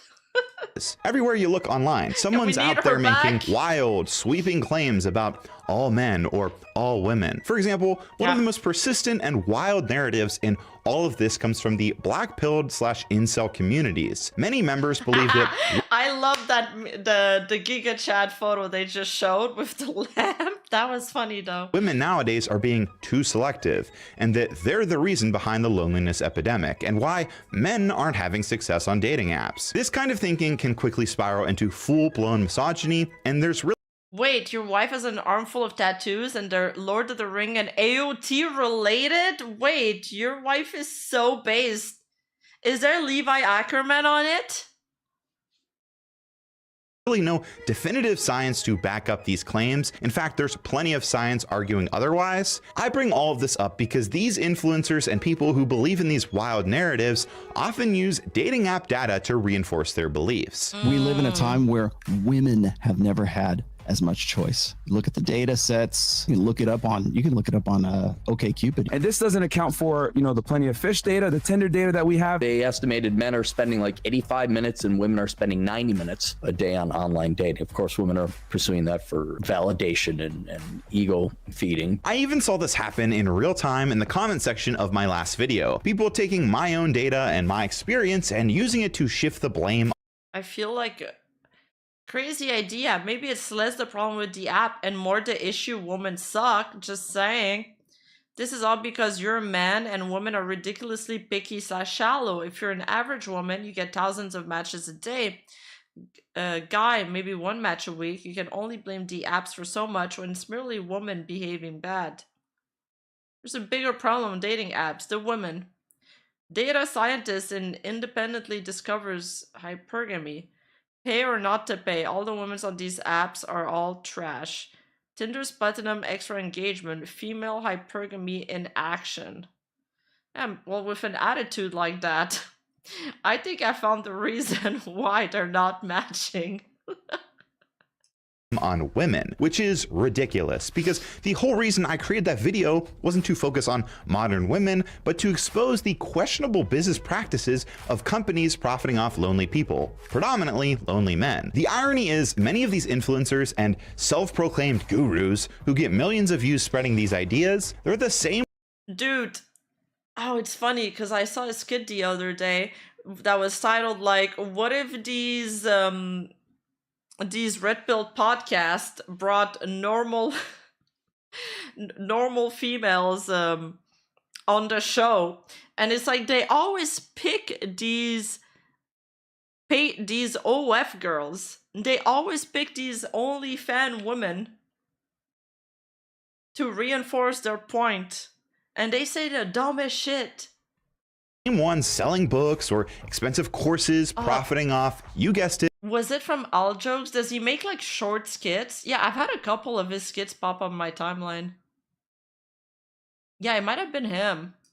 Lonely men. Like, how do some people not see? And the thing is, it is like kind of a, not a grift, I don't know if that's the right word, but it's like they'll bring the OnlyFans girls, and the OnlyFans girls, they know they're gonna get roasted, but all of them, like the guys watching these podcast shows will like send TTS, flaming them, calling them whores, and then after the show, they'll go and subscribe to their OnlyFans. And then some people, yeah, OFs and porn stars.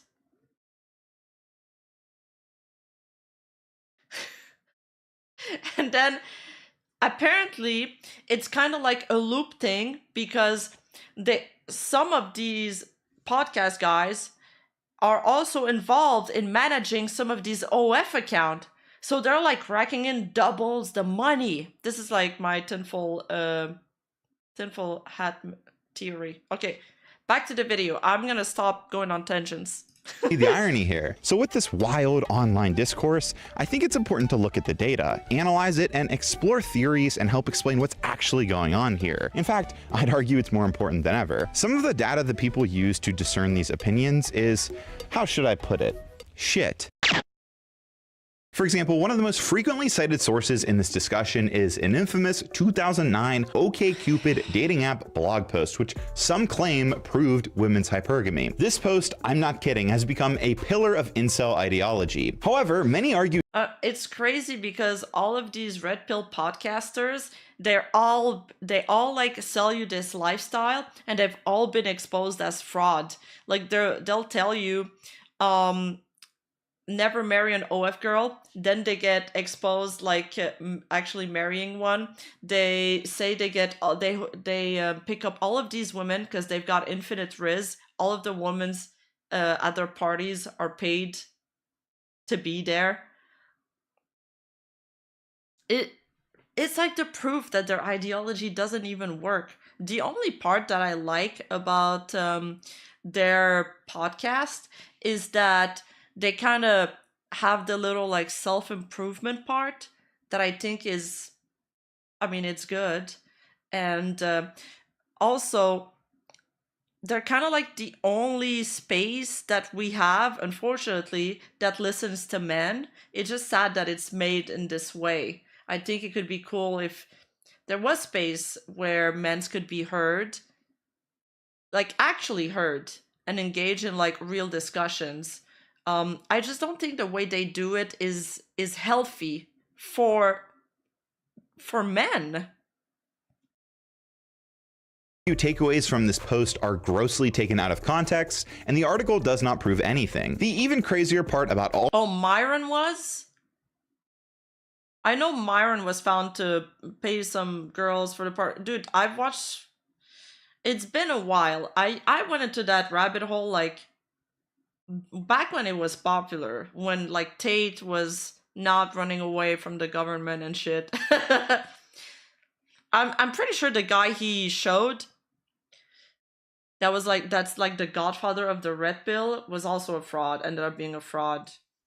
All of this is that blog post was removed, fueling the controversy. Either way— Yeah, of course it's easier to gather an audience when you say it's not your fault, you are the victim, but I don't really like this style of content creators that just like always agree with their audience. I do think you need to challenge them and push back a little bit. It probably doesn't get the same amount of reception, clicks, or money as just always saying like cathartic things and like making them boil with anger so they like super chat you more.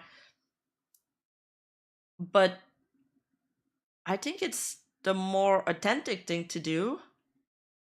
A 2009 deleted blog post isn't a reliable data point. I mean, seriously, this was 3 years before Tinder and Hinge even launched. The modern dating landscape is completely different now. Any takeaway from that post should be considered void. Now, you would think that 15 years later, the unreliable data trend would end, but unfortunately, it's even worse. Right now, if you Google the average match rate for men or women on Tinder, the top result is an article titled "Key Tinder Statistics You Need to Know," written by Steven Zonder. What is a good way to talk about it? I like Dr. I was gonna say Dr. Disrespect. I like Dr. K stuff. I like the stuff that's I mean, they're basically selling toxic positivity, toxic masculinity for men, and I think the advice they are giving to men ends up getting them the kind of women that is into money, that is into superficial thing, that is into hypergamy. So it becomes a self-fulfilling prophecy. Zander, let's just call him Steven. Now, stick with me, I'm about to blow your mind. At first glance, this post looks credible. Steven is the CEO of Cross River Therapy and has over a decade with everyone treat and love each other equality both men and women. It's sad where society is just so unfair, especially on men like us. Yes, it is, it is. Whatever podcast brings a lot of OF girls on it. Of experience in the healthcare industry. Seems legit, right? The page itself contains some interesting takeaways, but once you start digging into the sources, things get a little fuzzy. At one point, Steven cites a Quora post. Yes, a Quora post. You know, the website where literally anyone can chime in with their opinion. And then one of the most credible data points in the article, a survey of just over 600 people. Now, that's something better than nothing, to be clear, but it's hardly what I'd call definitive data. And if I had to guess, Steven probably didn't even write this article. I'm gonna show you. Quora, oh my god, I hate that website. Dude, you go on there once and then they just spam you with emails for the rest of your life.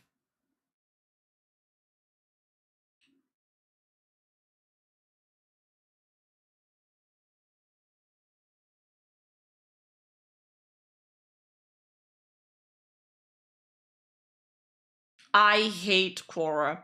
The problem with research and stuff and all of these debates is that we honestly, this is the problem.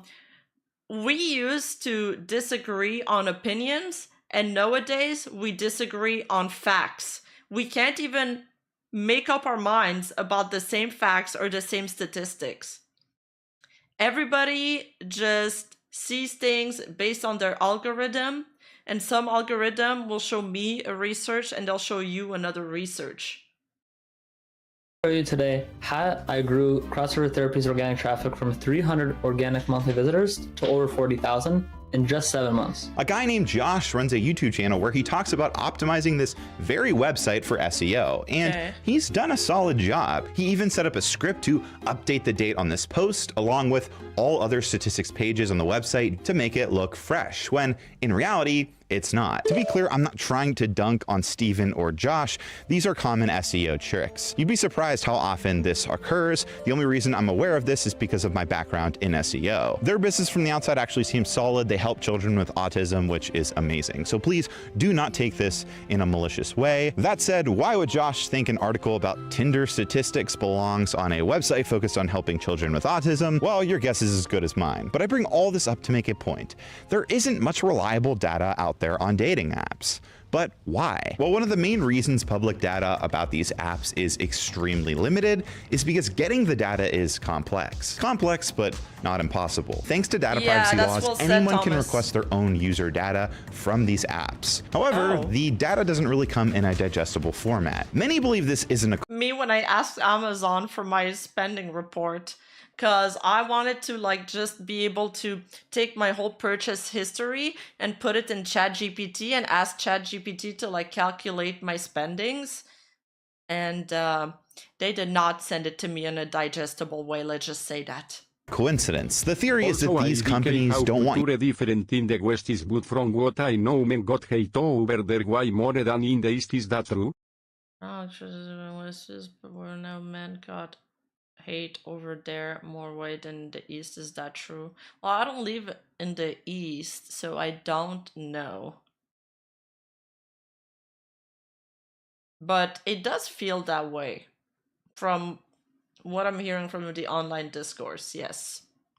you dwelling on how much time you actually spend on these apps, how low your success rate actually is, or just how stacked the odds are actually against you. Not because of some grand conspiracy to protect feminism or alpha men or whatever it might be, but simply to protect their bottom line. And there may be some truth to that. When these companies do share statistics, they're clearly curated. Take OkCupid, for example. They used to publicly share some pretty wild dating app stats until they were acquired by Match Group in 2011. I mean, taking the surveys and research from the dating app is like when cigarette companies run like cancer studies and they always trying to downplay it, like, no, it's not that bad, I swear, guys. One of their most famous blog posts was titled, "I'm Not Kidding, Why You Should Never Pay for Online Dating." The article was written by former OkCupid co-founder Christian Rudder and received national attention. That post is no longer public and only accessible through internet archives. In fact, the entire original blog has since been taken down. Now, it's worth noting Rudder claimed in a 2014 Time article Match had nothing to do with the pausing of his articles, but he left the position in 2015, and in 2018, the blog relaunched with all of his articles gone. So, who really knows? But I think it's safe to say today, Match would never release data that suggests you shouldn't pay for dating apps. Instead, they carefully curate the narrative, releasing studies on trends like post-pandemic dating, while conveniently ignoring the data that actually matters. They have access to the numbers. They know the real match rates, whether super likes actually work, but none of that is public, because if people saw how inefficient the system truly is, they'd start questioning why they're paying for it. Why would a super like work? Why would it change anything?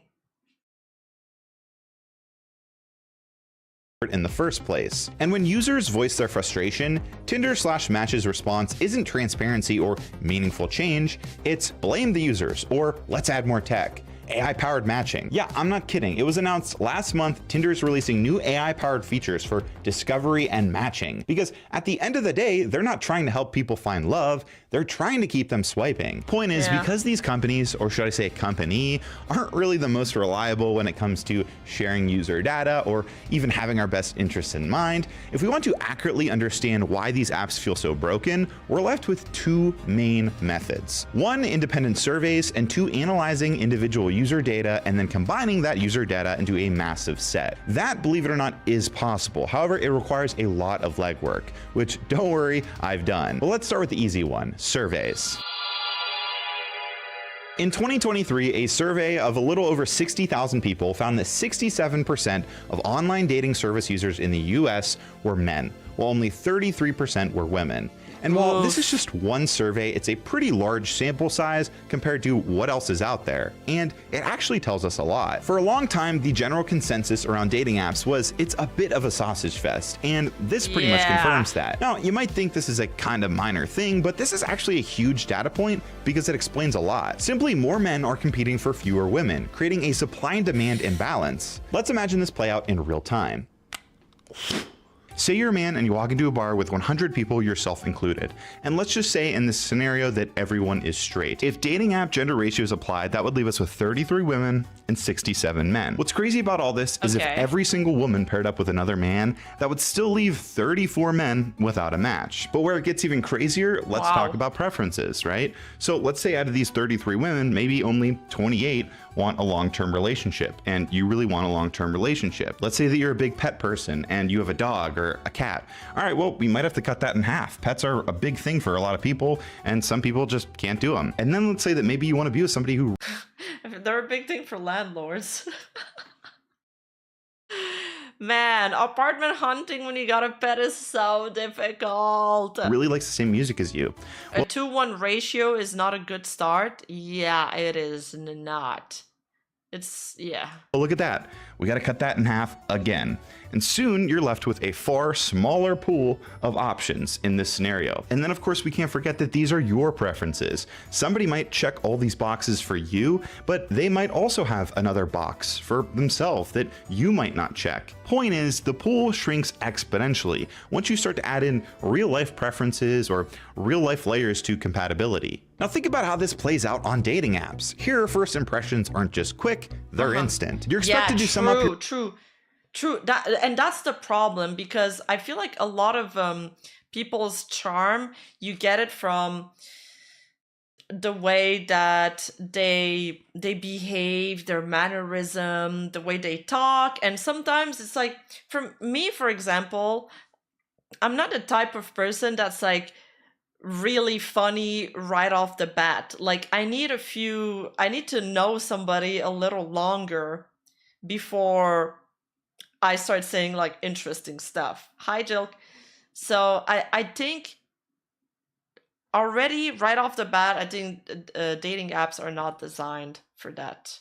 He's making a good point there. Your entire personality in a handful of photos and a bio so short it barely qualifies as an elevator pitch. There's no room for nuance, no space for context, just a split-second decision based on a handful of curated details. So what happens? People adjust. They figure out the meta or what gets attention and start presenting themselves the same way. That's why many dating profiles look similar, because users aren't optimizing for meaningful connection, they're optimizing for engagement. This also creates an entirely different challenge for women, because while statistically women may have numerically more options, there is such thing as too many options. Let me introduce you to option paralysis. Option paralysis is the phenomenon of being overwhelmed by too Oh my god, it's literally Gojo's domain expansion.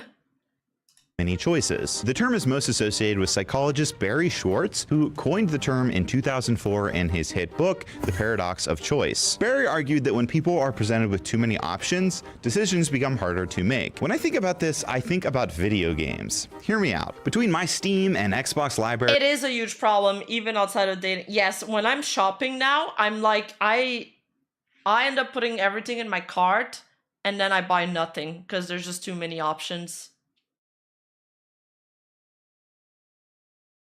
plus my Game Pass membership, I have access to hundreds of games, and yet I often spend Oh my god, oh my god, oh my god. One thing I absolutely get stun locked on, and I hope I'm not the only one. Chat, tell me I'm not the only one. It takes me forever to pick a movie to watch or like a new show to start. I am awful. I go through all of them. I fave them. Then I start looking at all the reviews for every single one of them. I like cross-reference them and shit. I'm like crazy.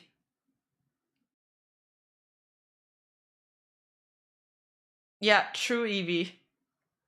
You're the only one? All right. Fuck you, chat. I'm playing the video. More time scrolling through my catalog than actually playing anything.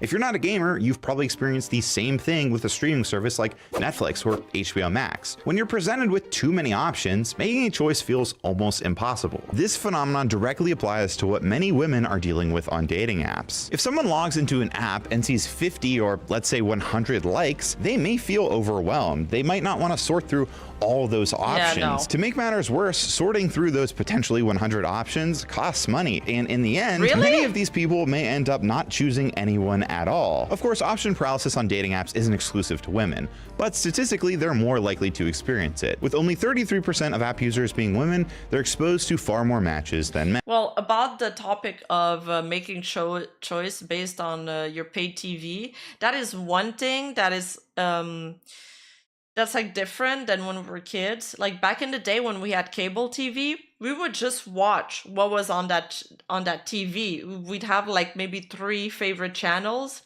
and we'd skip through them, and whatever was playing, we'd just watch that. So that way you discovered things that otherwise you wouldn't have watched.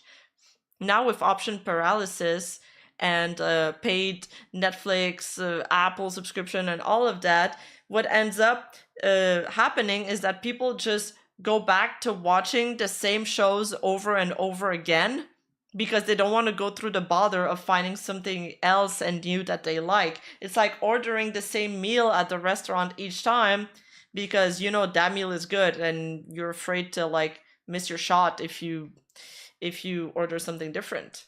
Men. It's just basic math. But what else can we learn from these surveys? The Pew Research Center has conducted several studies on online dating over the years, revealing key insights like why people turn to dating apps, how safe they perceive them to be, and more. One of the most interesting takeaways I found was from a 2020 study of 6,000 US adults. The study found that a majority of women under 50 who have used dating apps, at 56%, reported receiving unsolicited explicit messages or images. About 43% had someone persistently contact them after they said they weren't interested, and most concerning, 11% had received threats of physical harm. Wow. These experiences were significantly less common among women over 50 and men of any age. The same study found that 52% of dating app users, both men and women, reported encountering someone they believed was trying to scam them. Despite these findings, along with many others, oh, I bet there's tons of catfish. There's like the women's that are just promoting their social media accounts on dating apps. Bro, dating apps are fucked.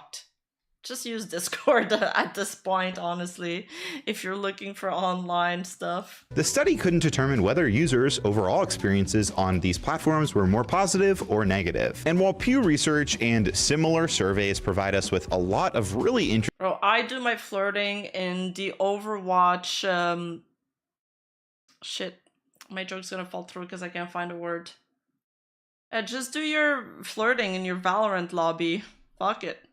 Interesting takeaways. Specific user app data is extremely limited. Don't get me wrong, analyzing a 60,000 person survey, looking at Pew Research, supply and demand imbalances, that's all a very great foundation and a good... Like the Dine and Dash people, like, so are there people that are, yeah, they go on dating apps, they ask somebody to meet them at a restaurant, then they say they're going to the bathroom, then they just leave to make you pick up the bill or something? Didn't a Vtuber tweet about a situation like that recently? Good start, but I want more. We're like at the surface level or lithosphere. I want to be at the upper mantle. Heck, I want to be in the inner core. So let's journey to the center of the earth together. I have to come clean about something. I am not perfect. I snore a little. Sometimes I care too much. Occasionally, I take a little bit too many napkins. Thank you, Marceline. from fast food restaurants. Yeah, it was a Mythos talent. I remember now. And I'm not an expert in data science. In fact, college statistics was, let's just say challenging. But what I lack in some areas, I make up for in others. I am a people person. I have great friends.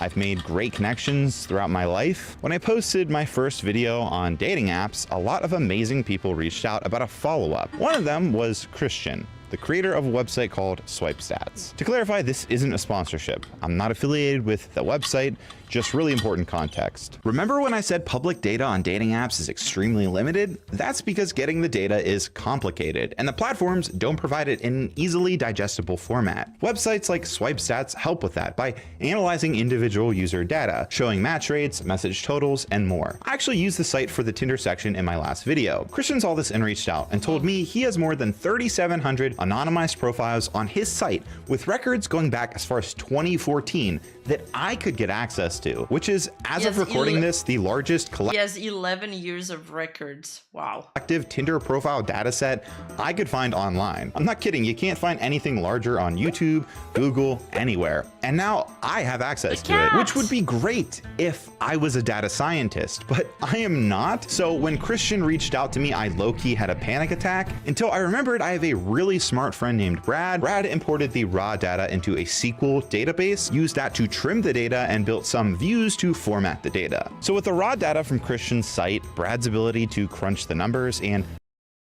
Damn, his friend is smart.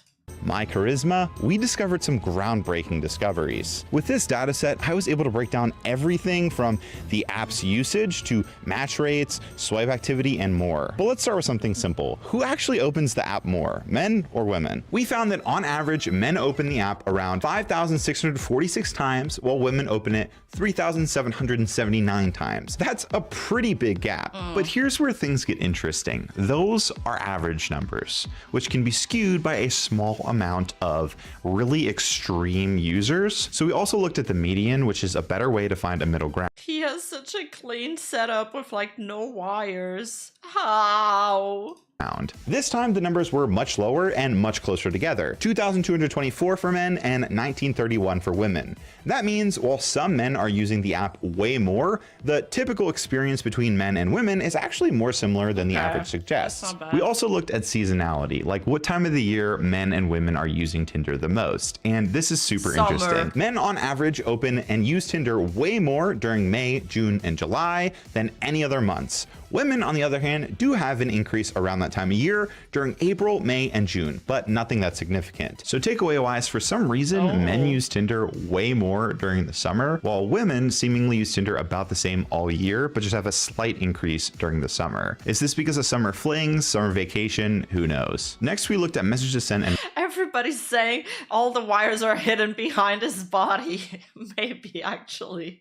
received. Just like app opens, these numbers varied a lot depending on if we looked at the average or the median. So who sends the most messages? Believe it or not, women. On average, women sent 1,709 messages, while men sent just 1,404. The median tells the same story, but with lower numbers.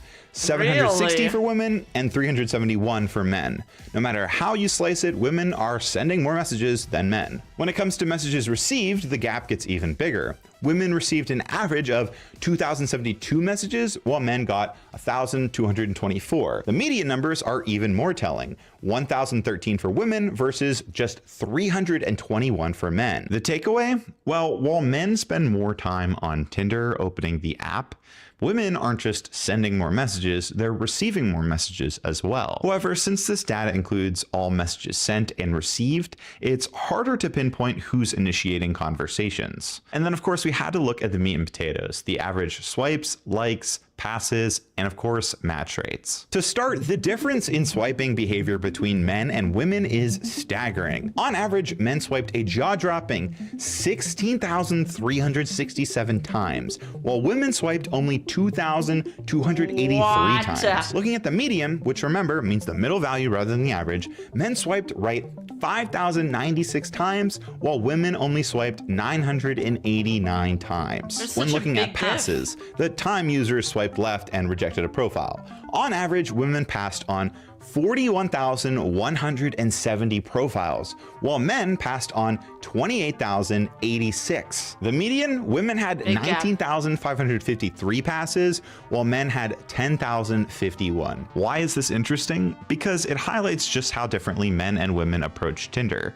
Men seemingly are casting a wider net, while women seemingly are being a little bit more selective. Now let's talk about match rates, or the percentage of right swipes that actually turn into matches. On average, women had a 30.17% match rate, while men sat at just 2.63%. The median numbers tell a similar story, 32.96 for women and only 2.14% for men. So what does this mean? Well, women are roughly 11 to 15 times more likely to match with someone compared to men on Tinder. And then my favorite section, which I really wanted to look at, super likes. For those of you who don't know, super likes are a special feature that Tinder has. You get a couple free ones, but most people pay for them. Essentially, they advertise super likes as a way to engage quicker with potential matches. And this is kind of mind-blowing. We found that on average, women used only 4.8 super likes, while men used 93.7. When we looked at the median, men averaged just 1 super like, and women averaged 0. This shows that most people aren't using super likes at all, just a select few. But that begs the question, do they actually work? Do super likes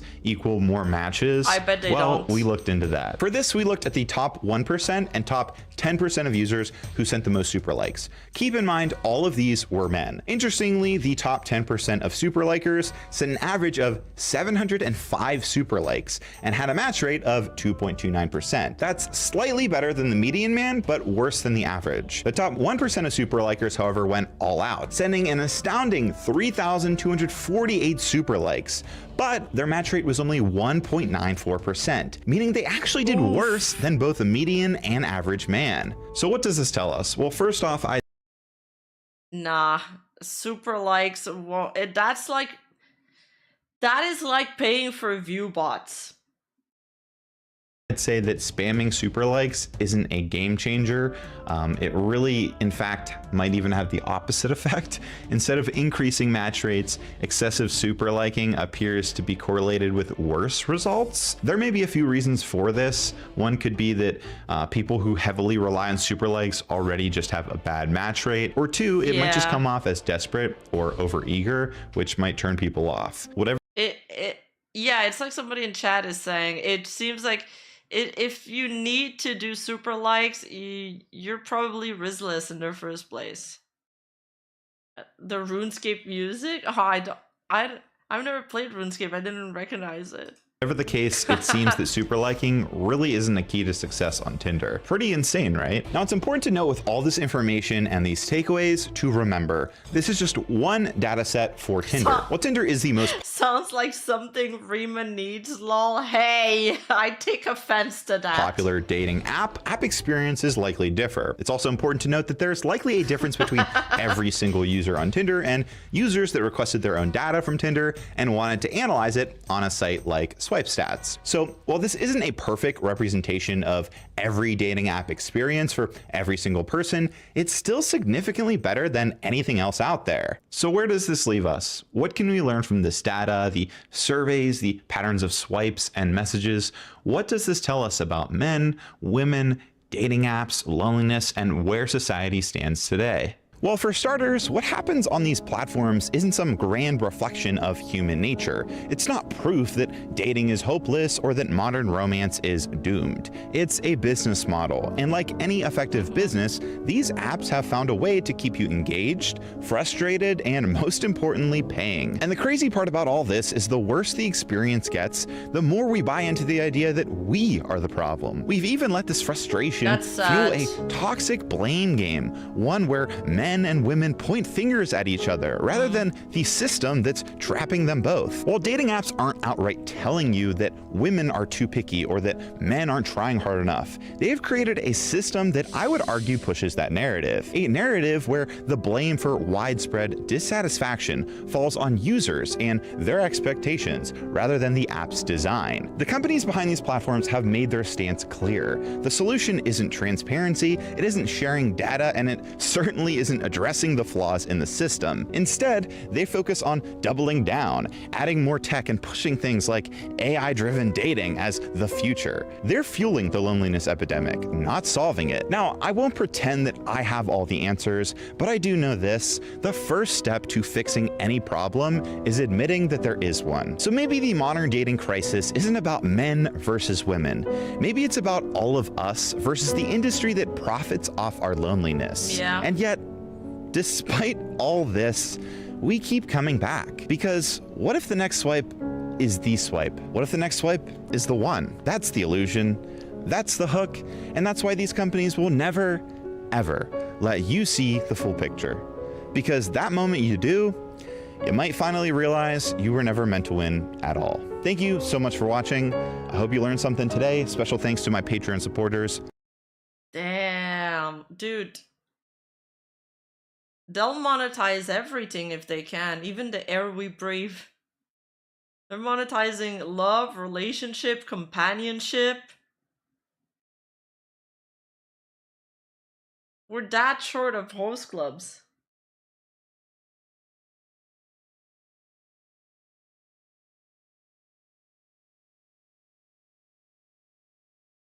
Okay, we watched that one. The darkest anime in history? This anime created a murderer in Japan?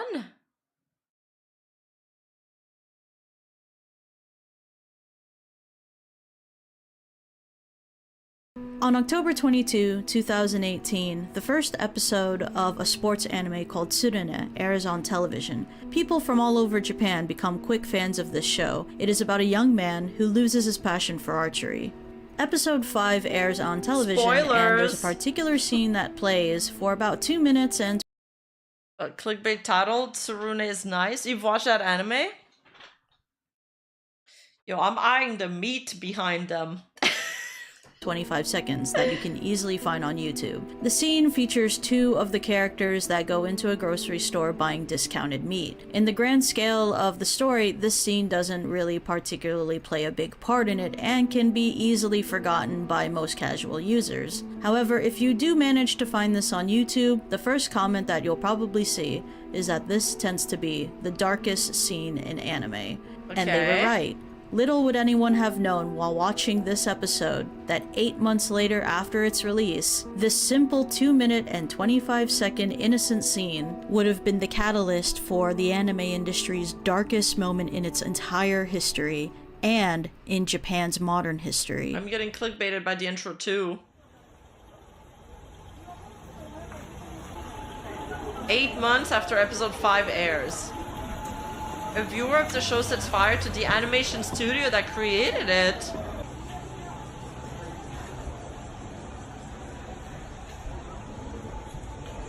Why?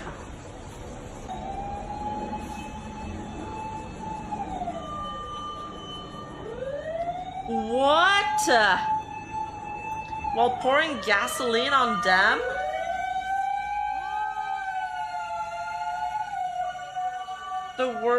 The worst mass murder in Japan's history? That is so sad. That's terrible.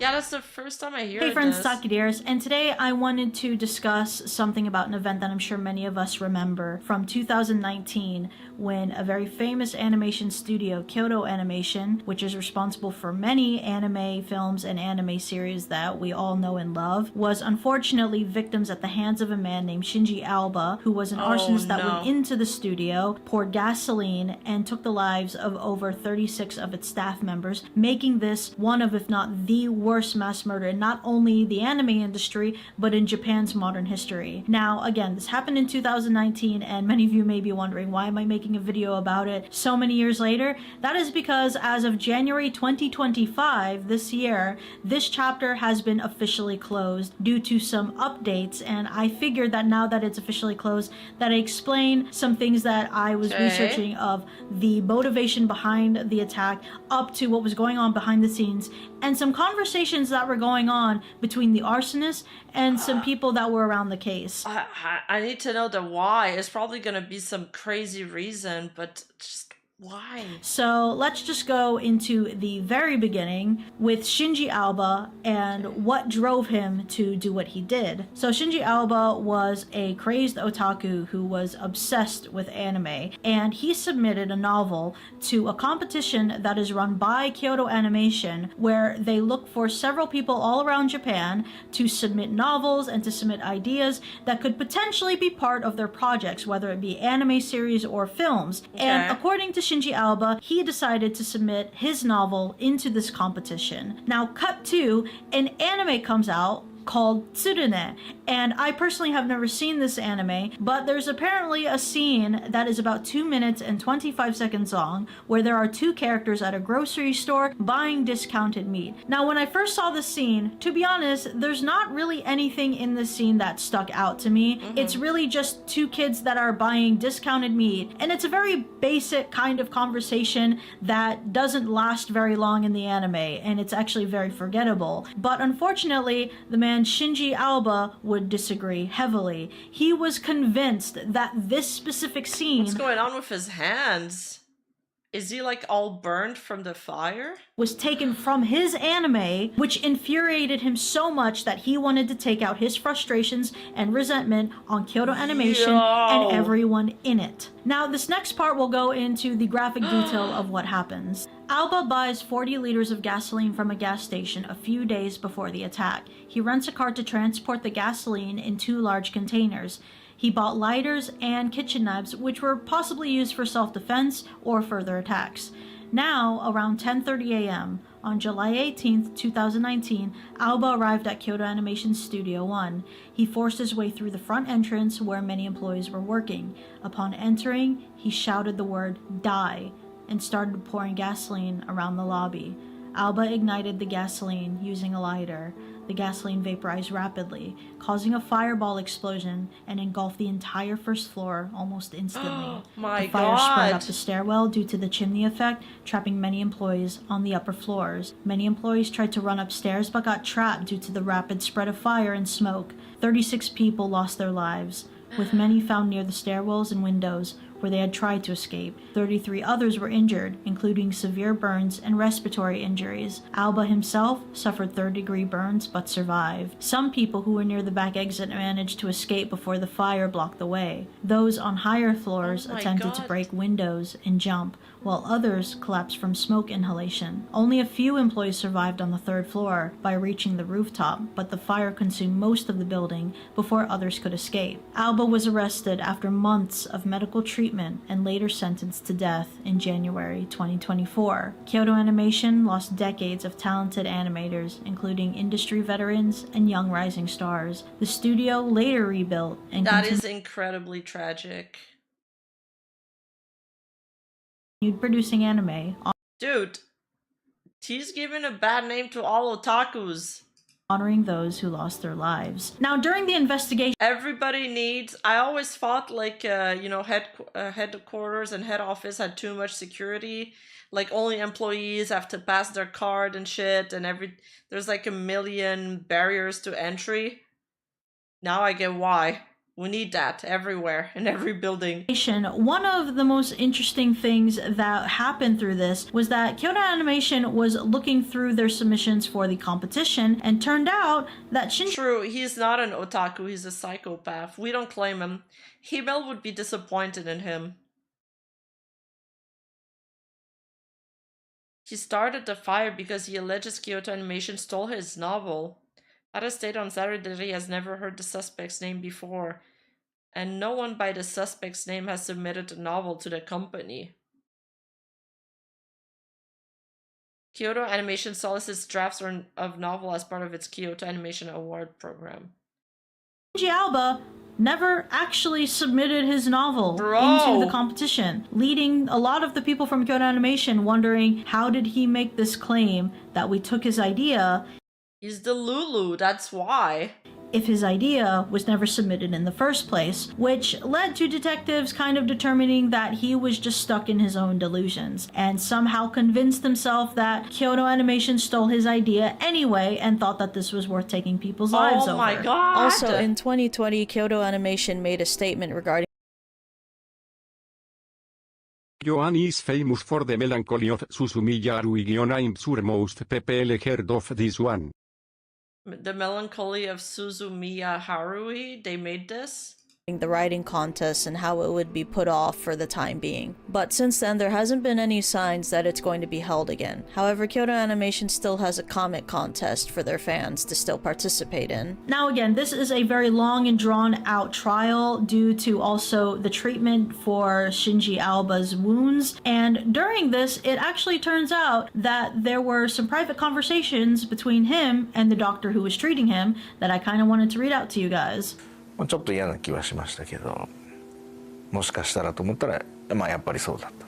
犠牲になられた方、それとご家族と被害に遭われた方とそのご家族のためには、死に逃げさせてはいけないっていう、もうその思いが強くって、もう絶対容疑者を死なしちゃいけないっていう、もうそれだけです。Alba underwent multiple skin graft surgeries and under treatment for around 4 months. Dr. Ueda visited him every few months. They made sure he stayed alive so he could be prosecuted? For treatments. Unlike in the hospital, however, Ueda was unable to have even simple conversations with Alba in the detention center, where officers accompanied him. As the trial was set to begin, Dr. Ueda told Alba something he had really wanted to say.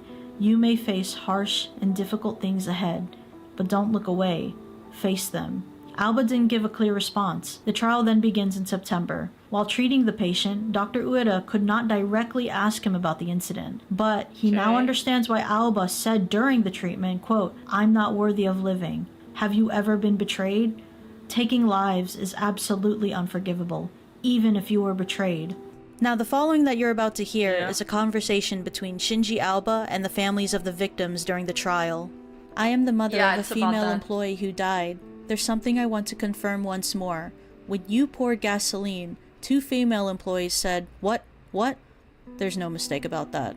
One of the female employees you saw is likely my daughter. You poured gasoline all over the place, but did you see whether it got on the 2 women? No, I did not. You poured it with such force that it splashed on surrounding employees. I think it probably did. When you shouted, "Die," were you addressing all the employees, including my daughter? That is correct. My daughter, who burned to death, had just joined the company and was assigned to Studio One in June, only a month before the incident. She joined after the anime you claimed was plagiarized was already created.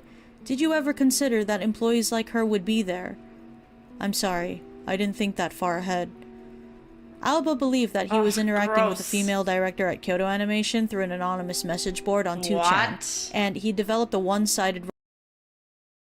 Oh my god, his story gets crazier. What? He thought he was in a parasocial relationship with one of the directors there from messages from 2chan? Bro, full schizo. Romantic attachment to her. However, after being mocked on the board as a rapist by the supposed female director, he became reckless and further claimed that despite his novel being rejected from the Kyoto Animation Awards, the company and the female director had stolen his ideas, which led him to commit the crime. Oh, come on. You mentioned hesitating before committing the crime and feeling pangs of conscience. Did you not think about the victims at all? My mind was entirely consumed with my own 10 years of suffering. I didn't have the mental space to consider the victims. What exactly do you mean by pangs of conscience? Since I was going to do something of this scale, naturally, significant people were going to die. Did you ever consider things from the victim's perspective? Let me ask you in return. When someone steals from you, do you stop to consider them? Right now, you are not in a position to ask questions. I was called a rapist.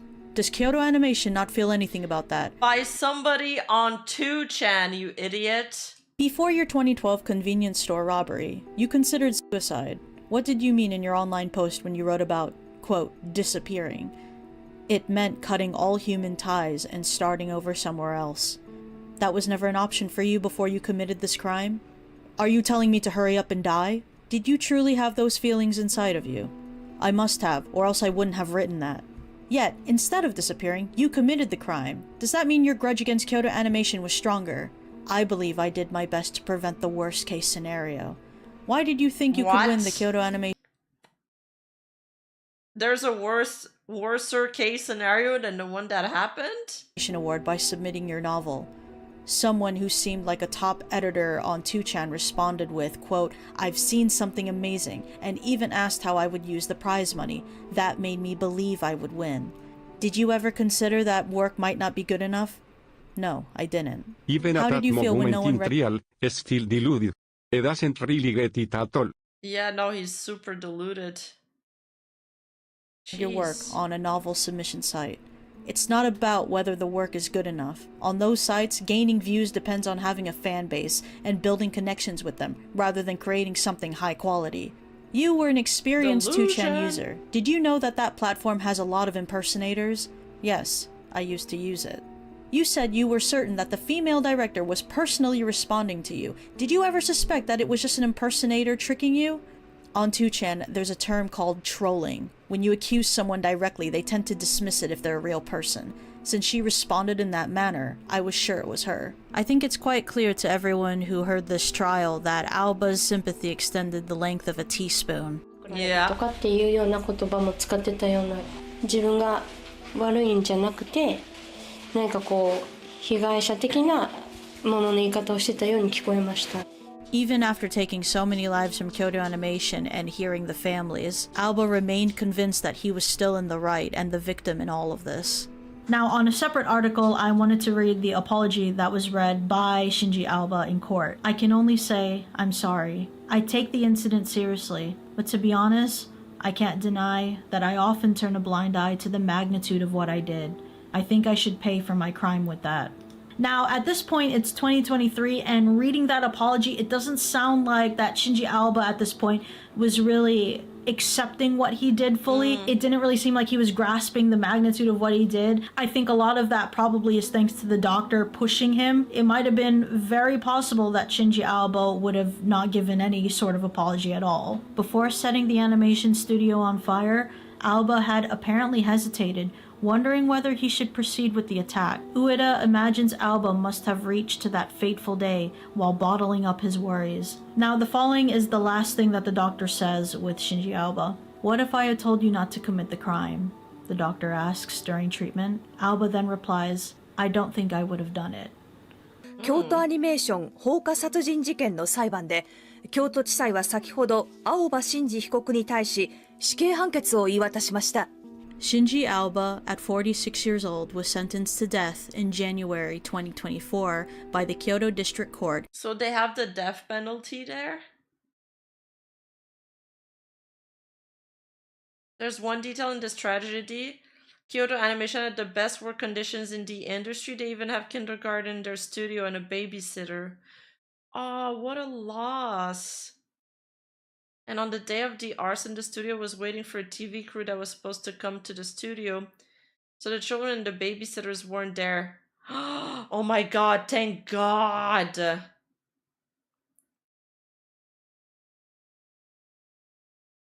Thank god that the children and the babies weren't there at least.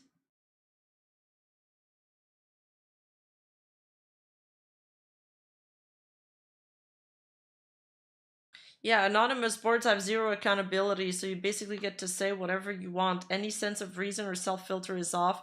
That becomes a habit. Yeah, absolutely. Absolutely. And then I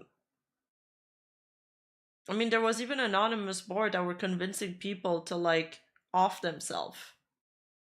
And these boards are very difficult to shut down legally, because you have to attack. First of all, they're anonymous, and if you do, you gotta attack the entire website. not just that one person who's the perpetrator or like the group of people. As sought out by the prosecution. Yeah, some of the kids are, I know, they lost their parents. It's a tragedy regardless.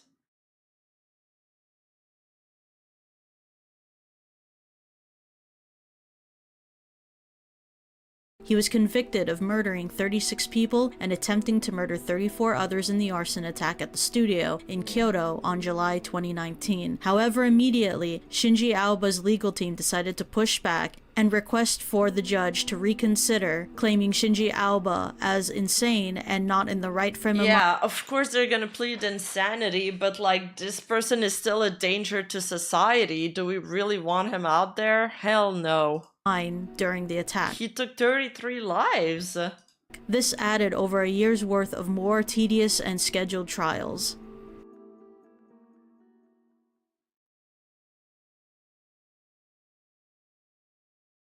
$36.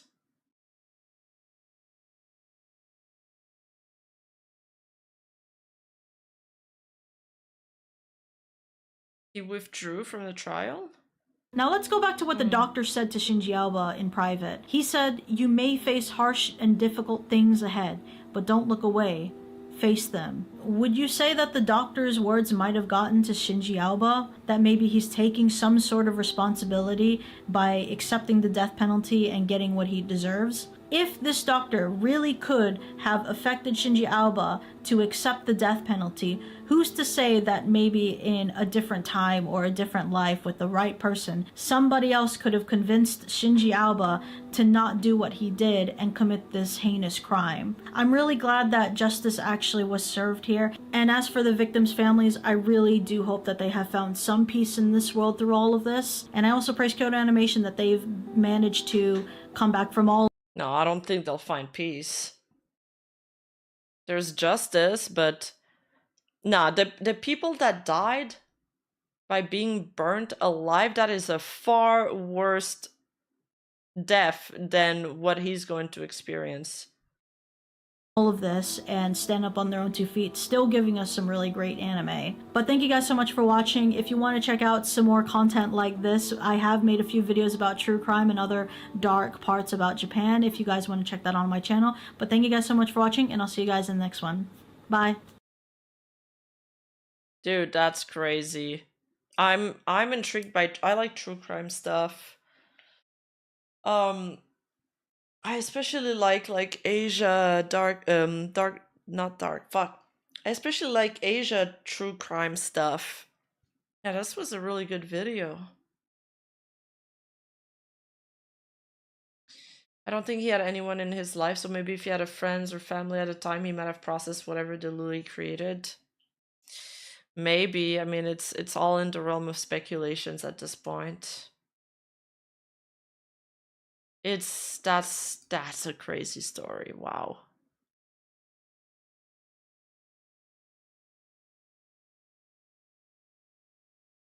In ancient times, Japan had a law for the assassin to be off in the same way the victims did.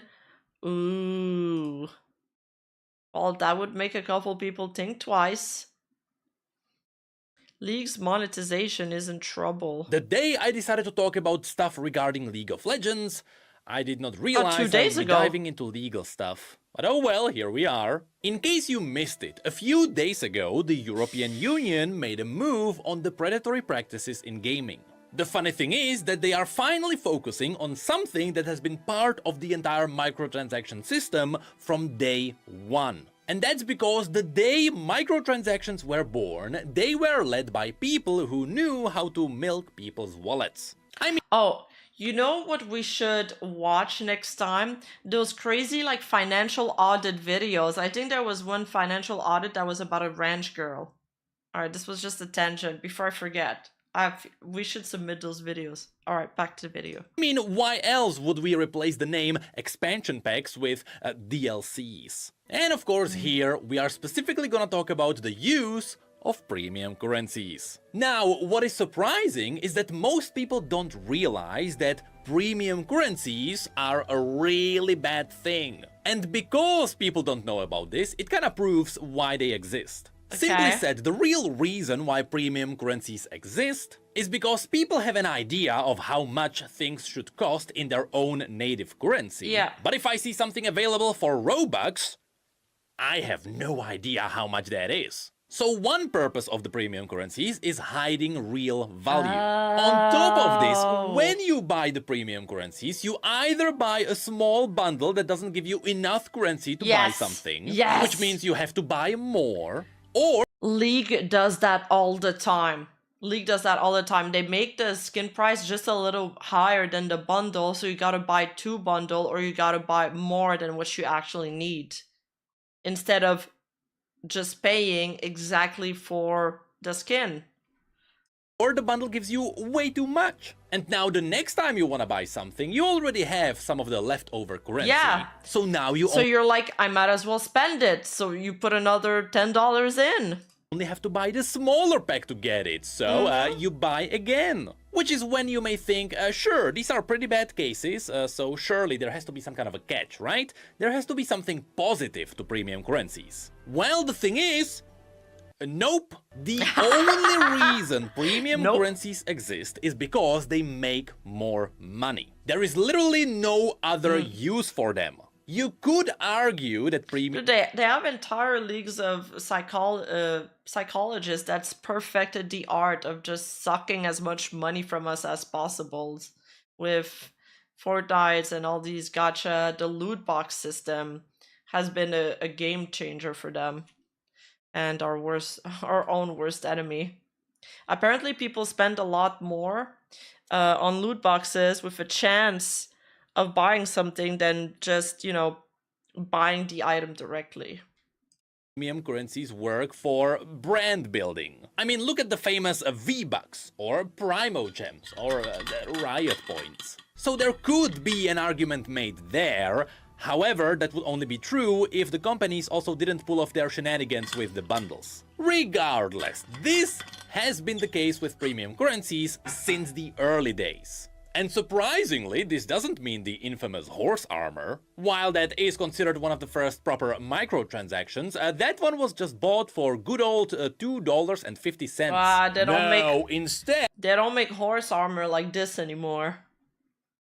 We are talking about early EA stuff. Does anyone remember BioWare points? Does anyone remember having to buy a premium currency to buy a Mass Effect DLC? While all other games just sold you normal expansion packs for normal money, because you're a normal person. Well, EA may not have been the first one who invented this use of premium currencies, but they surely were one of the first ones to heavily profit from it. They were... Bro, the Sims is such a ripoff. They have the game is only playable with the DLCs, and each and every single one of them is like $90. They're ahead of the curve, and because it worked so well, these days simply everyone uses it. Well, fast forward 10 years, and after way too many people got too many cases of getting scammed by video games, which technically they are not getting scammed, they are just getting baited into paying more, and after many boycotts that happened from gamers, which means they did not succeed because they were done by gamers, the European Union realized, hey, those are some pretty bad practices. And just like other forms of gambling, lotteries, and addictive practices, premium currencies and microtransactions should be regulated. Otherwise... I mean, it is gambling. It's gambling, but with extra steps. So yeah, if we do regulate gambling, then yeah, I think I agree with that. Things will keep getting worse, which is exactly what's been happening over the last 5 years. And so the European Union gave us this. Commission and national authorities... Yeah, The Sims 4 DLC, including all expansion packs, game packs, and stuff packs, cost approximately $1,064 at full price. Isn't that insane? That's why we used to hack The Sims.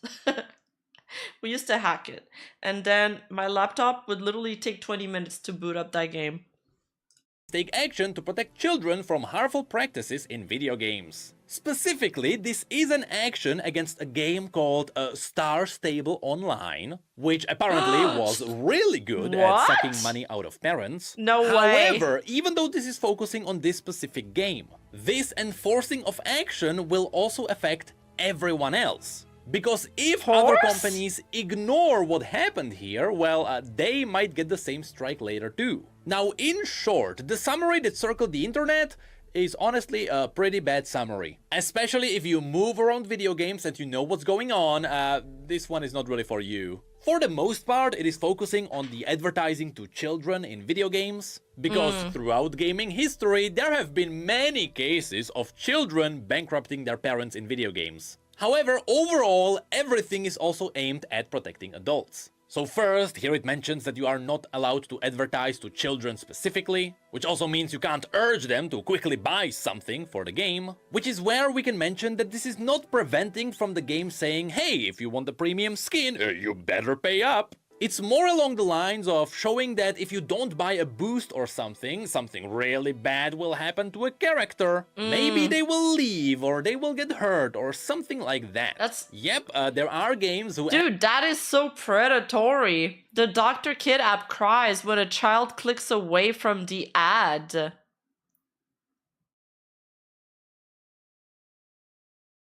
What? That is highway robbery. Actually urge children to buy something quickly to help the characters. And you can find entire articles about this back in 2018. Next, the games are not allowed to bait people with... Dude, that's twisted. It's like those kids' YouTube channel that are designed for maximum engagement, and they're like, if you don't subscribe to the video, then the kid will die, or like something horrible will happen. What the fuck? Limited time purchases. Now, as far as I know, this is not talking about something like limited skins that are up during an event or something like that. Those should be fine. This is more focusing on those flash sales that happen in some games, where you can see something on sale, but it is only up for you for like an hour and you quickly have to buy it and no one else can see it. I'm looking at you, Warcraft Rumble. The problem there is that these sales are specifically up only for the people who are more likely to buy. But then it mentions that there shouldn't be purchases hidden behind small purchases. I'm not exactly sure what kind of a game would do something like that, a Star Stable Online. I assume it is something like, hey, you buy like a small horse, but in order for the small horse to run or something, you have to buy a big stable later. I don't know, I'm making this up. And lastly, it also mentions that if an influencer is talking about a video game... Dude, it sucks because the stable game looks fun. They should also mention the monetization. To be fair, this should have been a thing from the very beginning. Back in the day, I've made a Hoyoverse video or two, and yes, I still made jokes about the gacha machine. But here's the thing, after reading this, none of this really sounds that bad, right? It's not like any of this is actually gonna affect any of the big video game corporations, right? Well, that's because this summary is mostly aimed at the European parents. Yeah, if it has that kind of monetization, it doesn't look fun, but I like the aesthetics. It's very like 2000s Barbie Ranch style, I guess. Just get Rima Barbie Horse Adventure. True. Supposed to tell them, hey, we are protecting you and your children. However, should we dive into the other documents that go into more details, we may realize that this also affects someone like Riot Games. And let me tell you, that other document is a whole another beast. One that might actually improve monetizations in gaming. So here, the network's key principles on in-game virtual currencies is an 8-page long document, which is not that big, which is why, at the very beginning, they mentioned that this is not an exhaustive list of all the bad things companies are doing. So if you start doing something bad now, run. But immediately at the beginning, we have an interesting line. After talking about what virtual currencies are, they mention this. The CPC network considers in-game virtual currencies as digital representations of real-world monetary value when they serve no purpose other than, or for which other functions are secondary to providing for a method of payment, the purchase of digital content or services in video games. In other words, this is mainly focusing on games that simply have their own V-Bucks or Riot points. In theory, something like gold in World of Warcraft is fine. Because even though you can buy gold with real money, gold isn't exclusively used to buy things you would have normally just paid real money for. There, gold is part of gameplay. However, later you will see that even this might have to do some things. Because at any point, if you pay real money for currencies, there is a funny thing every video game will have to do. And yes, this also relates to stuff like Primo Gems. Because even though Primo Gems in Genshin can be earned for free, the moment you pay for them with real money, stuff will be applied. The more interesting thing for us is that, yes, in some cases, Riot is screwed. And you will see that it's all in benefit of us, the players. Consumers. Mainly if you hate something like the Ancient Sparks, you might have a laugh. So next, the document dives into unfair commercial practices, which includes exploiting cognitive biases. In other words, the games bait you into paying. And here, according to the first principle, whenever a game has premium currencies, they are allowed to have it. So no, Riot points are not going away. But when you are spending it, you also have to show the players the real money value. This is cool, because if you go to the skins found in League, besides the 1350 RP price, they will also have to show you that this is $12. To anyone with self-control when it comes to buying stuff, this won't do much. But you would be surprised This is kind of how big. much people are willing to pay when they don't know how much they are really I really like this Seraphine skin. Hello? paying. Next, the document mentions that this price should be shown even when you are converting one currency into another one. Specifically, we could mention something like buying Mythic Essence with Riot points, both of which are technically premium currencies, but they will still have to show you, theoretically, how much one Mythic Essence is now. And lastly, the prices shown have to be the base price points. If there are bundles that give you like 30% extra currency, those don't count. We're talking about the raw value. And yes, the document also mentions that earning these currencies through gameplay doesn't count. Meaning you still have to show the full price regardless of what's really happening with the currency. So yes, even the glorious Primo Gems are getting screwed. Which also includes the situations when you're buying gold in something like WoW. Anyway, next, the second principle dives into multiple... It's kind of like, you know, when you're just like spamming your credit card and you never look at your bank account, you don't realize how much you're spending. And I guess now people are gonna realize a little bit more how much they're spending. They're probably still gonna spend anyway. When you want something, your mind will figure out a way to reason and be like, no, I need it. I need C6 Venti or whatever. Premium currencies, which might impact Riot too. Because first, it mentions that games should avoid offering for purchase and mixing different in-game virtual currencies in one video game for purchasing in-game digital content or services. This means that if a game has multiple kinds of premium currencies, they have to merge them all into one. In theory, this means that Ancient Sparks are gone, Mythic Essence might be in danger, and TFT's currencies are getting screwed too. These should all fall under the premium currencies category together with Riot points. So in the future, it is possible that you will not be able to buy Ancient Sparks for Riot points. And I don't even know what's going on with the new Riot currencies. I've completely checked out. I'm not gonna spend like $100 on their stupid ass loot boxes and gacha skins. No, thank you. And instead, you just spend your Riot points with the real money value as you roll on the gacha machine. After which there is principle number 3, which might be the biggest one. This might actually change the pricing. because it mentions that games should avoid offering in-game virtual currencies only in bundles, mismatching the value of purchasable in-game digital content and services, and denying customers the possibility to choose the specific amount of in-game virtual currency to be purchased. But it's practices to avoid. Does that mean that it's like you're gonna get fined if you don't do it, or it's just like a guidebook? In other words, you are not allowed to sell Tiger. bundles that don't match the price of in-game items. That's great. Which means, you know how in League you go into the store and you have a look at those 1350 RP skins? So then you decide to buy some RP and you realize, oh no, 10 bucks don't give me enough and 20 bucks give me way too much. Ah, what a shame. They're just going to add more skins in all of the increments just so they can keep selling these bundles, I feel. Well, now Riot will just have to sell you the skin for 12 bucks. And that's it. Thank God. Thank God. This was the most used predatory practice by far.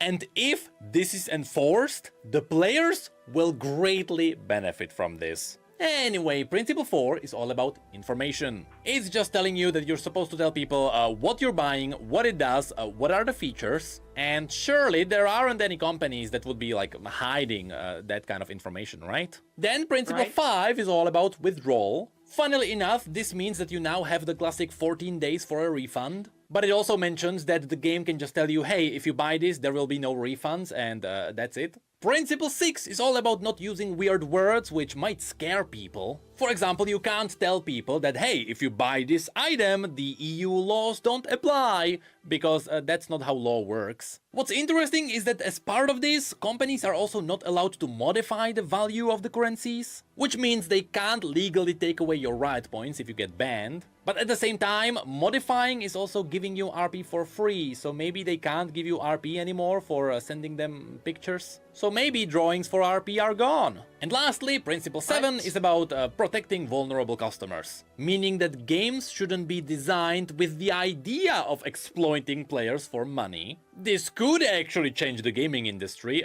if this For the worked. mobile games. Also, when designing monetization, you are not allowed to target specific demographic. This is mostly a gray area because no one can prove that, but I think it's mostly aiming at not advertising for children.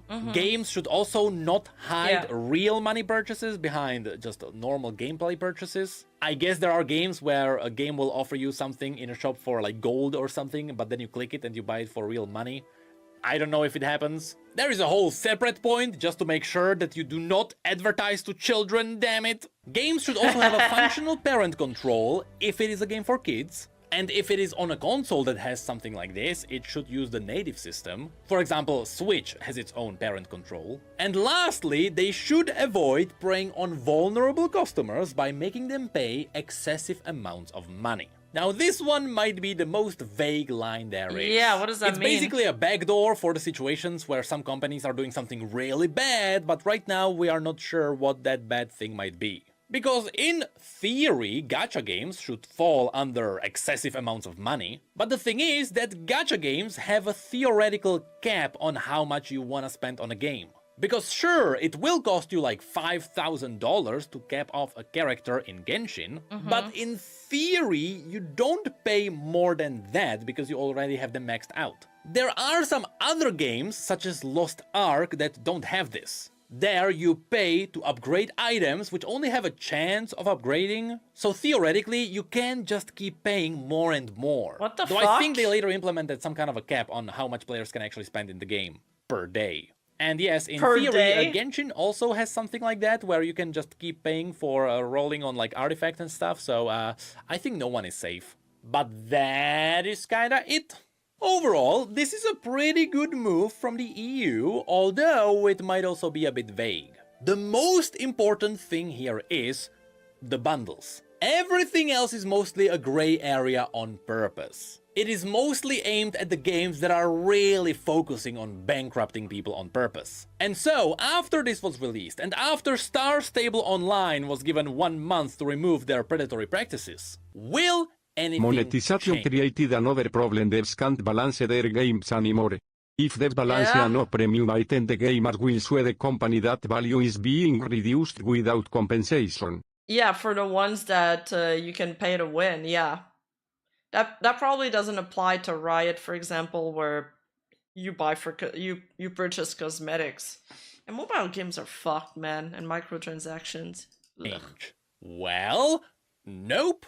I am pretty sure nothing will happen until one big corporation gets hit. Because in theory, there is enough gray area where everyone will just say, hey, I'm not part of this problem. And so I bet everyone will just sit quietly until someone gets hit. And when that happens, then we might get to see some kind of a change. It may start with EA and I their hope FIFA they get hit. shenanigans. Or it may start with Riot Games. But the moment the first company falls, everyone will follow. And so finally, 10 years later, we might get back to just buying good old horse armor for $2.50. Reminder that Maple Story literally lowered the gacha rates every day for literal years before being found out and fined a very small amount compared to what they stole from players. That's disgusting. Korea doesn't have... That's because Korea doesn't have a punitive damage system in lawsuits?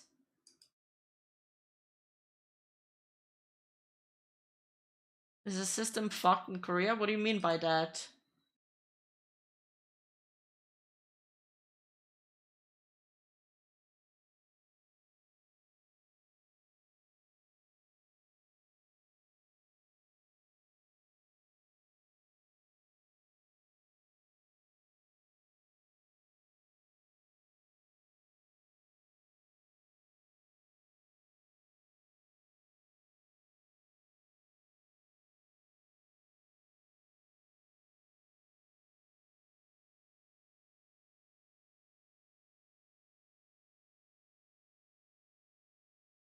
They're fined proportionally teeny-weeny amounts, and there's no way to heavily penalize corps for their fucking punitive damage. That's sad. Alright. I don't know how many videos we watched today, but it's been a good 6-hour stream. I could honestly go on, but I'm getting hungry.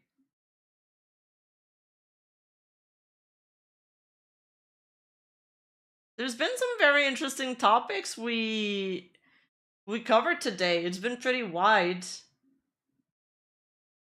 Yeah, I'm gonna go eat some food and watch some One Piece. I kind of want to do another variety stream soon. This was fun. Changes a little bit from the VTuber stuff. Yeah, good night, everybody. I'm sending you guys to Maria. She came back from her hiatus yesterday. Yeah, I love her new model.